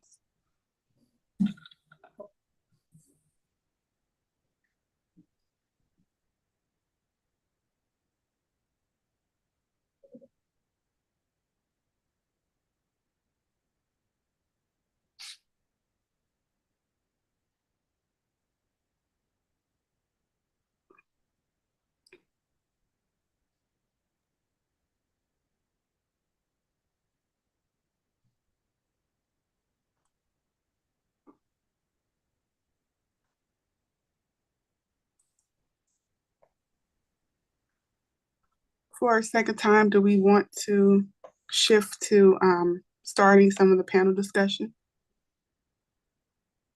Nope, I got it right now. Just finished.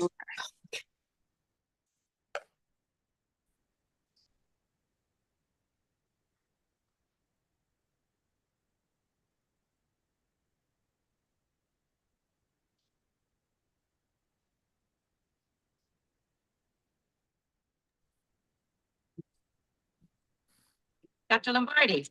Yes. Hello, doctor. My name is Vicky Satoris. I'm a nurse practitioner with the University of Illinois Chicago Medical Center, Sickle Cell Center. How are you today? Very well. Thank you, Vicky. How are you? I'm doing well. Thanks for asking. As I mentioned in my earlier email, I'm reaching out today about Tracy Wright. I believe she is one of your patients. Yes, she is. She's a new patient to our practice. She just moved to the Chicago area. I've only seen her once in our office, but I had a telehealth appointment with her a few days ago. Yes, she is new to Chicago. I actually haven't even met her yet. She had made an appointment for the coming weeks with our office. And when our office manager called to confirm that appointment yesterday, Tracy shared that she had been admitted with a vaso-occlusive crisis. Admitted? I didn't know she was admitted. When did that happen? 4 days ago, I think. I spoke to her briefly yesterday afternoon, and we didn't speak for long because she was in pain. She did mention the telehealth appointment that she had with you, so I wanted to call and let you know that she was in the hospital and get some background before we see her in the center, and also to discuss how we might work together so that Tracy can get the best care possible. What happened? She wasn't in such bad shape in the telehealth appointment. Well, she went to the emergency department because the pain had become intolerable. She was admitted because, in addition to being in pain, she had a fever and there was concern about infection. The same thing had happened last year, as she had a case of acute chest that started with the same symptoms. Well, that deteriorated fast. Did you prescribe anything for her during the telehealth visit? Yes, I did. Tramadol. I told her to call me if the pain wasn't under control. Well, tramadol wasn't going to get the pain under control because, according to Tracy's records in my chart, her IV opioid dose is 6 milligrams dilaudid. Did you happen to look at her my chart? Well, I attempted to get into my chart, but I didn't have access to it. Let me try to get in my chart now. Okay, I'm in. All right, I see the admission that was for acute chest from last year. She was in 2 weeks for that one. I see 6 or 7 ED visits where she was presenting with acute pain, but she was treated and released, so that resolved quickly. There's also a lot of notes here from emergency department attendings. Here's one. Tracy presents with a pain level of 10. She's lying in bed comfortably listening to music on her phone. Her hair is styled and she's wearing makeup, not the presentation of someone in severe pain. Well, practitioners who are unfamiliar with sickle cell patients often are unaware that they are in pain. They aren't writhing around and they look put together. They don't understand how this disease affects them and how they present. They aren't thrashing around because they live with pain every day. they have become stoic. Not to mention the fact that African American patients have to be careful in a medical setting. Tracy can't appear to be a angry Black woman. She can't get too emotional, or she'll be looked at as a drug seeker. So she's wearing professional business attire, her hair and makeup are done. If she doesn't appear to be a middle-class professional woman, she could be dismissed as an addict. Unfortunately, I know you're right. I was at another hospital 10 years ago. I don't want to give you the name. I was in the emergency department talking to another attending physician when I overheard a nurse talking to a PA, and she used the term Sickler Saturday, referring to how sickle cell patients will come in on Saturdays to get their pain medication. Supposedly they have it for the weekend. And the PA didn't correct her. She actually agreed with her. And I remember how surprised I was at their lack of compassion. Yes, I'm sure that hospitals see a lot more sickle cell patients on the weekends. Most patients, even in crisis, simply can't afford to miss work to go to the hospital. And they might just need a ride. And they have to wait until their mother or a friend or a caregiver is available and not at work on the weekends. I'm sorry to hear Tracy is doing worse. Please tell her that my office will reach out to her, and I hope she feels better soon. Thank you, Dr. Lombardi. I'm sure she'll appreciate hearing that. Going forward, how would you feel about partnering with the Sickle Cell Center as we care for Tracy, particularly in terms of pain management? How would that work? UIC Medical Center has an acute sickle cell care center. It's a day hospital dedicated to sickle cell IV pain management. It's open Monday through Saturday. We can be her first line of defense, and the care that she receives there can be complemented by an adequate supply of home pain medications. We'll keep you in the loop about her treatment and her treatment plan. And then if she needs help when the center is closed, she can reach out to you for help. How does that sound? That sounds like a good plan. Definitely keep me in the loop on how she's recovering. I will. I'm also going to reach out to the social worker at our center and ask him to follow up with her while she's an inpatient. And we would like you to be involved in the discharge planning as well, if that's okay. Absolutely. I'll wait for their call. Good, I'll be in touch. Also, I routinely give my patients my cell phone number so that they can reach out to me in an emergency. I'll put it in the chat for you right now so that if you have any questions about Tracy's care or any recent developments, you can call me as well. Great. Thank you very much. Thank you for your time today, doctor. Have a good day. Thanks for all your help. Have a good day too.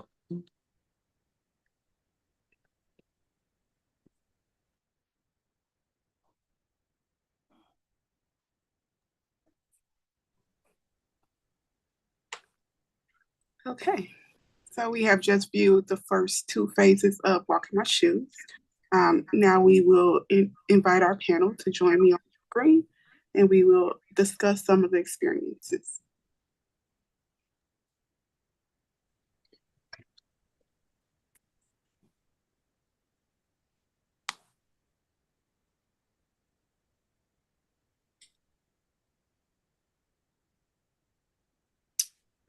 All right, amazing panel. So I will start with you, Dennis. And I know we're waiting for Karen as our last person to join us. Okay, so I'll start with you, Dennis.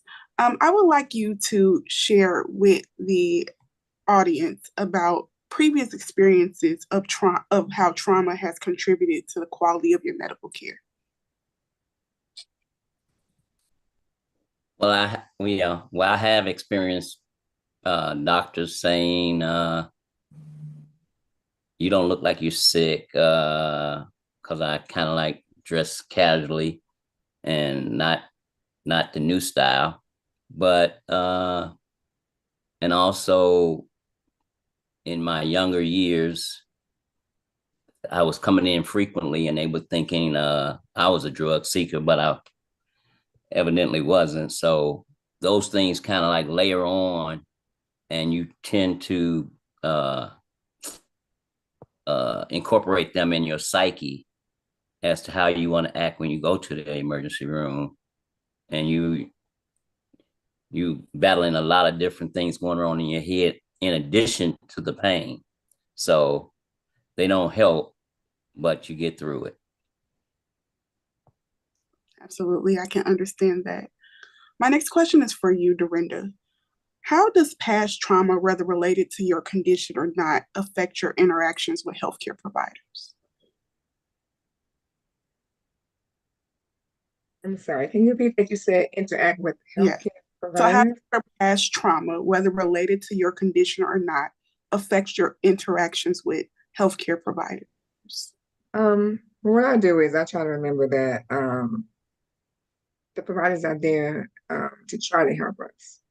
And so what I try not to do is hold anything from past traumas against medical providers or people in that arena that has to help me with my care. So sometimes it's hard because you get different reactions from different people. Everybody's not the same. So you would get a person a provider that's like really compassionate, understanding, and they want to listen to you. Then you get some that just don't understand, or they don't want to understand, and they label you. So I try to keep an open mind about my providers, and not everyone understands the trauma I've probably been through. Absolutely. Although we want people or everyone to understand that is the reality of living with sickle cell disease. That's a nice segue to my next question, which is for you, Bridget. Can you share a time when you felt your healthcare providers understood or overlooked the emotional or psychological impact of living with sickle cell disease? Well, that's a good one because I remember, that's happened many times, but I remember one time it was an inappropriate statement that was made to me when I was hospitalized. And not understanding that people who have sickle cell, especially at my age, have dealt with, the mortality issues, the possibility of their mortality. And I was in the hospitalized, and the nurse came up to me and she's like, "Oh, you're 34 years old. Most people with sickle cell don't live that long to 34." And like, yeah, this is a nice time for you to be telling me this.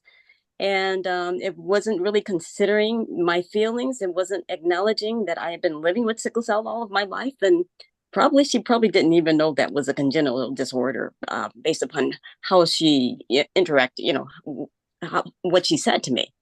And there have been things like that. And another situation where even the denial, if you deny that the person has sickle cell, once when I didn't have insurance, I had to go to one of those access to care places. And there was an older doctor who, should have been put out to pasture. And he looked at my blood work and denied, who told you had sickle cell? Your hemoglobin is 12. He just absolutely denied that I had sickle cell. And we couldn't get past that conversation. He couldn't treat me because he was so surprised that my hemoglobin was 12 and I had sickle cell disease. And so, not having the kind of understanding to meet the person where they are, and to give them any kind of validity what they're saying, and even their disease. As you run into those kinds of situations a lot of times, more times than you would like, unless you're at a place where you know that they know what they're doing and they know you and you have a good history with them. But if you have to go someplace else, that happens. Absolutely. Thank you so much for sharing that, Bridget. I forgot to give our disclaimer, that, sharing these experiences take a lot of vulnerability and transparency. And we do not intend to demean our fellow healthcare professionals in any way. But, we do want to shed light on what many patients are experiencing and how trauma-informed care can be impactful to changing that. And so with that being said, I will throw this question at Dennis. What resilience strategies have you found helpful with dealing with trauma so that we can help patients who may be experiencing some of these things? And you're muted. Wait, we have to unmute you, Dennis. Yeah. My strategy is trying to remain calm at all times, low stress, trying to, some people go up and down with high peaks and valleys, and I kind of like remain kind of like constant in that middle. That helps me where I don't get out of pocket with something somebody said or something somebody didn't do. Just remain calm at all times and I can get through it. That is some great advice, to remain calm. And we understand that sometimes remaining calm is hard when you're experiencing the worst pain of your life, but we want to emphasize effective communication so that, you can be heard. So I'll pass this next question on to Karen. Thank you so much for joining us. So we are interested in knowing, how do you approach caring for sickle cell disease patients who may have a history of trauma? Okay. Well, just first of all, like you said, my name is Karen, and I am a nurse practitioner in the Sickle Cell Acute Care Center at UI Health. And so when I see patients, they are experiencing, like you said, the worst pain in their life.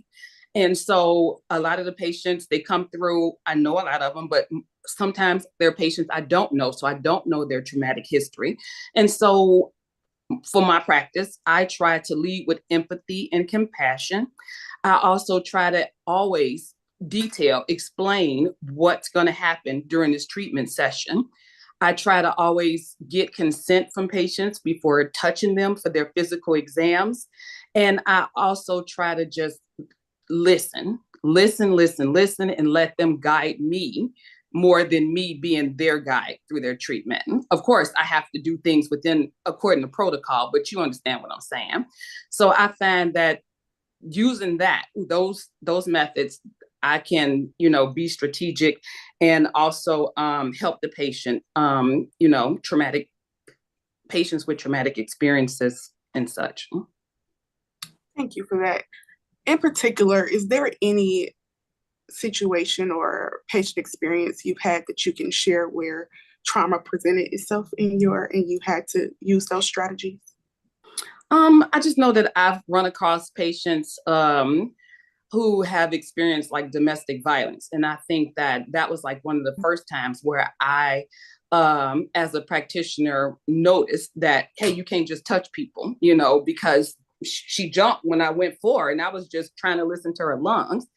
And so, just like I said, now within my practice, I just make it a point to, with everybody, kind of make sure that since I don't know what you've experienced, to just be empathetic and be conscious of the fact that I need to just, talk to you and talk you through this whole situation and get consent prior to everything.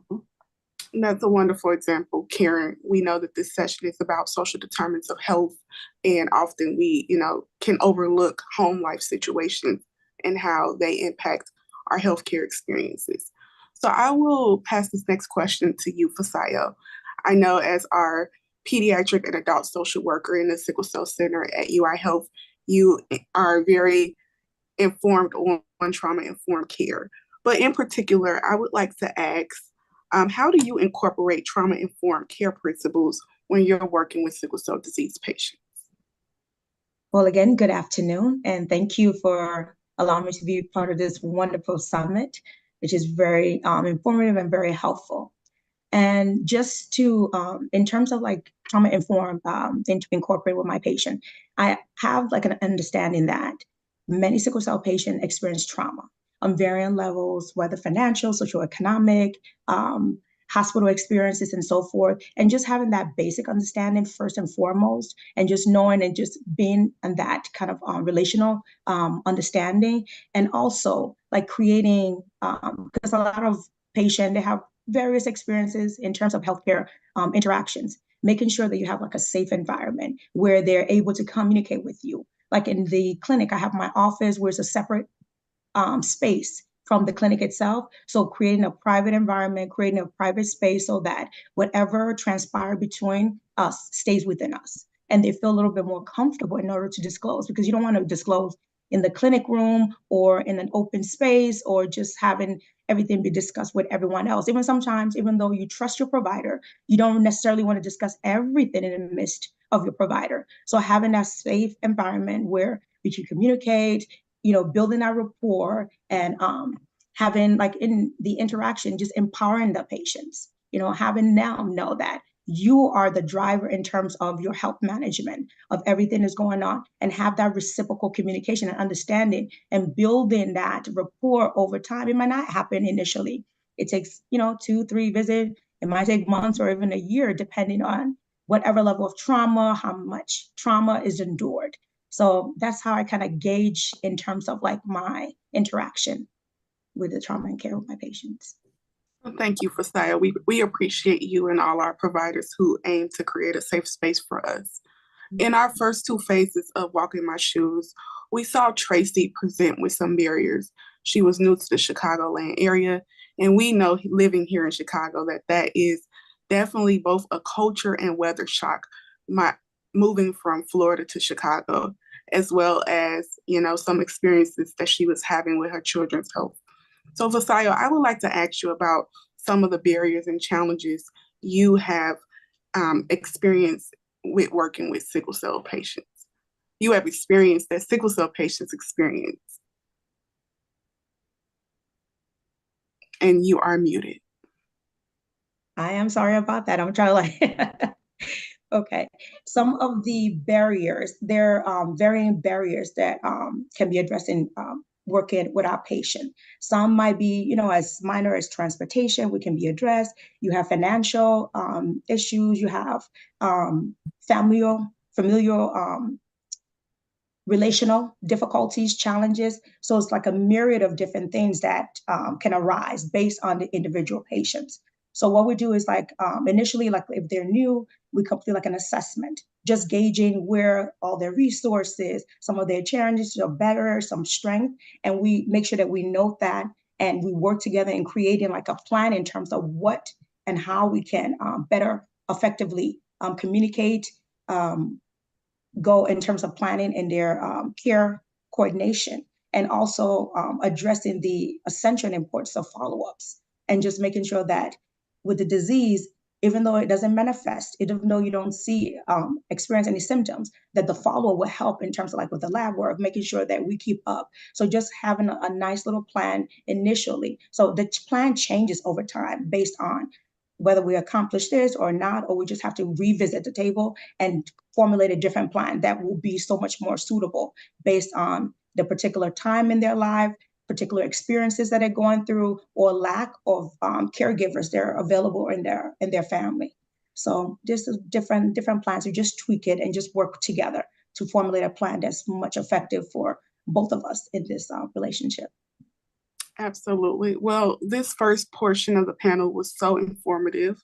I'm looking forward to our second part after we watch the third, and fourth, and final phases of the Walk in My Shoes. So we will transition to that, and let's see how we help Tracy.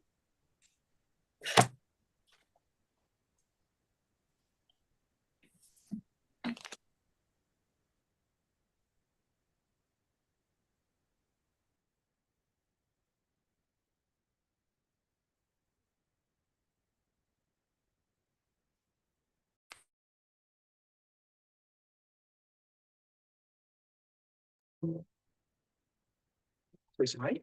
Yes. Hi, I'm Sean Hall. I'm a social worker here at the Sickle Cell Center. I just wanted to see how you were doing, see how you were feeling, if there's anything I could do for you. Oh, thank you. I'm feeling a little better. Good, good. I got your name from the center as one of our patients, but I don't recognize you.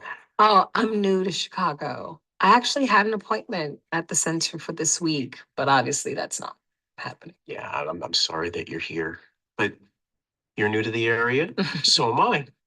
I started at UIC 6 months ago when I was at St. Jude's for 10 years. How you liking Chicago? I'm not liking the weather. I come from Florida. It's very different.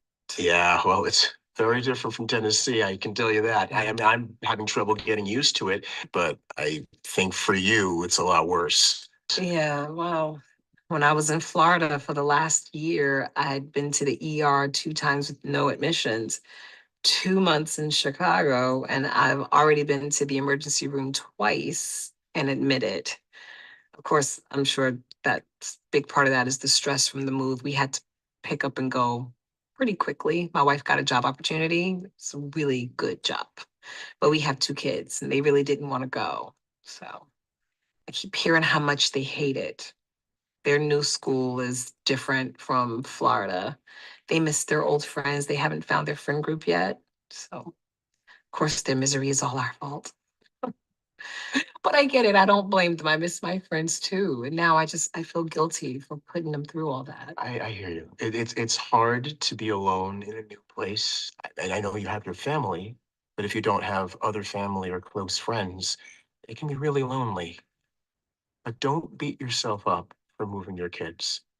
I'm sure that you and what's your wife's name? Denise. I'm sure that you and Denise gave a lot of thought to this decision and considered your family. Now, don't take that guilt on. I know you have a lot to worry about raising 2 kids and everything else that's going on, but you need to take care of yourself.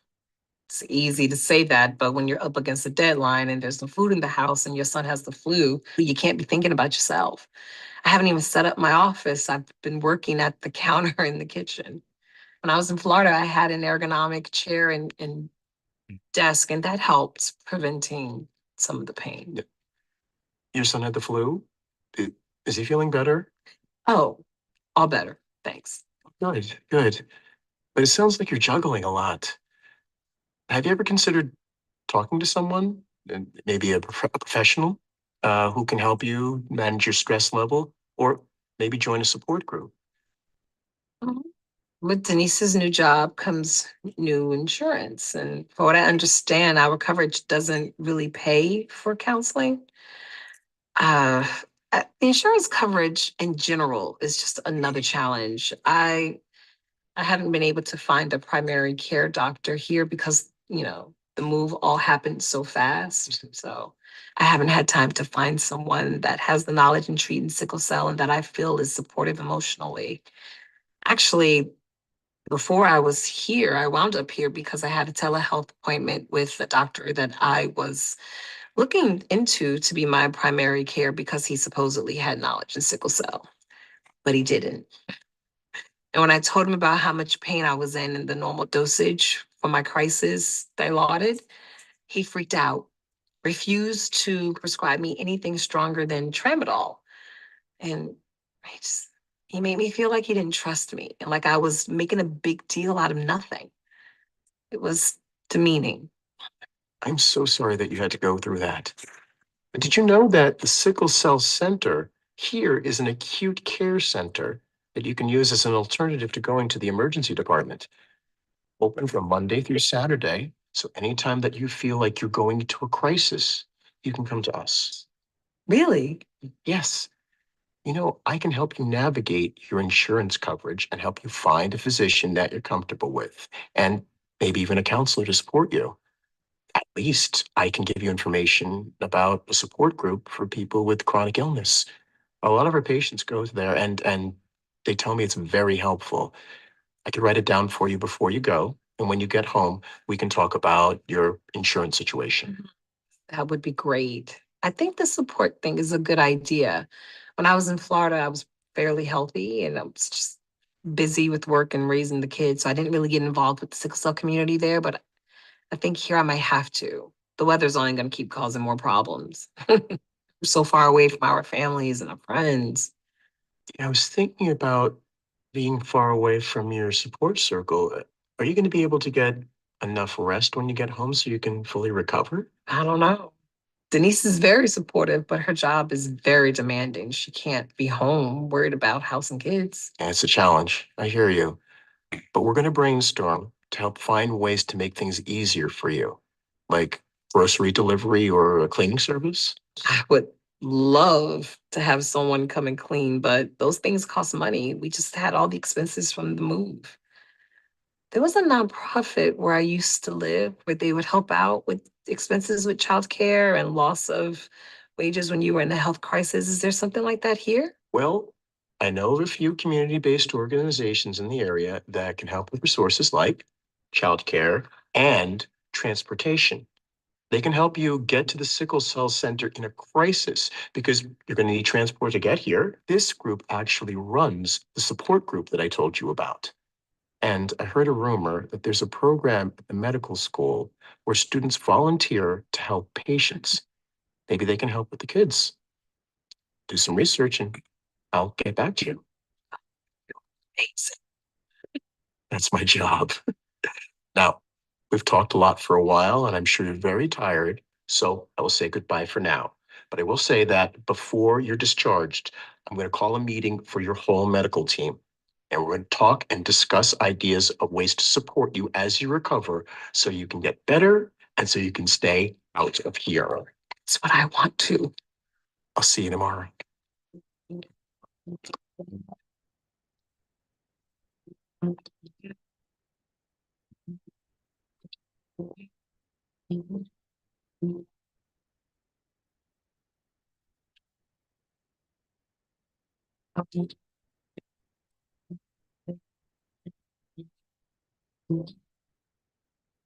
Good afternoon, everyone. Thank you so much for taking the time to be here in person or virtually. We're here to make a discharge plan for Tracy Wright, sickle cell patient. We'll be going home very soon, and I wanted to call on all of our expertise to help her stay healthy. Now, most of you know me. I'm Sean Hall, licensed social worker from UIC Sickle Cell Center. Now, with us today, we have Dr. Jonathan Lombardi on Zoom, who is Tracy's primary care doctor. We've had Vicky Satiros, nurse practitioner from UIC Sickle Cell Center, Kara Rich, occupational therapist, and Sam Cook from our retail pharmacy. So I'm going to start with Dr. Lombardi, who is joining us by video. So, doctor, what is the latest projection about when Tracy will be released? I spoke to the hospitalist in charge of her case this morning. She expects she'll be released later this afternoon. Her pain is reduced, but not totally gone. Her chest x-ray is clear and her temperature is normal. And I spoke to the charge nurse on Tracy's floor, and the discharge papers have already been printed. As soon as the hospitalist signs off on the discharge papers, her nurse will review the discharge instructions with Tracy. Okay, sounds good. So what's the plan for handling her residual pain? I spoke to the hospitalist about that. She agreed to prescribe a 7-day course of 30 to 40 milligrams of oxycodone BID with Dilaudid for breakthrough pain. Excuse me, I feel I have to point out those dosages are way outside of the CDC guidelines for prescribing opioids. Are you prepared to ignore the CDC? Actually, the CDC guidelines do not apply for sickle cell. They refer clinicians to the American Society of Hematology for treating sickle cell pain, which I did check. Sam, I know you're filling in for our regular pharmacist from the Sickle Cell Center, and I know these dosages must seem incredibly high to you. But I assure you, Dr. Lombardi is treating Tracy appropriately. Mr. Cook, my concern is that Tracy's going to need readmission the next week if her pain gets worse and she can't get proper relief. Just keep in mind that there's a 48-hour waiting period for new opioid prescriptions. And if her pain doesn't get timely relief, she's going to end up back here, probably sicker. So Tracy's understandably very concerned about having enough pain medication at home. So after our meeting, I'm going to speak with her about formulating a pain plan, which will include opioid and non-pharmacologic interventions, including multiple modalities to help relieve her pain, including heat, hydration, meditation, breathing, and gentle yoga. And I'm going to make sure she has the proper education for a pain medication regimen. I understand. I didn't realize the opioid doses are much higher for people with sickle cell disease. So I've spoken with Tracy, and she strikes me as a woman who is very aware of her health needs and all the best ways to take care of herself. I have a draft here of her discharge plan, and I'll be making notes on it during the discussion, and I'll be sharing it with Tracy before she leaves. I met with her 2 days ago to familiarize her with some ways to move that will help her to avoid triggering pain, as well as some yoga and stretching techniques that can help with any residual pain she's still experiencing. In the future, certain yoga positions and stretches can actually possibly help to diffuse a crisis on the onset of pain. I'll also, before she leaves later, be paying her a visit to assess whether or not she needs any durable equipment or adaptable equipment, any durable medical equipment to help make her more comfortable. She did mention that her office is not set up yet, so she's been writing in an uncomfortable environment. So I'm wondering if her wife can have her ergonomic office set up while she's in recovery. She did already contact her editor and let him know that she will be taking the next 2 weeks to rest before accepting any further article assignments. That should be helpful. I know Tracy's a little worried about taking care of the house and the kids when she gets out because she's afraid she's returning to the ED for overexerting herself. And I reminded her that she needs to take care of herself first if she's going to be good for the rest of her family. Now, she needs to put on her own oxygen mask first. So we talked about building reminders in during the day, like maybe setting an alarm on her phone to prompt her to rest, to drink, to use heat, and to do all the yoga that you've taught her. Yeah, we've talked extensively about how she always puts herself last behind her kids, her wife, her job. And we chatted about some solutions she can put into place to help to alleviate some of that stress, especially while she's recovering. So Tracy has decided to sign up for a meal kit delivery service for the next 2 weeks and maybe longer if she sees that it's helping her to better manage her responsibilities. And she is seeking housekeeping help for once a month, thanks to a recommendation by Sean, where the university students are helping out with patients. Also, she's promised me that she will try to work on accepting the fact that her house does not need to look perfect every single day and that her health is more important. Good. I'm writing that down right now. And also, I talked with her wife, Denise, because patients cannot do proper self-care if their spouses aren't on board. So Denise was very open to making changes, and she told me that she's enrolling the children in aftercare for at least the next week. And she's also picking them up on her way home from work and when she goes into the office. But going forward, she'll be working from home as much as she can. I also told her about all the services that CBO has offered to support the family, like transportation, meal stipends, and just the emotional support for people who understand what life with sickle cell in your family is like. They're going to have a family meeting to reassign some of the household chores and create a weekly schedule so that Tracy's responsibilities can be spread out a little bit more so she can have time to rest in between, especially for tasks that are physically taxing. And as I usually do, I'll be giving Tracy my cell phone number so that if she starts to feel worse, she can reach out for help immediately. Thank you, Vicki. You are amazing. Okay. Is there anything else? Anyone else need to add anything? Okay, good. So I think we're done here. So I will synthesize and add my notes on this discussion into her discharge plan. And Dr. Lombardi, can you forward me a copy of the pain plan to include into the document? Sure. Okay, thank you. Okay, thank you for all your help, everyone. This sounds like a really solid plan, and I'll forward you all a copy when I've updated the document. So great. Have a great day.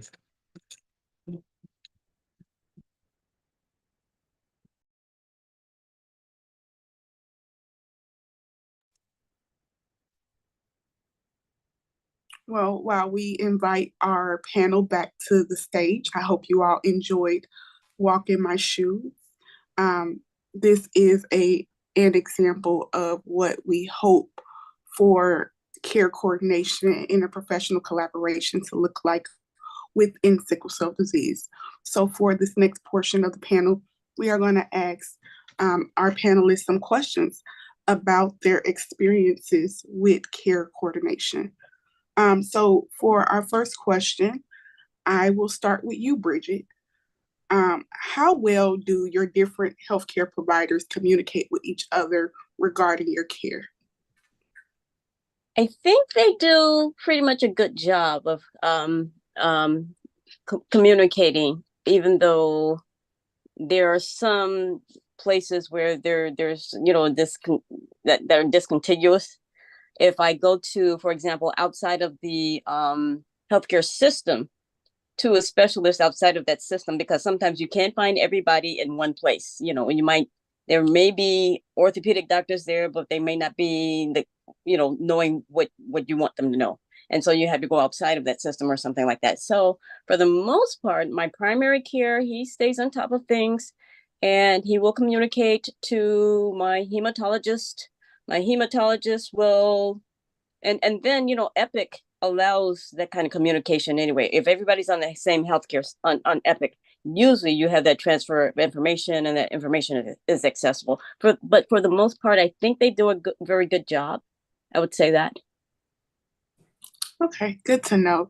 You kind of touched upon my next question about navigating the healthcare system and how care coordination impacts it.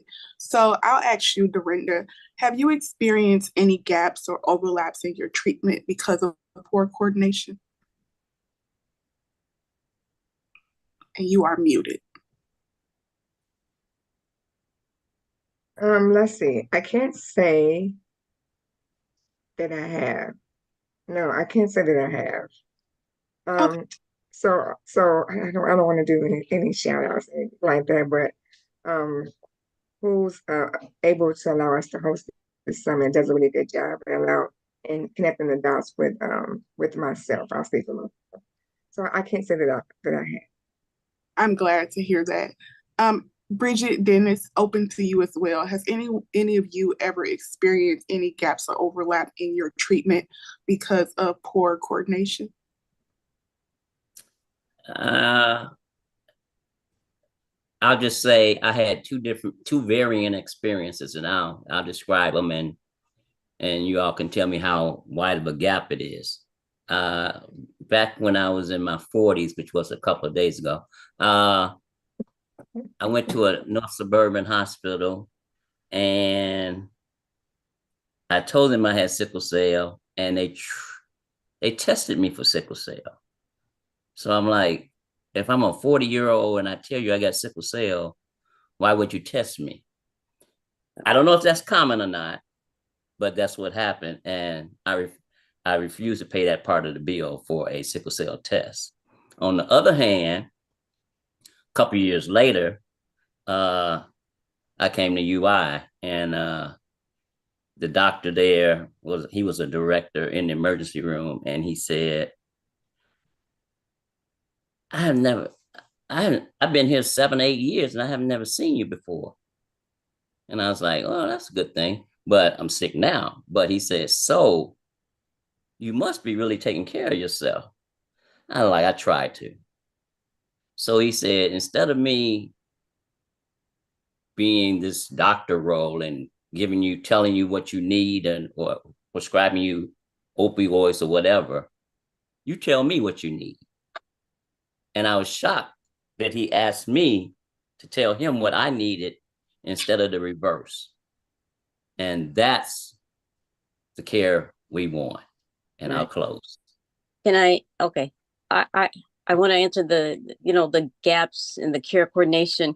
And strangely enough, it's happened where it happened through my insurance, through care coordination.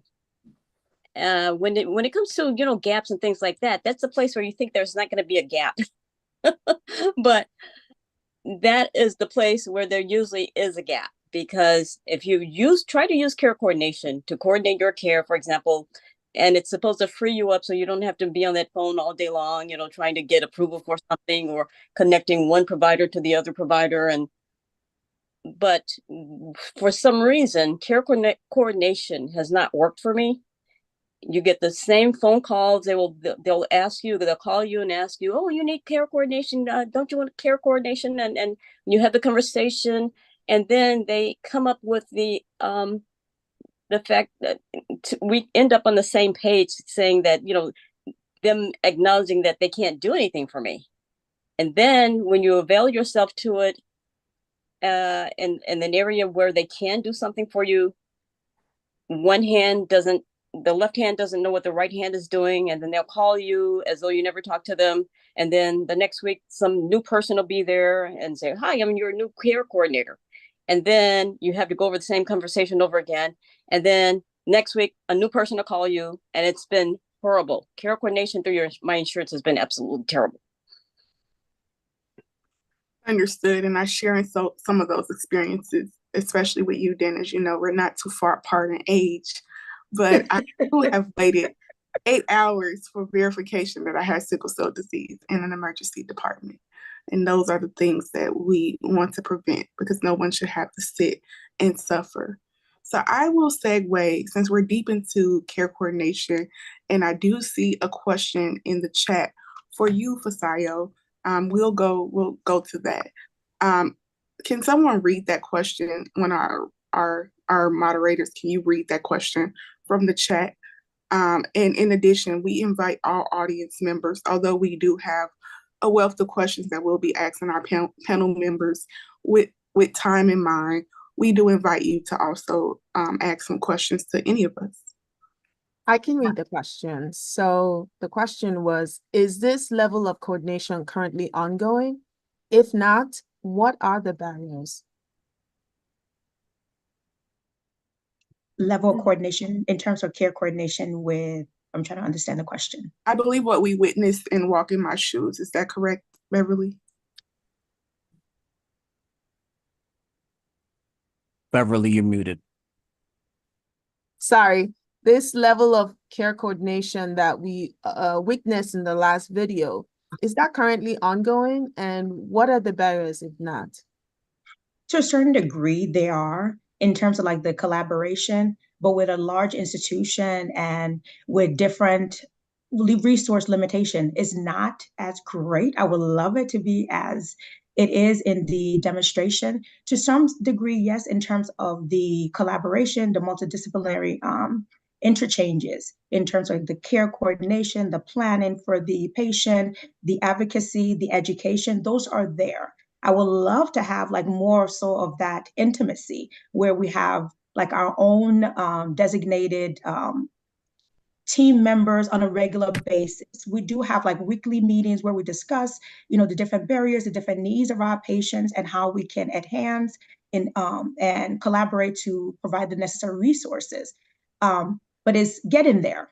So hopefully with more education, with more individuals coming aboard who are knowledgeable of sickle cell disease, like professional in those, because we have professional like in hematology, but they're not necessarily like versed in terms of sickle cell disease and understanding the different nuances that plays a role in the different aspects of our patient. And each patient is different. So it's not as if you can have a one recipe for each one. So it's just like it has to be formulated. You have to understand, you have to have that rapport and build that history with the patient. So it's getting there. It's not as perfectly as demonstrated in the clips, but it's getting there. We do have aspects of it. So over time and with more education, with more resources, with more collaboration with other institutions, I think it's going to get a bit better, a lot better. I hope I answered the question. Yes, thank you. Thank you. Thank you, Fasayo. You actually answered all of our questions for you in that response. So, Karen, I will ask you, how do you ensure that all patients' care aspects are aligned and communicated with the healthcare team? Well, again, since I work in the acute care center, I don't see the patients on a regular basis. But what I try to do is focus more so on patient education. I find that is like the best strategy for ensuring that sickle cell patients that they are cared for effectively. If I try. When the patients come see me, they are in the clinic for 3.5 to 4 hours. I try to make sure that they're educated about their disease, educated about the complications that they're experiencing. And I find that if they are educated about what's going on with them, they are more likely to adhere to their treatment plans, adhere to their appointments, and also follow up because they understand how important it is to go to ortho, cardiology, and these other various departments. So my strategy is patient education, because that's who I see and have more contact with. Also, I do reach out, on the patient's behalf. I've reached out to like the APN in the diabetes. I reached out because one of the patients had a new diagnosis and they were very anxious about how they were going to manage their disease. And so I reached out to that provider just to prepare her for this patient and the concerns that the patient had so that they can have more intimate knowledge, of that patient. So patient education and also reaching out, contacting other providers. Those are the strategies that I find to be most effective whenever I'm trying to coordinate patient care. Well, thank you so much for that. I wish we had more time as there are a lot more questions I would love to hear you all's answers to, but we have run into time. So first, I would like to say thank you to this amazing panel for your expertise, your experiences, and most importantly, being vulnerable and transparent. In addition to that, for our audience, we hope you enjoyed the debut. This is our first dissemination of Walk in My Shoes. We are open to feedback, your thoughts, and also for those providers and educators who are in the audience, if you would like to share this resource with students or maybe providers who are not that knowledgeable about sickle cell disease experiences, we would love to connect and share this resource. Thank you so much, Renisha, for this excellent presentation and discussion. We really appreciate everyone sharing their perspectives. So this concludes this year's Sickle Cell Summit. Dr. Sue will give some closing remarks, and we'd like to thank everyone for attending. Dr. Sue, are you still here? Okay. Yes. Thank you all, everybody. For those of you who are from Chicago, don't forget to check us out at the Walkathon on Saturday. Sickle Cell Disease Association of Illinois Walkathon. For those who are interested in continuing education credit, I hope that you signed in because you can't get credit without some sort of sign-in evidence. And then for everybody else, thank you so much for participating. Thanks for joining. Send us feedback. If you get an evaluation form, please respond. It'll help make next year's better. We do celebrate Sickle Cell Awareness Month. We are working on continuing to make more progress, more advances, more compassion for sickle cell disease. Thank you so much, everybody. Thank you, Dr. Sue. Thank you. We do have more slides. So there are some resources. Here is from the UI Health. Information, I think Dr. Saraf mentioned some of these. I think throughout the talks, you've heard about the acute care center, the adult and pediatric care, and the support groups that is happening monthly. And that's going to be changing from Thursdays to Wednesdays. And here is the phone number to call for more information. Next slide, please.